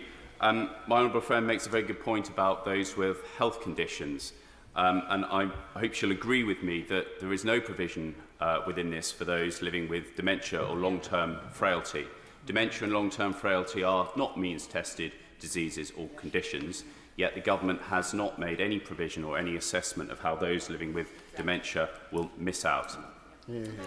Yes, absolutely. I do agree with you, and he's raised my honourable friend has raised an incredibly important point about those vulnerable older people who do live with dementia, and many of our constituents will be in that situation. And actually that brings me neatly to the point I was going to end with, but I'll mention it now, which is, why are we not looking at other alternatives for how we can deal with this cliff edge?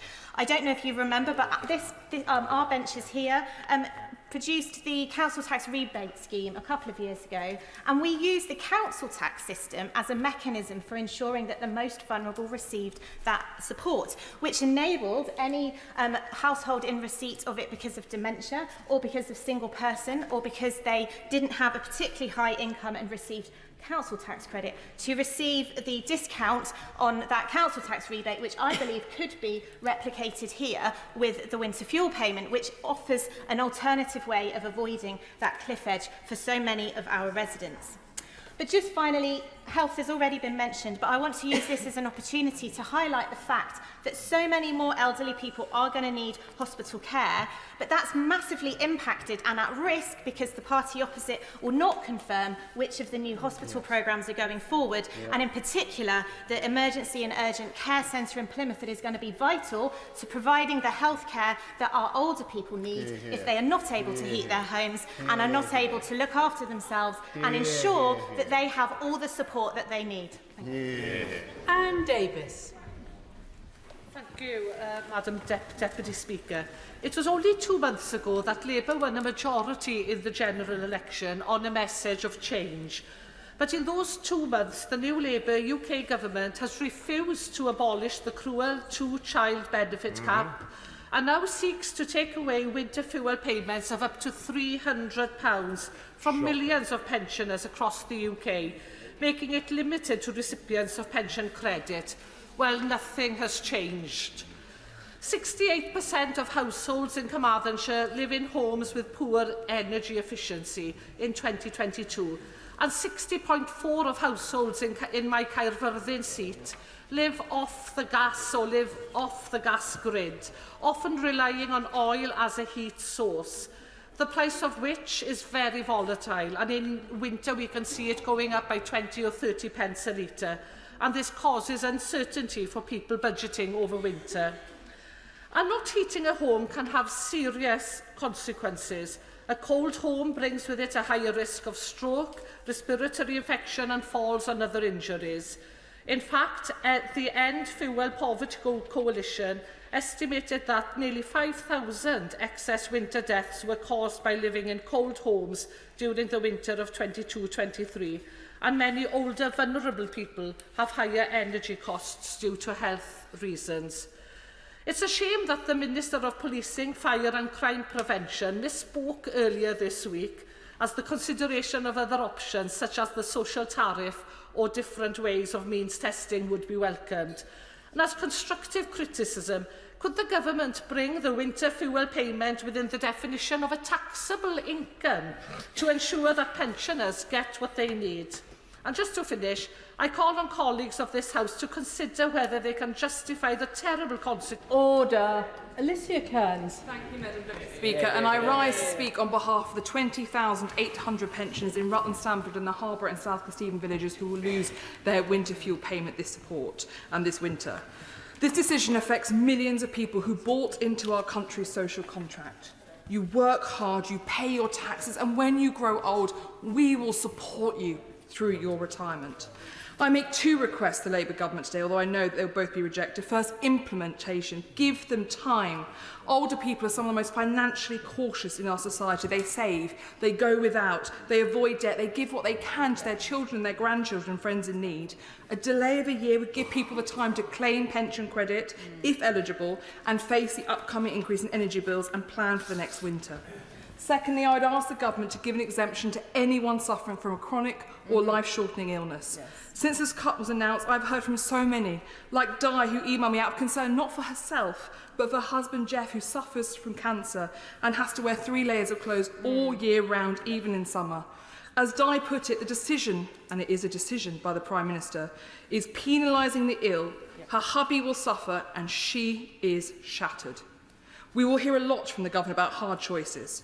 But if I was asked to choose between heating the homes of elderly, cancer sufferers, dementia sufferers, or giving a no-strings-attached pay rise to train drivers already on nearly 70,000, the choice would be pretty damn obvious to me. But then ASLEF didn't donate to my election campaign. People say you can tell a lot about a society by how it treats its most vulnerable and its eldest. Apply that test to this cut, and anyone with a heart knows that it is wrong. and I, for one, will never vote to deprive the most vulnerable and our elderly of warmth. Thank you, Madam Deputy Speaker. Lincoln Job.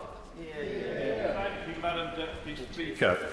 When I was 14 years old, I started delivering Meals on Wheels on Christmas Day to the disadvantaged around West London, and I've done so every year since that I've lived in London. It's organised by Age UK, and it's a privilege to be invited into people's homes in midwinter. I look forward to doing it again this Christmas, and I do hope that those I visited last year will be there this. The government is seeking to raise money. I get that. They're seeking to do so by getting those with the broadest shoulders to take the heaviest load, and I get that too. And in order to achieve these goals, the government is means testing the winter fuel payment. And there's the rub. By choosing the means test that they have, the government is indeed taking the winter fuel payment from millionaire pensioners, but they are also taking it from the much less well-off and from the not well-off at all. In short, they are cutting too deep. But look, mistakes happen. It's how you deal with mistakes that's important. I spent the weekend listening to the Prime Minister using the word tough as many times as he possibly could. On the battlefields of the world that I've been on for the last 25 years, toughness wasn't one of the things that people looked for in their leaders. The two things were courage and competence. Courage, moral courage, sometimes means that you need to admit when you've made a mistake and change your plan. But the people of Spelthorne, and I suspect the pensioners around this country, would just settle for a bit of competence. This government needs to get good at governing, and it needs to do so quickly. Yeah. John Cooper. We've heard descriptions today of pensioners as millionaires. We've heard that this is a principled decision to cut money from them. I'm astonished at this description of millionaires. I also am from the southwest, like my honourable friend, the southwest of Scotland. And I can count on one hand, I would suggest, the number of millionaire pensioners there. Even if their homes were worth millions because they have risen through no fault of their own in price, that is asset rich. And asset rich is very different to cash and liquidity rich. If you are hit with a bill, you cannot sell your home. Yes, that's right. This leaves people in an absolute bind. And we've heard very little today from the SNP, because in Scotland, the SNP government there has the ability to ameliorate this decision should it go ahead. It would cost, they estimate, 160 million. That's not buttons, not peanuts, I accept that. However, the last government, the last Conservative government, sent £41 billion to Scotland. And I think that we should be able to find that money in Scotland to help the worst off in our society. I think this is a wrong-headed decision. I'm astonished to hear that it's being described as a privileged decision. Thank you. Yes, Brown Fuller. Thank you, Madam Deputy Speaker. Since the announcement of the government's plan to change the winter fuel payments, I and colleagues across this House have been inundated with heartfelt stories of elderly people across the country who will be unfairly harmed by the removal of the winter fuel allowance. And it is concerning that the impact hasn't been properly assessed before the government taking this step.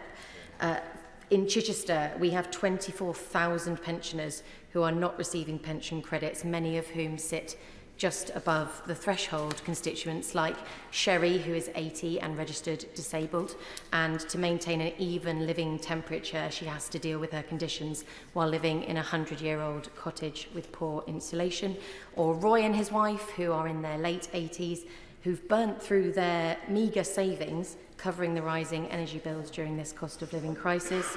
Or Vicky, who writes to me about having to choose between eating and heating in the coming winter months, because she will not be able to afford to do both. Our elderly who have worked hard throughout their lives are now being abandoned by a government that should be supporting them when they need help the most. The Liberal Democrats understand the disastrous state of our public finances that have been left due to the fiscal mismanagement of the previous Conservative government, and we recognise that tough decisions need to be made, However, these decisions should not be made at the expense of our elderly. The burden of this Conservative fiscal chaos needs to be spread to those with the broadest shoulders, not punishing those who have already been hit hardest by it. Cutting the winter fuel allowance in the midst of a cost of living crisis will leave thousands of elderly individuals across Chichester and millions across the UK without the financial support that they need to stay warm and healthy this winter. With the price cap due to rise in October, it could be argued that the winter fuel allowance is needed this winter more than ever. Thank you. Paul Holmes. Thank you. The change that the government announced this morning will mean that 18,300 of my constituents in Hamble Valley will go without their winter fuel payment this Christmas. And I just wanted to set out in the brief time that I have why I believe that this is just the start from this government. The first reason is that cutting winter fuel payments for poorer pensioners is a political choice. It is not a necessity, despite what the Leader of the House says. And over the election period, Labour said it would not cut the winter fuel payment. They've broken their promise to the British people, and those people will remember. And they have also said that they would possibly do more, or they've denied that they wouldn't do more. The measures today will save £1 billion, as I outlined earlier in my intervention. But Labour have awarded inflation-busting pay rises to their union paymasters of £9 billion. And as we've heard from the Chancellor today, I will give way to the Honourable Member. Could the member opposite explain to this House and his constituents why he wouldn't back fair pay rises for teachers, nurses, prison officers, the members of the armed forces in his constituency? I won't take any lectures from him, but what I will say to him is that I would always defend pay rises for people in this country who deserve it, which is exactly what this government did. What this government hasn't done is awarded inflation-busting pay rises of 22% to the people that paid for their general election, which has actually meant that inflation has increased in this country. I believe people deserve pay rises, but I believe it should be within a fiscal envelope that's responsible, and this government simply hasn't done that.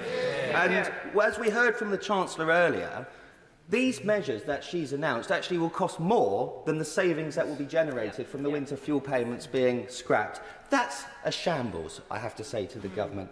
And they've done it at a time when energy bills would increase by 10%, despite the promise that the Labour Party made opposite that they would freeze energy bills. That's another broken promise that pensioners will have to face this Christmas. And they've also done it at a time when they have refused to rule out the scrapping of the 25% single occupancy discount for pensioners and single people across this country, which, if it does go ahead, will be on average another £600 that they will deprive pensioners of in this country.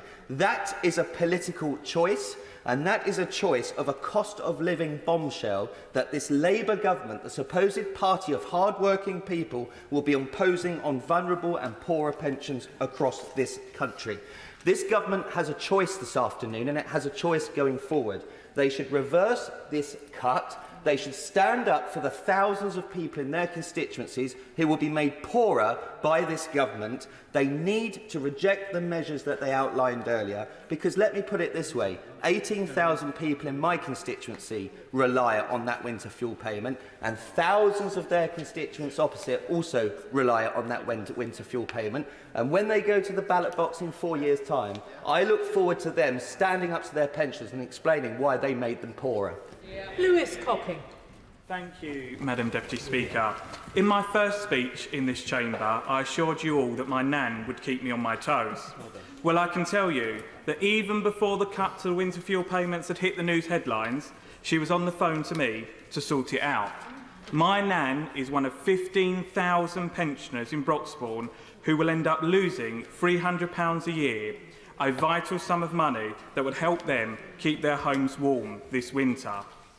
Now, as the government's priorities are clearly dictated to them by their union paymasters, I've been tempted to advise her to start her own pensioners' union. As if there was one, Madam Deputy Speaker, I'm assured that pensioners would have seen their winter fuel payments go up, not being abolished. But when you put the Chancellor's decision into context, it is even more staggering. Labour's deals with the unions, costing taxpayers £14 million, will see the average of the salary of train drivers who are already well paid, rising from £60,000 to £70,000 a year. And at the same time, as the help for heating bills is taken away from the elderly, the energy price cap is going up by 10% in a few weeks' time. A double blow for pensioners. Was making it more expensive for pensioners to heat their homes in Labour's manifesto? It was not. In fact, we were told they would slash fuel poverty and save families hundreds of pounds. Yet another broken promise, and they've only been in power 10 weeks. Madam Deputy Speaker, it is not only my nan who's been in touch with me about this. I've been inundated with letters and emails from hundreds of constituents. Madam Deputy Speaker, winter is coming, and I strongly urge the government to change its course. Thank you. I'll take Afro Brandreth, please. Thank you, Madam Deputy Speaker. My constituency of Chester South and Eddisbury has a higher proportion of people in receipt of winter fuel payments than most other constituencies. Over 21,000 of them are set to lose this vital support. I've had constituents tell me that they face a choice between eating and heating. Others have told me that they are concerned for their health during the cold winter months. Their stories are a powerful reminder of the human cost of this decision. Stories like Maggie's. Maggie is 86 years old and lives in Hambridge in my constituency. She worked as a midwife in the NHS for 40 years and so has a state pension and a small NHS pension. She's not eligible for additional benefits because she was careful with what she earned and saved wisely. Maggie is just above the threshold for eligibility for continued support. She's also a dual cancer survivor, having beaten breast cancer in 2013 and bowel cancer in 2016. Maggie is understandably worried about the consequences of being unable to heat her home this winter. Or stories like that of Jackie and John, who live in Audlam, and like many people living in a rural village, they live off-grid and do not have access to mains gas. They must rely on heating oil to heat their home. Pensioners who have paid into the system all their working lives ought to be able to enjoy their retirement with dignity, security, and respect. We all know in this House that to govern is to choose. Labour has chosen. They have chosen their union paymasters over our vulnerable pensioner communities. They have let Maggie, John and Jackie down, and many others like them. I urge this government to listen with compassion and reconsider this political decision. Kirsty Blackman. Thank you very much. Madam Deputy Speaker, for over 5 years I have been raising the issue of impact assessments and the fact that they don't make sense. And the shadow frontbencher nodding along, knowing that I have been raising this issue. The impact assessments are done on a stupid basis. The basis on which they have to be done doesn't make any sense, certainly doesn't make sense in today's world. If only the shadow frontbencher changed it when they had the opportunity, we wouldn't be in this situation today. But the Labour Party have got the opportunity to change the way that we do impact assessments so that actually they make sense, so that actually it's not just about whether or not businesses will be impacted to the tune of £5 million, so that actually what matters to people, whether or not people's lives will be impacted by a change in a policy, so that that's the point at which impact assessments are done. We don't have an impact assessment for this policy. Does the Labour Party know, does the UK government know, that single women are 3 times more likely to be missing out on pension credit than single men? Does the Labour Party know that pensioners who are black or from Asian ethnic backgrounds are more likely to be in poverty if they're pensioners? They're more likely to be in poverty than white pensioners. Do they know, therefore, that this decision has a differential impact on minority communities? And is that why they've refused to share the impact assessments with us? Because they know about the impact. How will this, Madam Deputy Speaker, grow the economy? How will it grow the economy to ensure that pensioners, who we know spend in their local communities, have got less money to spend in those local shops? The issue with this, the issue with all of this, is not whether we've got a Tory government or whether we've got a Labour government. It's that Westminster consistently fails to work for the people of Scotland. Yeah.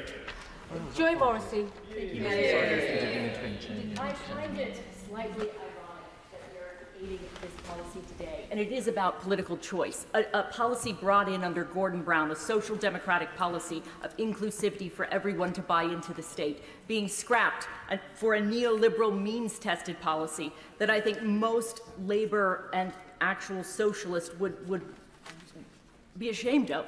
And I should declare an interest, Madam Deputy Speaker. I am a member of CARE Campaign for the Vulnerable, which helps elderly residents who have issues, medical issues, or are in care.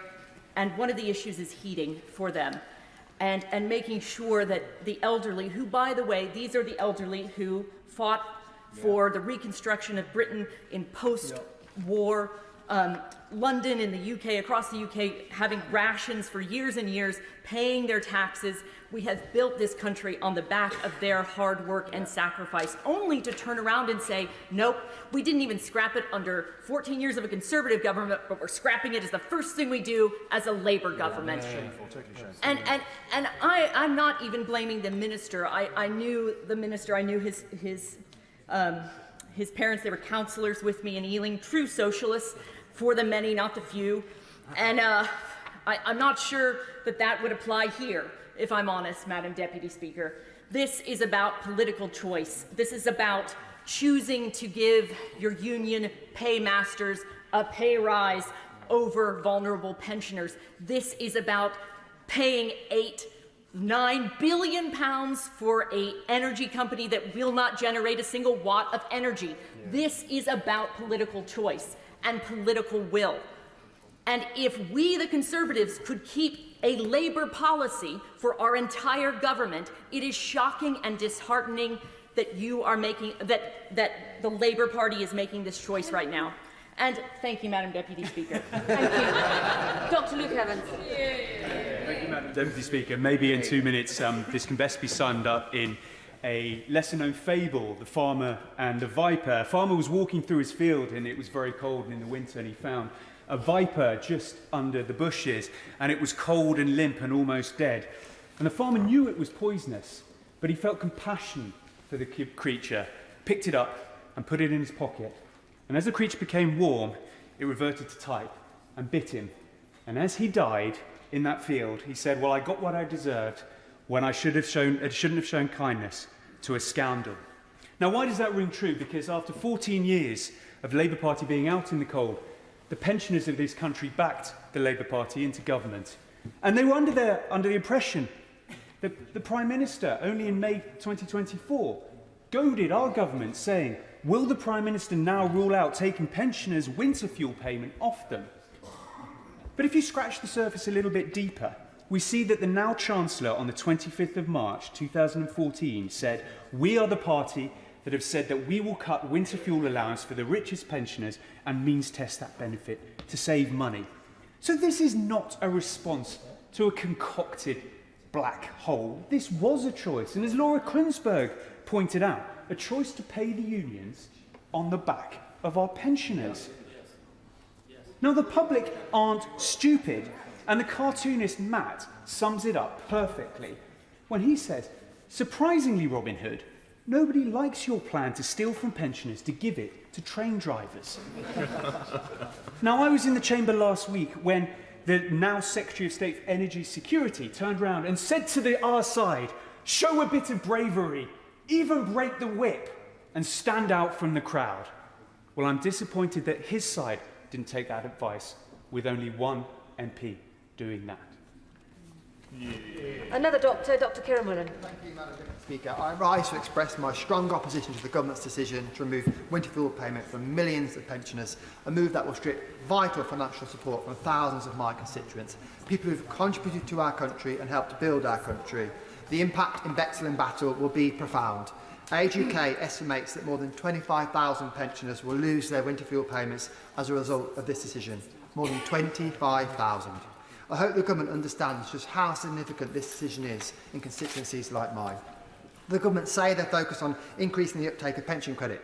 But of course, if all those who are eligible to claim pension credit do so, the £1.4 billion the Treasury is expected to save from means testing the winter fuel payments will be dwarfed by the increase in the cost of pension credit. So they have to admit that ultimately they don't actually want all the pensioners to take up pension credit. Madam Deputy Speaker, our pensioners deserve better. The fallback of this government since they took office is to blame the previous government for all the unpopular actions they've decided to take. They claim the state of the economy is the reason to remove this vital lifeline for pensioners. But let's be clear about the facts. On a broad range of indicators, the situation they've inherited is significantly less challenging than the one we inherited in 2010. We inherited an economy just out of the deepest recession since 1955. Labour left us with public sector net borrowing at 10.3% of GDP. Today it's at 4.4%.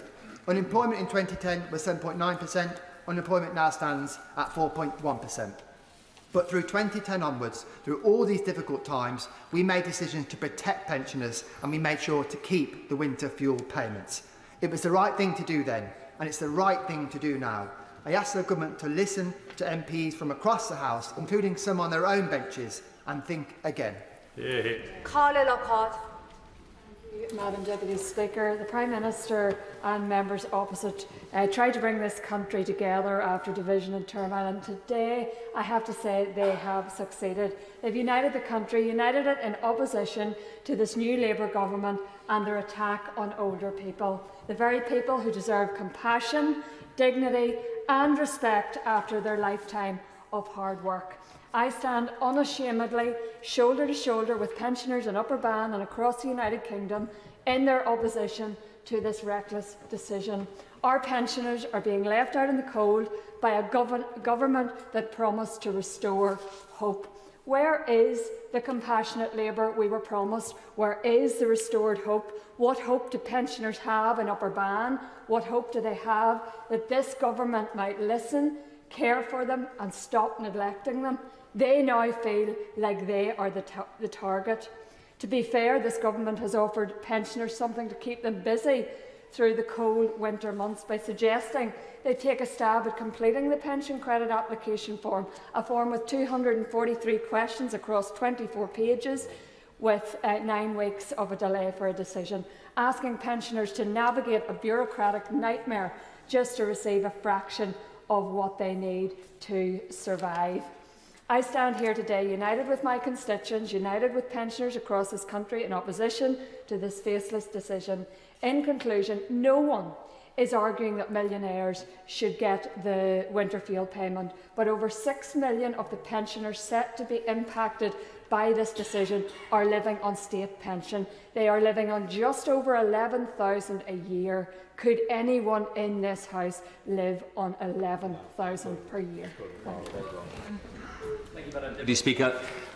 Mid-Norfolk is a constituency which is profoundly rural, 130 villages and 4 towns.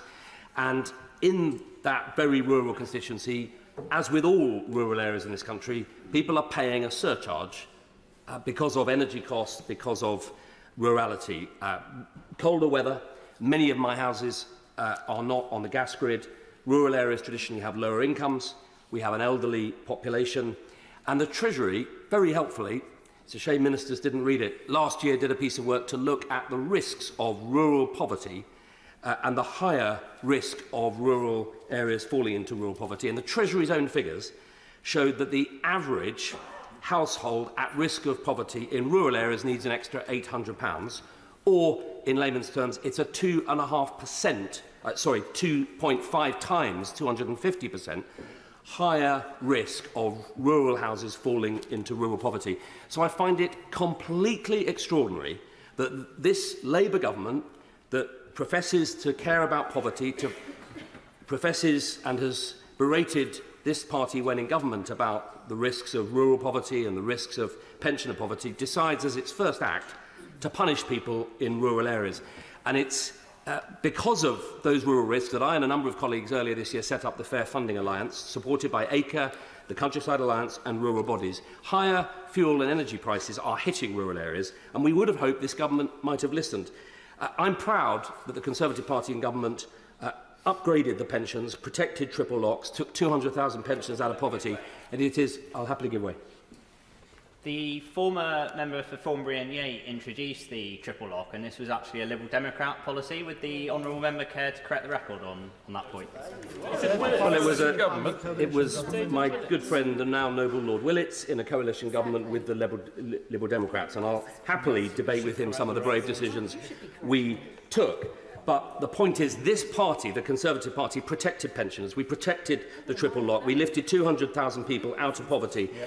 And to see this Labour government decide, and the Minister put it very clearly earlier, this is an attack on people who own their own homes, people who've retired in rural areas and are just over the threshold, and in Labour world, they are millionaires. Yeah. And this will not be forgotten by people in my constituency, low-income rural pensioners who've saved up to be able to afford their own home and are now being clobbered. Yeah.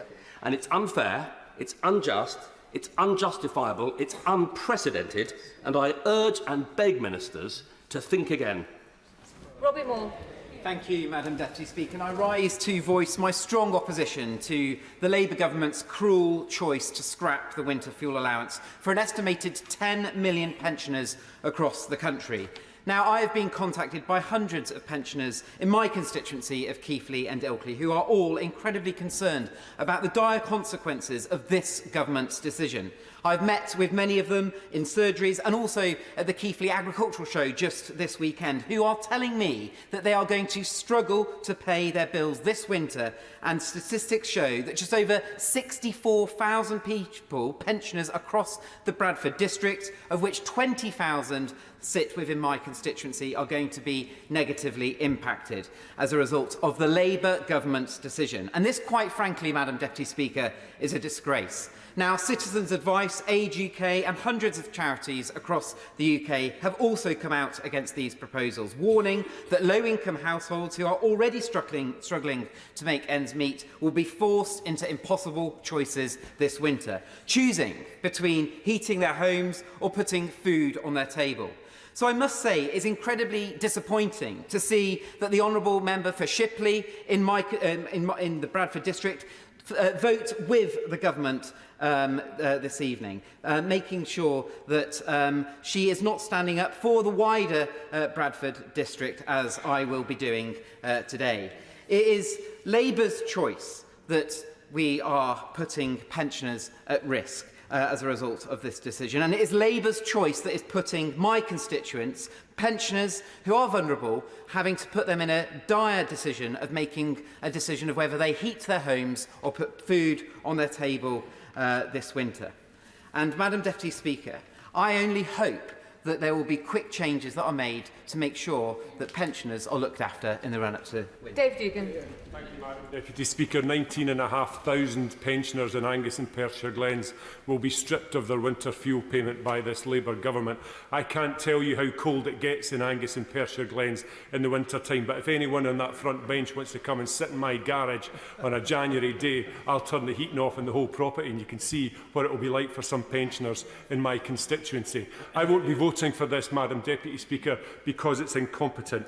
It's incompetent operationally because it doesn't take cognizance of comorbidities in already frail people. It doesn't take cognizance of what will happen to these people as they budget to try and accommodate this unnecessary cut to their income. It's fiscally incompetent because it doesn't take cognizance of the whole system costs when these people present at hospital, when they go into care prematurely because they can't stay at home because of what they do to try and make ends meet. It doesn't take account of the cost to the supposed saving of £1.5 billion once full pension credit is taken up, rendering the saving meaningless. And it's morally incompetent, Madam Deputy Speaker, because frankly, as we've heard from professionals in this chamber today, as a result of this decision, people will die. Moreover, it wasn't in the Labour Party's manifesto. That is reprehensible.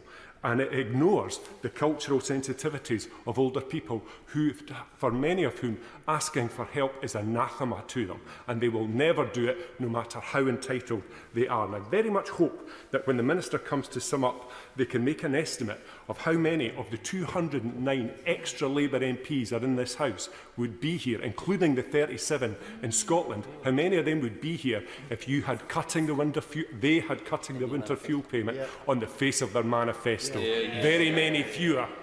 Sir Ashley Fox.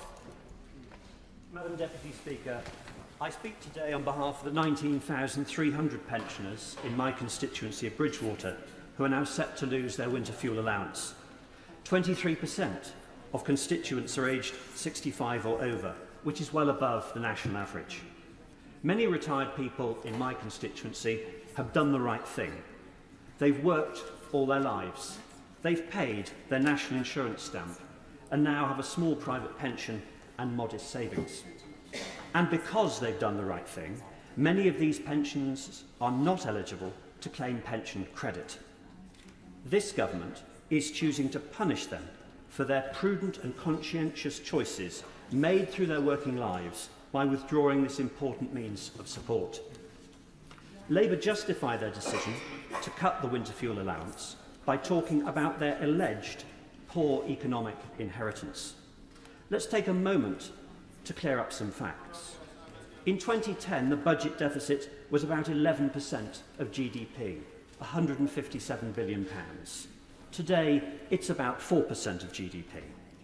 In 2010, unemployment was about 8%.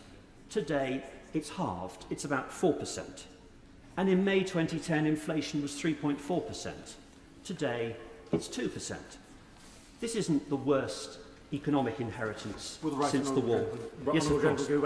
I'm sure he agrees with me when I say that the economic inheritance that the government received is actually quite incredible, considering we put up with both, or we had to deal with both the COVID pandemic crisis as well as the Russian invasion of Ukraine, which puts huge pressure on our economy.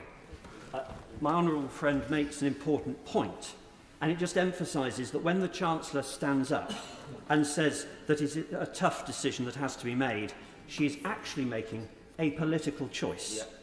She has chosen to pay train drivers earning £60,000 a year a pay rise of 15%. And she has chosen to cut the income of retired people with a pension of £15,000 a year. That was her choice, and the British people will judge her and the Labour Party on it. Timothy. Thank you, Madam Deputy Speaker. Let's be absolutely clear about what's happened today. Every single Labour MP who voted to cut the winter fuel allowance has broken their promise to the country. Pensioners know that before the election, Labour denied that they were going to do this. But they might not know that the Chancellor has been planning to do this for 10 years. In 2014, she said, we should cut the winter fuel allowance for the richest pensioners and means test that benefit to save money. Are we supposed to believe that she changed her mind after that and then changed it back again shortly after the general election? I don't think so. Now, there may be a case for means testing, but the Chancellor isn't cutting it for the richest pensioners. She's cutting it for pensioners on very modest incomes. And she isn't making the case for it either. She's asking the Secretary of State for Work and Pensions to do her dirty work for her. And if winter fuel payments are to be means tested, surely the proceeds should go towards low-income pensioners and the cost of social care. But it's not. It's going on above inflation pay rises for the likes of Labour donors ASLEF. Thank you, Madam Deputy Speaker. Last Friday, in Boston, I was stopped by a pensioner, a lovely lady, Elizabeth. She shook my hand and burst into tears. Uncontrollable tears of fear, genuine fear. And she represented over 22,200 other pensioners in Boston and Skegness who will lose out by this cruel policy. The fear of being cold this winter, not knowing how cold. The fear of what will happen to energy prices in October. How high will they go in January? And the unbelievable fear of not knowing whether she will see the end of winter. Because yes, Madam Speaker, that is the reality. Older, colder people die early. We've heard about choices today a lot. And it's true. This government has made a very calculated, deliberate, heartless, cruel choice to enrich your union paymasters, to enrich the public sector workers with no requirements for productivity, to enrich well-paid train drivers and to impoverish pensioners. Let me tell this House, Madam Deputy Speaker, voters will not forget and they will not forgive. Harriet Cross. Thank you, Madam Deputy Speaker. 17,047 pensioners in Gordon and Buchan will lose their winter fuel payment following today's vote by the Labour Party. But this decision for my constituents shows that they're being let down by both of their governments, at Holyrood and at Westminster. The Labour Party are choosing to let them down by cutting the winter fuel payment, and the SNP are choosing not to pass on the Barnett consequentials. In North East Scotland, winters are longer and harsher than in most of the country. Our temperatures often fall for a sustained period below -10, and it's not unusual in recent years to have had -20 in Aberdeenshire. For our pensioners, the winter fuel payment is not a luxury, it is a lifeline. And this is Labour Party's choice, as much as they would like to explain it away. Labour have chosen to cut the winter fuel payment. They have chosen this route, and they must face what that choice means. But Labour's choice now means that our pensioners have to make their own choices. So Labour's choice has become a pensioner's choice. But perhaps the most shocking of all is that Labour have breathtaking hypocrisy on this issue. In 2017, they sat on these benches with their own research showing that cutting winter fuel payments could lead to almost 4,000 excess deaths. They then vehemently opposed any changes to what they called the vital support. So what's changed, Madam Deputy Speaker? Have pensioners suddenly become more resilient to the cold? Or have the Labour Party simply abandoned their principles to fund their own political choices? Yes. In my constituency, many pensioners still rely on solid fuels such as oil, so they fill up once a year their tank going into winter.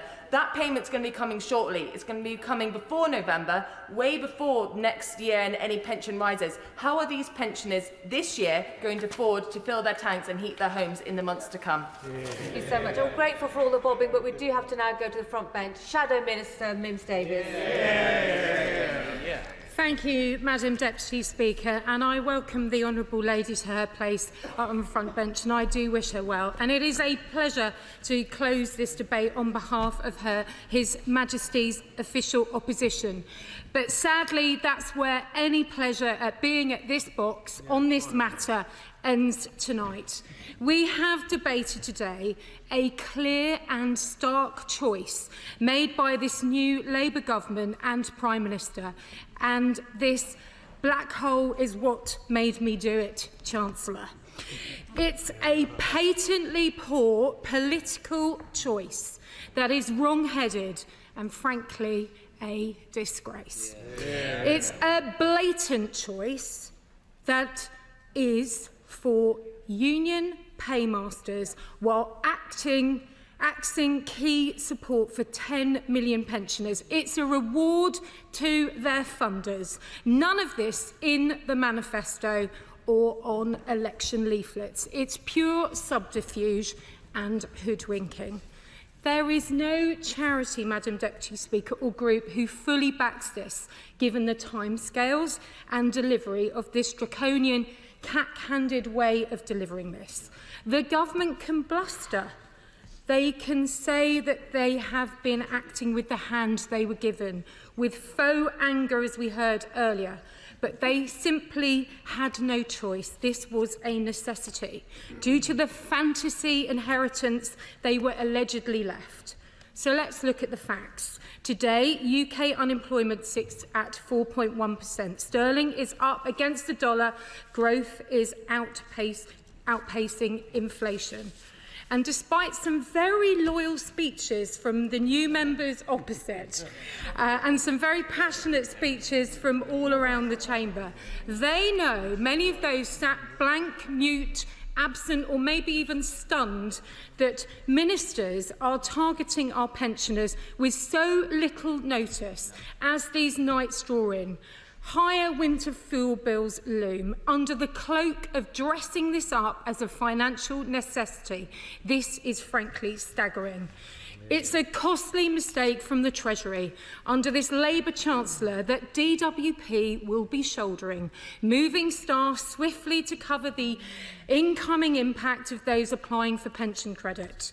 And what about those expecting that they can pay for their pre-Christmas tank of off-grid oil with their £300 of expected support?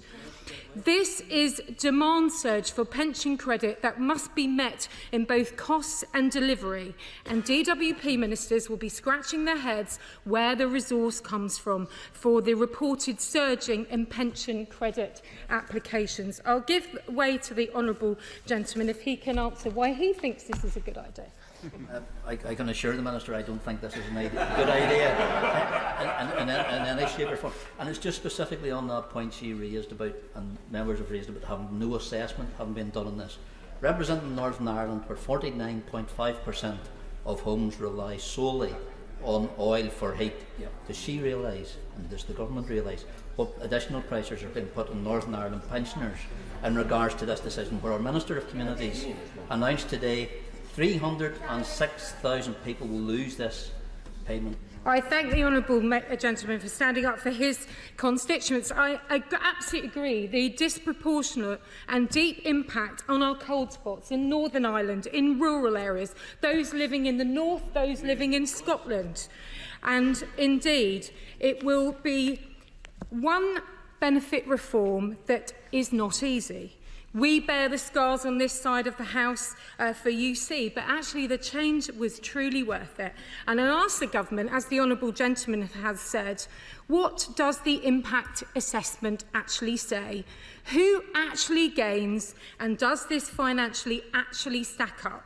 Because no, I think we all know it doesn't, else they would have not ignored the Social Security Advisory Committee process and its scrutiny. They would have done a proper impact assessment and a regulatory assessment, and they would have not have tried to avoid a vote on the floor of this House. The members opposite will troop through the lobby again as fodder for an out-of-touch Prime Minister, or perhaps abstaining to avoid the eyes of the Chancellor, deep in the hope that spraying billions of pounds on gimmicks like a shell company called GB Energy will be worth this. Be aware that in their communities they will have to face a few people to understand a few millionaires was worth the attack on millions. So let's take June. She, on the BBC, says she will struggle to stay warm this winter. She's already planning her jumpers, cardigans and candles. And my constituent Valerie from East Grinstead wrote to me, one of almost 20,000 affected. I'm 80 years old. I live on a state pension of less than £11,000, not on the £13,000 I keep reading about. I don't know who gets that much, but I certainly don't. She goes on to say, it will be a long, cold winter. Please do what you can do to get this dreadful decision reversed. Well, Labour members could join us in the lobby to back pensioners like Valerie. We, of course, welcome the Household Support Fund extension and the commitment to the Conservative triple lock. But we on this side of the House knew going into winter with energy bills going up, the right thing to do was to help with cost of living payments. So I can say, as an MP or a minister, in my experience, in the dead of night, worries of this job and our responsibility comes to us, and it comes to all members. And it will be in the darkness, in the cold, in the small hours that women and men who have served this country, supported families and communities, will be laying awake worried, fretting and feeling afraid. Because if you are frail, living with a disability or a health condition, your warmth matters. Your health, your loneliness, your isolation, your worry will eat away at you, because you simply can't take a job, do some extra hours to help make ends meet. Medics have warned this will have serious health threats, as has Age UK. These pensioners who are on low income matter. They truly are the people who know how to budget. They are the people that eke out and work out their finances. But nobody will work out how this new Labour government of service has targeted those people so shamefully this autumn, and those families won't forget. They're not statistics. They're Valerie and June and the thousands of others in every community and constituency. They are proud pensioners who very often, too often, go without. And don't tell others that they'll be going without. And this winter, again, they will be going without for others. This is horrific. It's a blight on this new government. It's not right for this to happen to pensioners on their watch. Your choice.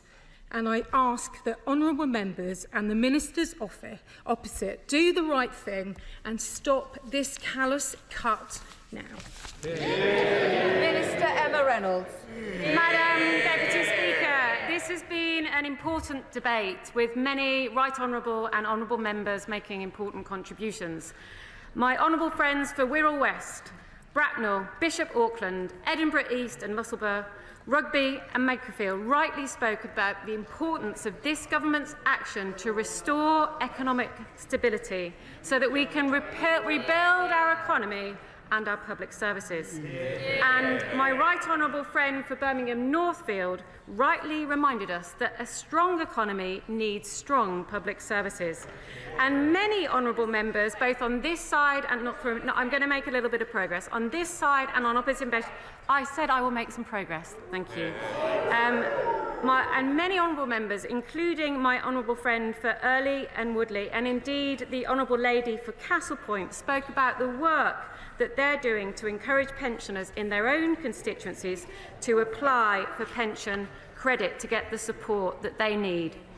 I want to start by saying some more about the principles that underlie the government's approach to means testing winter fuel payments. Firstly, that most help should be targeted to those who most need it. Secondly, that significant support for all pensioners will come around by the triple lock. And thirdly, that alongside that, extra help will be available to those on low incomes. But before I do that, I will in a minute. Before I do that, I wanted to say something about means testing. I have found, both in this debate today and the debate in Westminster Hall earlier, where there were no Conservative members present, that there is indeed a lot of support for means testing the winter fuel payment. We heard from the Honourable Gentleman for Herne Bay and Sandwich. He said in this debate that he supports means testing this benefit. We have heard that the Right Honourable Lady for North West Essex, who is the Conservative leadership contest favourite, also supports means testing this benefit. I will give the right to the Honourable Lady has misrepresented me. She knows perfectly well. Well, I said I supported the principle. I abhor the way that she's going about it. Well, he indeed said he supported the principle, and indeed the Liberal Democrats in their manifesto of 2017 also said they supported means testing this benefit. Said so in 1876. I thank the Minister for giving way, but I think she fails to understand that while we accept the principle of means testing, we accept that there are many pensioners who can afford not to have the winter fuel payment. The manner in which this has been brought in to this House by this Labour government and the way they are intending to do it with a sharp cliff edge, no accounting for the people close to the pension credits limit, we find abhorrent. And I will come on to that in my contribution. But first I wanted to say how crucial it is to boost the uptake of pension credit. And that's why we are taking immediate action to increase that take-up, given we've got an estimated up to 880,000 eligible pensioners who are missing out on this support, worth on average £3,900. And I hope actually there can be some consensus across this House that we need to work together to boost that uptake. That's why last week we launched an initial pension credit week of action to boost awareness, and we will continue to raise awareness until the deadline for making a successful backdated pension credit claim on the 21st of December. I'm grateful to the Minister for giving way. On awareness, is she aware how much more it costs to heat a home in winter in Blairgowrie compared with Brighton or Belgravia? I will come on to the issue that he raises in just a moment. But on pension credit, the Secretary of State for Work and Pensions and the Deputy Prime Minister have written to all local authorities asking them to redouble their efforts to reach those pensioners who could benefit from pension credit. And the front bench opposite might grumble, but it's a far sight more than they ever did when they were in power. We're joining forces with charities like Age UK and Citizens Advice to encourage pensioners to check their eligibility and apply. And we will be delivering a major campaign in print and broadcast media, including to urge people to reach out to retired family, friends and neighbours to get them to check if they are eligible. And for the very first time, I won't give way, we're writing to all pensioners on housing benefit who are potentially eligible to encourage them to claim pension credit. Again, something the last Conservative government never did. And over the last 5 weeks, we have already seen claims for pension credit more than double. And backed by over 450 additional staff, we will ensure claims are processed as quickly as possible. In the longer term, as my right honourable friend said in the debate previous to this, Secretary of State, we will bring forward the merger of housing benefit and pension credit as soon as operationally possible, something that the last government promised but failed to deliver. And, Madam Deputy Speaker, we're also taking action to ensure all pensioners get the income they deserve. Despite being urged to drop the triple lock for pensioners during the election campaign by the IFS and others, the government is steadfast in its commitment to the triple lock. This will mean that the triple lock has seen the state pension increase by £2,700 over the last 5 years, and it was increased by £900 this year and the previous year by £970. And according to the figures released today, which still need to be confirmed in October, we'll see an extra £460 a year from next April. I would also like to point out that the warm home discount of £150 will help low-income pension households this year. This is critically important because this isn't just for the lowest income pensioners on pension credit. This is for pensioners on low incomes who have high energy costs. And this will be open to application in October. I've said to the Honourable Lady I won't give way, and I won't give way, so she should sit down. And the government encourages honourable members to boost awareness and encourage people to apply for the warm homes discount. I will give way. I thank the Honourable Lady, but I would like her to explain why this government has failed to extract any concessions from the train drivers and their union paymasters. Because I haven't finished. You have your digital centre for government, who is all ready to use technology to improve public services. And yet, this complete failure of negotiation, that price is being paid by our pensioners. I honestly think the party officer have some brass neck. During their time in power, we lost on average of 3 million working days to strikes a year because of their failure to deal with industrial action.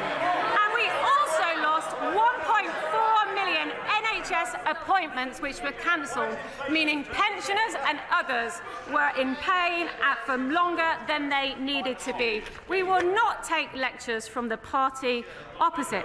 We have had to take this difficult decision to means test the winter fuel payment due to the £22 billion black hole this year. They might not want to hear it, but they should apologise for leaving that black hole. This was created by repeated and reckless, unfunded Directly, Minister, is the point of order directly relevant to these current proceedings?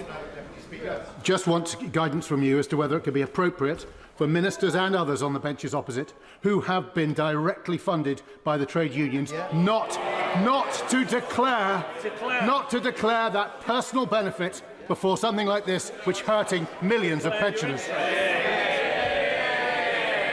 Members are guided to talk about any conflict before they speak on the floor of the House. I'm not sure this directly impacts the proceedings, but your point has been noted. Minister. Again and again, the Conservatives dividing working people against pensioners, and that is disgraceful. In conclusion, Madam Deputy Speaker, means testing the winter fuel payment is a difficult decision. I had no funding from ASLEF, and so the honourable member can withdraw his comment. But targeting support to the poorest pensioners, boosting the uptake of pension credit, maintaining the triple lock for pensioners, extending household support fund, the warm homes discount, in the longer term a warm homes plan to insulate people's homes. These are the right decisions to take. This government is determined to fix the foundations of our economy so that we can deliver the change that we were elected on, that this country and indeed our pensioners so desperately need, bringing down NHS waiting times. The question is that the question be now put. As many of their opinions say aye. Of the contrary, no. The ayes have it, the ayes have it. The question is, as on the order paper, as many of their opinions say aye. Of the contrary, no. Clear the lobby.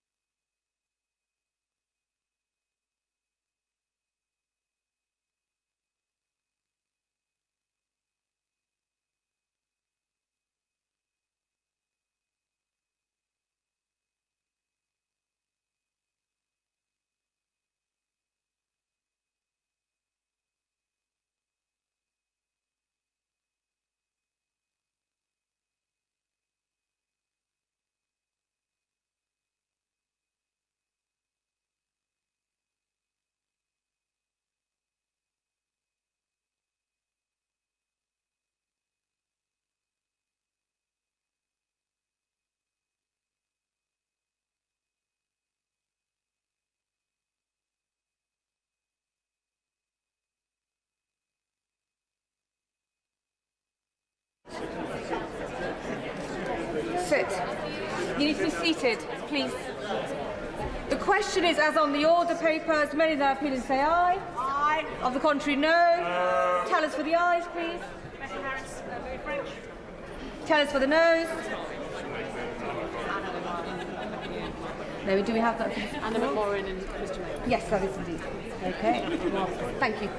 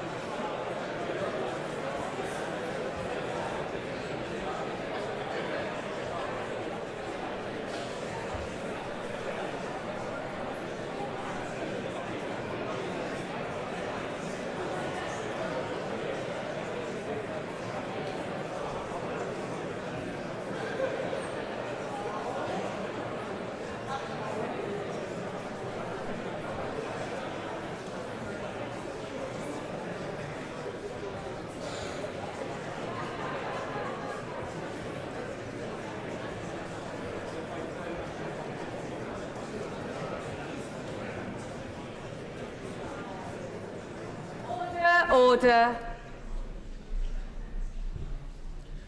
The ayes to the right, 214.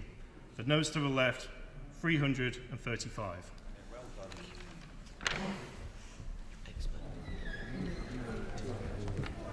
The ayes 214, the noes 335.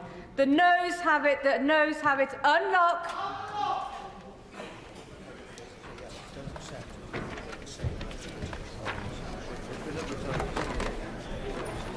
I beg to move that this House do now adjourn. The question is that this House do now adjourn. Dame Caroline Dinage. Moment for the House. If people can leave quietly, please.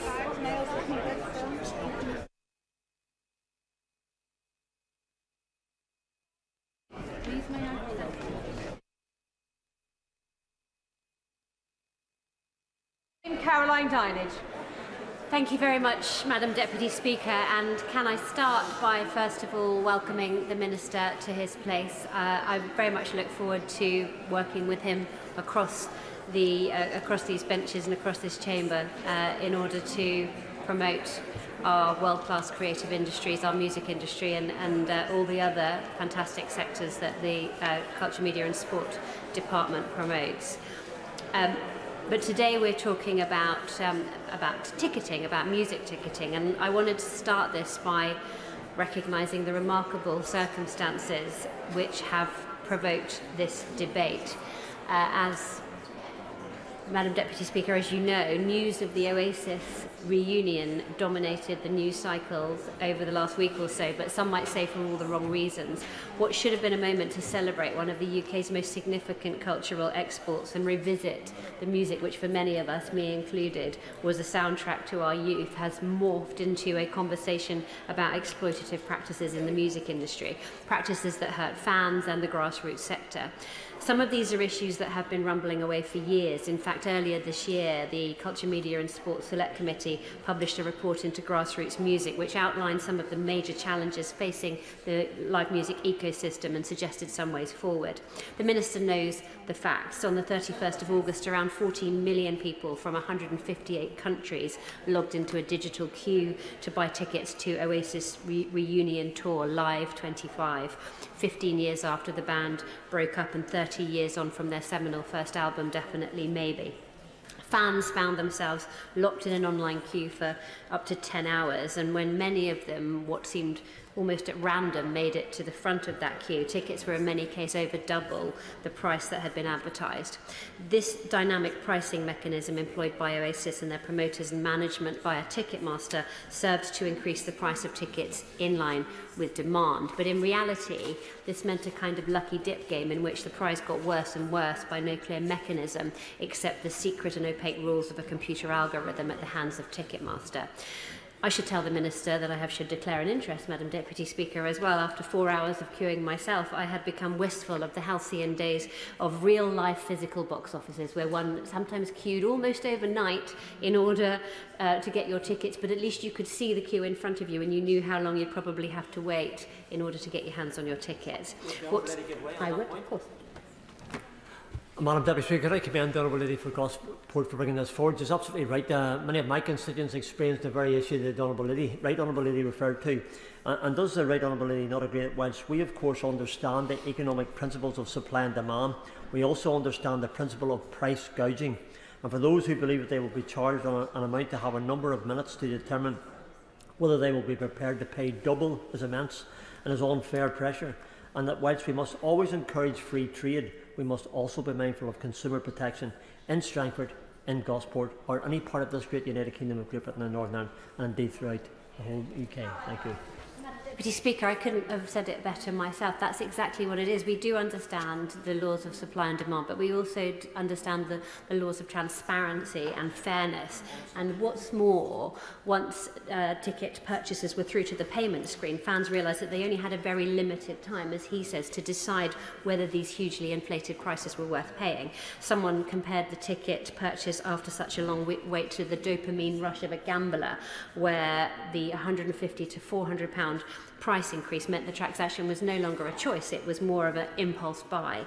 And I've heard many people say that the dynamic pricing method is used in other sectors very effectively, and that technology is a perfect demonstration of the dynamism of a free market. And even within the music industry itself, there is definitely dispute as to whether dynamic pricing has a place and whether this is actually an acceptable way forward. Of course. I'm very grateful to the right honourable lady and congratulate for this debate. I was hoping to get myself, but she beat me to it. Can I just say to her that there seems to be this issue about who's to blame for all this. Nobody seems to be taking responsibility for who was responsible in initiating the dynamic pricing. The Ticketmaster are blaming the management and the artists, and they're blaming those that were promoting it. Would she consider, as she's now the chair of the CMS committee, to maybe look at this on behalf of the House and find out exactly why this happened with a view to having it stopped and outlawed entirely? Thank you, Madam Deputy Speaker. Well, certainly at the moment, of course, I'm very fortunate to have been re-elected as the chair of the Select Committee, but we don't have a committee yet, and any decisions about what the committee will look at will very much be a group decision jointly taken. But this is certainly something that I will be putting forward, and I know that the Minister's already announced some consultation of his own on this really, really important issue. Just talking about dynamic pricing a bit more for a second, and about those sort of laws of supply and demand, which the Honourable Gentleman for Strangford spoke about. This is something that's used across different marketplaces. Uber, in particular, enjoys a very smart dynamic pricing mechanism which adjusts the cost of journey in line with changing variables like traffic and the current rider-to-driver demand, hotels and airlines, of course. But these are very different. If you're stuck at Waterloo Station, like I sometimes am, and Uber isn't your only option of travel. When you go on holiday, there are multiple airlines offering flights to the same city with different hotel options. But when it comes to live music, particularly in the case like this one, there is one artist, there is one opportunity to buy a ticket. The imperfections of the dynamic pricing mechanism were obvious to anybody who attempted to buy tickets through it on this particular occasion. But whatever the rights and wrongs and its suitability for the music ticketing and for this marketplace, the most important issue is that fans were not warned about the use of dynamic pricing before they entered the digital queue. And they are the same faults, I believe, that led the Competitions and Markets Authority to open their investigation into this debacle. It meant that people had no idea how much a ticket would cost when they logged in, and many, many fans ended up paying at least double the original listing price of £148. So 4 standing tickets could cost an eye-watering £1,400 once service and order processing fees were included. The CMA says that it'll investigate whether fans were given clear and timely information. Any free market economist would call this a classic case of information asymmetry. There was certainly a lack of clarity over how high ticket prices might eventually go, with the additional chaos of this time limit putting pressure on fans to make an imminent decision as to whether they were going to buy. Now, Ticketmaster claims that the dynamic pricing mechanism is the best way to deter ticket touts, the logic being that any tout buying tickets in bulk would increase demand and therefore see his or her prices and margins slashed. But The Guardian's already said that secondary ticketing platforms are advertising more than 4,500 tickets from this tour already, including from one tout who claims to have at least 33 tickets at Cardiff, Wembley and Murrayfield listed for a combined price of over £26,000. So I'm glad that the government this summer announced a consultation into the secondary ticketing market, where tickets are sold in bulk by touts and who often use bots to scout for tickets at face value and sell them well beyond the market value. But I wonder if the Minister could set out the parameters and the timescales for this work. When is it going to happen? What's it likely to include? Because of course, he's announced that this investigation will be widened to consider the dynamic pricing and what happened in the Oasis situation. So can we have reassurance that the eye won't be taken off of the ball of the original consultation that he announced in the summer? Because, of course, there's so many aspects at play here. This method of resale is also the culprit for a large amount of money lost to fraud. Lloyd's estimated that £1 million was lost to scammers during the Taylor Swift Eras tour alone.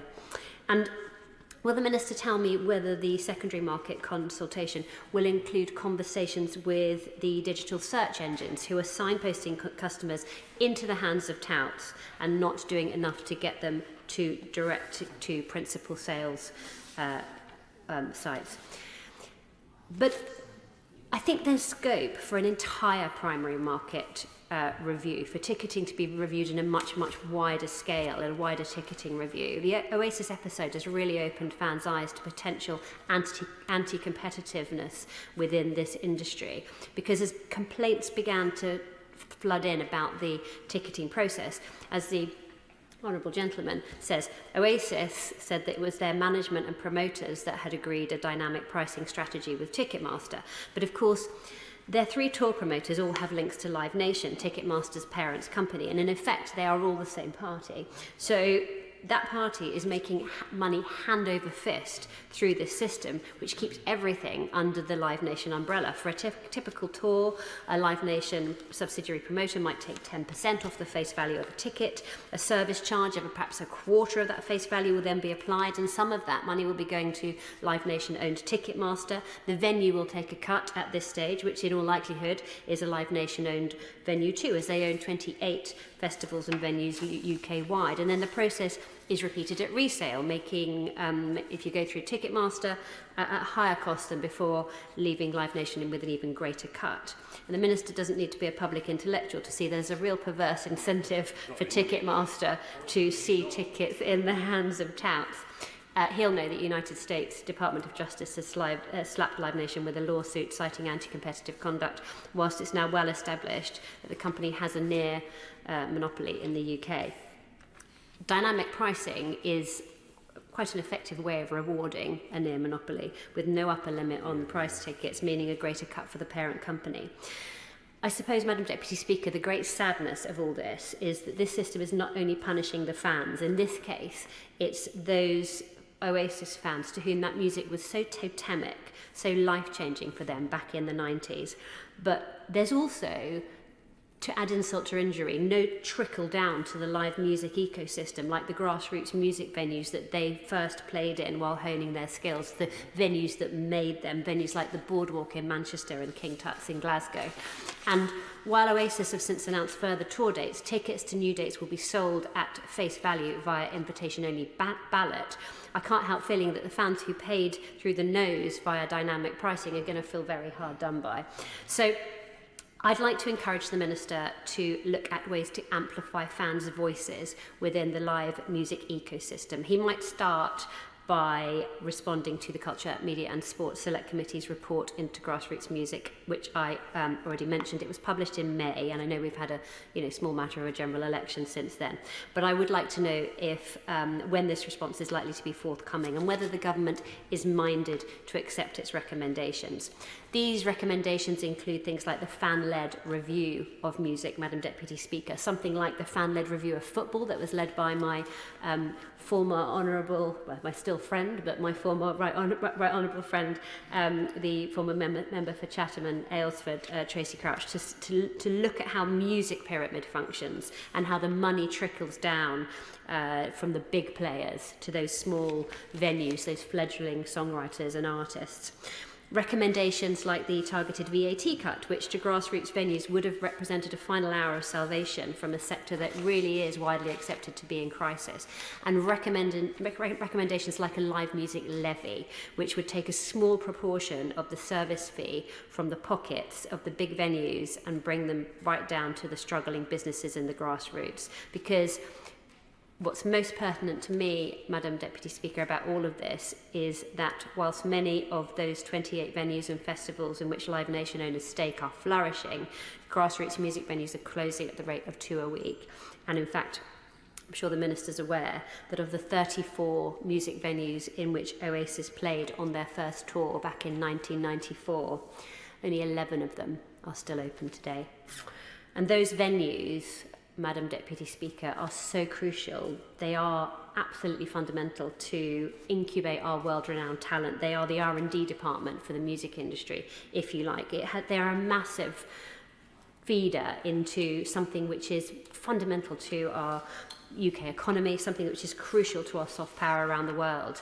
And in a ticketing market gone wrong, that there might have been a gram of comfort to some of the fans paying through the nose for their ticket if they knew that in paying it, some of the money that they were handing over was protecting grassroots music venues in their communities and germinating the Oasis of the future.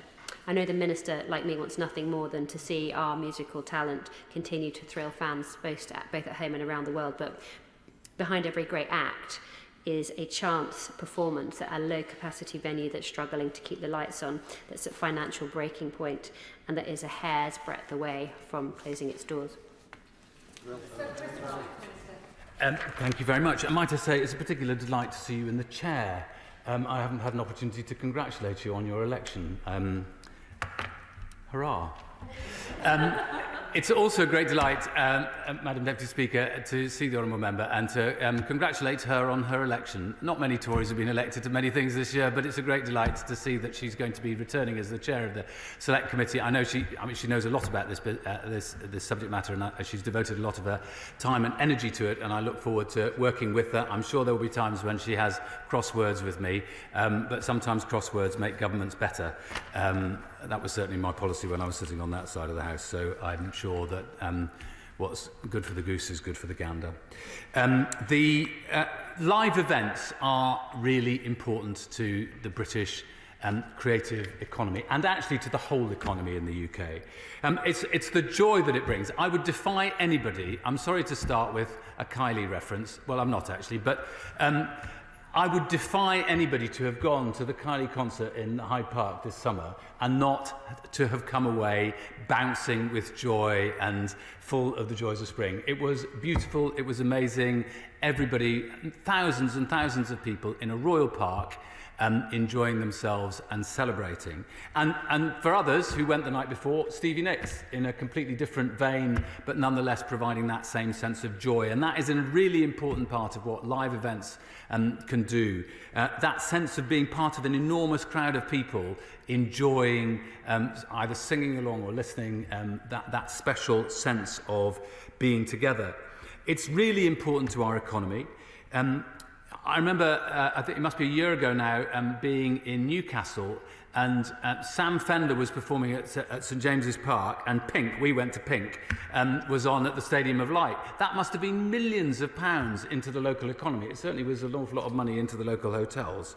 And I know when down in Cardiff we have lots of concerts which many people from the South Wales Valleys go to, and people come from all over the world.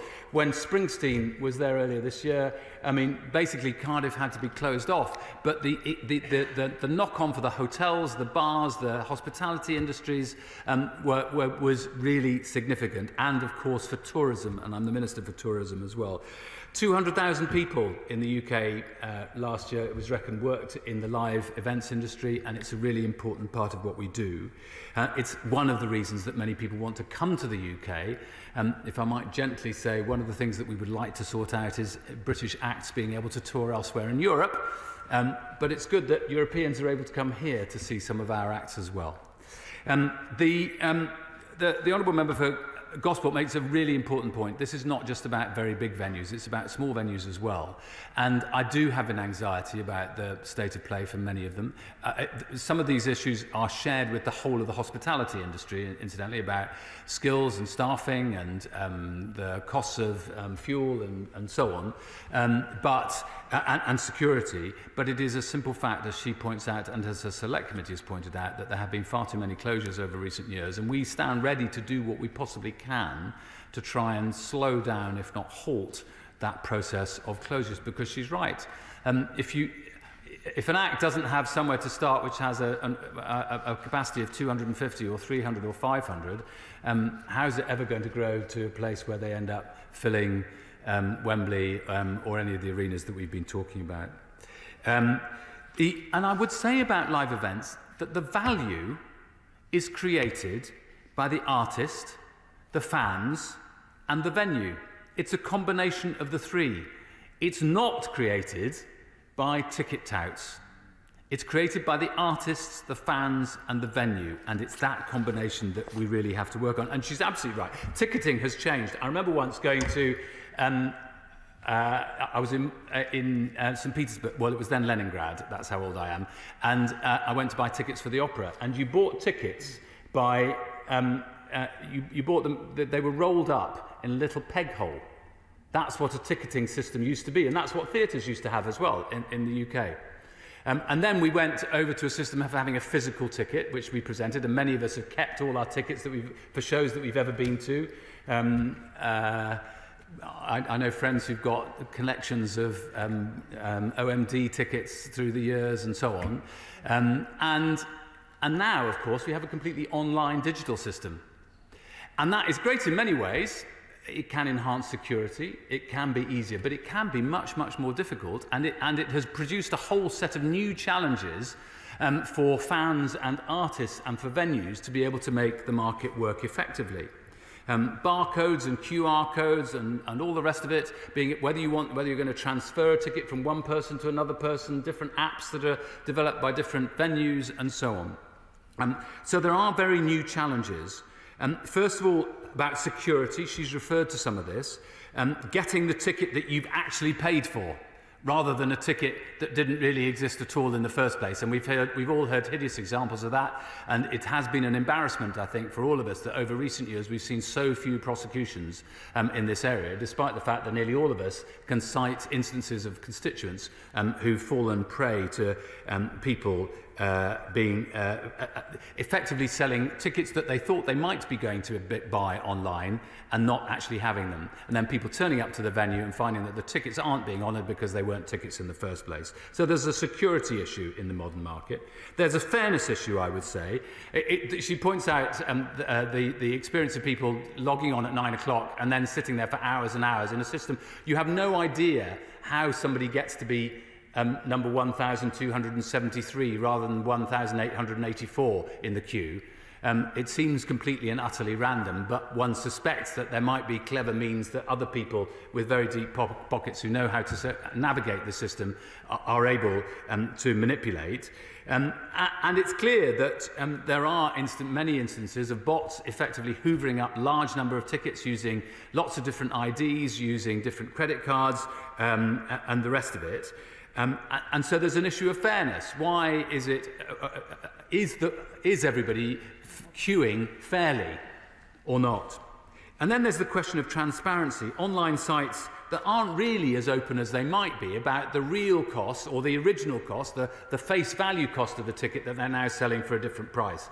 And I know some people say to me, well, it says FV, and all you have to do is point on the FV. But well, why don't they just put the face value immediately obvious? I'll give the House one instance of inflated prices, which is much more excessive actually in this secondary market than she's referred to.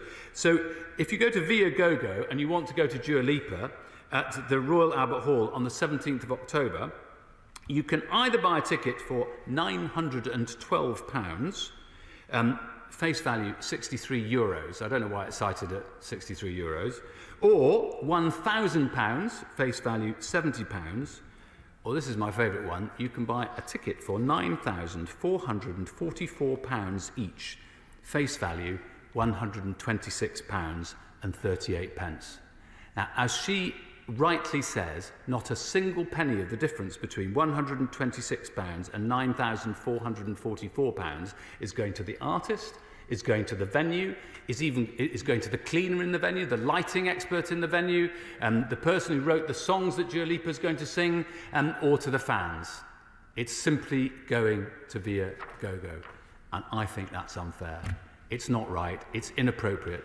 And I know that there are dozens and dozens of artists who are utterly embarrassed about the situation in which they find themselves and want us to act in this sphere. Of course, I give way to one of our leading musicians. Thank you ever so much, Minister. We're delighted that he's on top of this and he knows the issues and the difficulty. I think what we're more interested in now, what the time he's got left, is him now just explaining what he's going to do about it and how he's going to resolve this. There's the CMA report, there's the Right Honourable Lady's report from the Select Committee. Will the government be looking at them constructively and bringing in legislation so that this is no longer a feature in live ticket sales? He's a terribly impatient man, and I'm just coming on to that. No, we've got till 7:30. So, he's right that this is something where we have to take action, and we committed ourselves in the general election that we would take action on this secondary marketing, a secondary ticket market. We believe that these people are denying true fans the opportunity to buy tickets on the primary market, and they're pocketing any profit for themselves. Very little, as I said, of the additional revenue actually goes to artists, venues, or anyone working in the live venue sector more generally. So the government is committed to putting fans back at the heart of live events and to clamping down on unfair practices in the secondary ticketing market. Now, on the consultation, to be precise, that is why we have committed to introduce new protections for consumers on ticket resales, and we will be launching a consultation in the autumn to find the best ways to address ongoing problems on the resale market. The consultation will consider a range of options, including revisiting recommendations from the Competition and Market Authority's 2021 report, such as limitations on the price of tickets listed for resale over the face value, limiting the number of tickets individual resellers can list to the number of tickets they can legitimately buy via the original platform, making platforms accountable for the accuracy of information about tickets they list for sale, and ensuring that the Competition and Markets Authority has the powers it needs to take swift, decisive action against platforms and touts to protect consumers.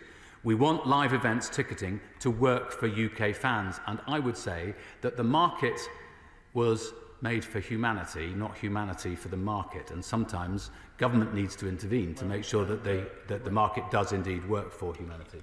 Of course. Thank you. Thank you, Madam Deputy Speaker. As an Oasis fan, I too was queuing endlessly, and it proved to me that badly regulated markets have no morality. And the conclusion of this kind of dynamic pricing policy was in that incident that people with more money or touts could get those tickets. And I speak as someone who played in rock bands when I was a younger man, although none so famous and successful as my colleague over there. But live music is universal in that it reaches out to the souls of people of all backgrounds, and therefore I'd be grateful for the Minister's view on what he can do to make sure that as many people as possible can get tickets for live music. Well, persuade people to do more gigs, I guess. Obviously, you know, there is an issue about there are only so many tickets for certain events, but I think what people want to have guaranteed is that the market is not pricing them out, or is not excluding them solely on the basis of price. People understand, you know, sometimes you have a ballot for tickets, as they do for Wimbledon, for instance, and I gather Oasis have now introduced a partial ballot for some of the next round of concerts gigs that are being advertised. But we want to look at all of these issues in the round. I should just say something about the CMA announcement. Of course, like many others across the House, I know lots of people, including my honourable friends, the Leader of the House and others, who've told me stories about their process of trying to buy tickets 2 weekends ago for Oasis's reunion tour. I should point out that Oasis only reunites under a Labour government. In light of the concerns expressed by fans about the sales process, we welcome the CMA's announcement that it has launched a formal investigation into Ticketmaster. The CMA has said that it is concerned that fans trying to buy Oasis tickets through Ticketmaster may not have been given clear information about ticket prices, and has asked fans to share their experiences. The CMA's investigation will look at whether the sale of Oasis tickets by Ticketmaster may have breached consumer protection law. Now, this is important for me as a minister. Others have greater freedom in what they can say, but given this is a live investigation and the CMA's status as an independent law enforcement body, it is important to ensure that the independence and integrity of any investigation is protected. So, to avoid prejudicing that process, I'm not going to comment on that investigation. I look forward to reading the CMA's findings, and I merely note that lots of people have said that they'd like their money back. Following recent events, however, the government will look at issues around the transparency and use of dynamic pricing in the live event sector, and we are carefully considering how this is taken forward in light of the CMA's announcement. So I just want to talk specifically about dynamic pricing for a moment. In general terms, of course, dynamic pricing involves a business adjusting its prices according to changing market conditions, such as high and low demand. It is an established pricing strategy, and it has been a feature of our live events industry for some time, at least in certain forms. As an example, I'm sure that many members will have managed to snap up cut-price tickets to popular West End shows by purchasing their tickets on the day of the event. We're used to seeing organisers or venues slash their prices in this way in order to fill out those few remaining seats. And it's also common to see early bird tickets released at lower prices, where punters essentially receive a discount on full price tickets for an event by buying their tickets within a certain period of time after they go on sale or until a limited batch of tickets has been sold. Glastonbury does this, Wigmore Hall does this for people who are signed up to its programme, and for that matter, the Rhondda Arts Festival in Treorchy also does this. I urge people to look online and buy some tickets for next year. In both of these scenarios, there are fans who benefit from a better deal than they might have otherwise been able to secure had they bought their tickets at another time. Equally, there will be other fans who bought their tickets at another time and will have had to pay a different or indeed higher price. Honourable members will have their own views on all of this, but I would suggest that this is a trade-off that most people are accustomed to and that we can generally accept. We would not want half-empty venues. Order. I beg to move that this House do now adjourn. The question is, this House do now adjourn. Continue, Sir Chris Bryant. Thank you. We would not want half-empty venues, despite looking around the chamber, due to tickets being priced too high, nor venues and festivals that are not economically sustainable. What we should not accept, however, and I'm very clear about this, and the government is too, are practices that see fans of live events blindsided by price hikes, either because they were not provided with the right information up front or because that information was not provided clearly enough. To do so might be in breach of existing consumer law, which requires businesses to be fair and transparent in their dealings with the consumers.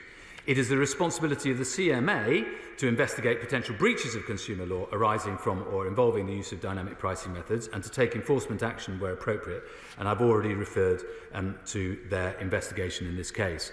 It is the responsibility of government, however, to confront the wider policy questions around the use of dynamic pricing for tickets to live events.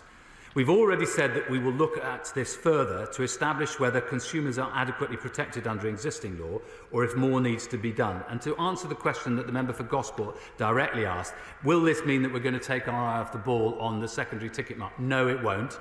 We are very clear. We have a set of manifesto commitments and we will be bringing out our consultation this autumn, and we expect to be, once we've completed that consultation, we expect to take the necessary action that we were committed to in our general election manifesto, and I hope, since most of that is in line with what the Select Committee was advocating before the general election, that we might still enjoy the support of the Select Committee in that. And yes, she's right, we will also be looking at websites that are pointed, that's all part of the whole panoply of it. And I would also, I think she effectively referred to vertical integration within the ticketing system.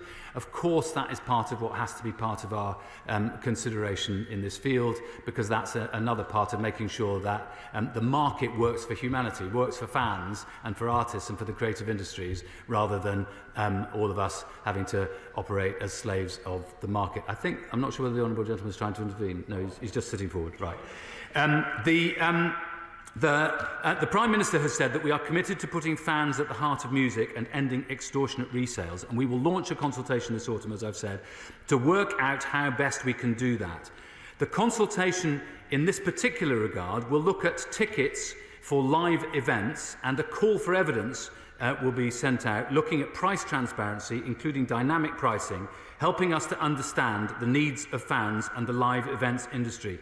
To be absolutely clear with the House and with the Honourable Lady, this is about this is about tickets for live events, not about the whole of dynamic pricing across all industries in the UK. This is about live events tickets, to be very, very precise. I think there was one other question that the Honourable Lady asked, which was about the timetable? No, I think I've addressed that. Oh, no, when will we respond to the Grassroots venue report from May?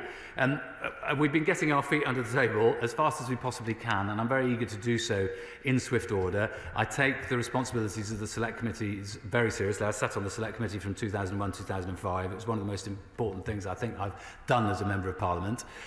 So we will respond as soon as we can, and it will certainly be in the autumn. I'd like it to be as soon after the committee is fully formed as possible. In conclusion, Madam Deputy Speaker, I would like to thank the Honourable Member for securing this debate. I know she tried to get, well, I'm not allowed to refer to what she tried to get in terms of urgent questions, but I have now. We have a world-class live events sector in the UK, and I'm absolutely determined that fans have every opportunity to experience it firsthand. There is nothing better than standing in an audience in a crowd along with hundreds of other people, either experiencing an artist that you've never seen before in your life and suddenly going, my God, that is just, it's pierced right through to my heart, or going to somebody that you've seen 50 times and you've listened to the album 75 times in the last week, and you have that joyful, joyful moment. There'll be different artists for every single one of us, but I want far more people in this country to be able to enjoy that opportunity. I want every child to have a creative education. I want them to have the opportunities that so many others enjoy in my constituency and every other. And I acknowledge that dynamic pricing can help match supply with demand, resulting in both higher and lower prices. But when it is used as a business model, it needs to be transparent and fair. And that's what we want to ensure. Thank you. It was wonderful to hear from two musicians, and Chris Bryant has given away his true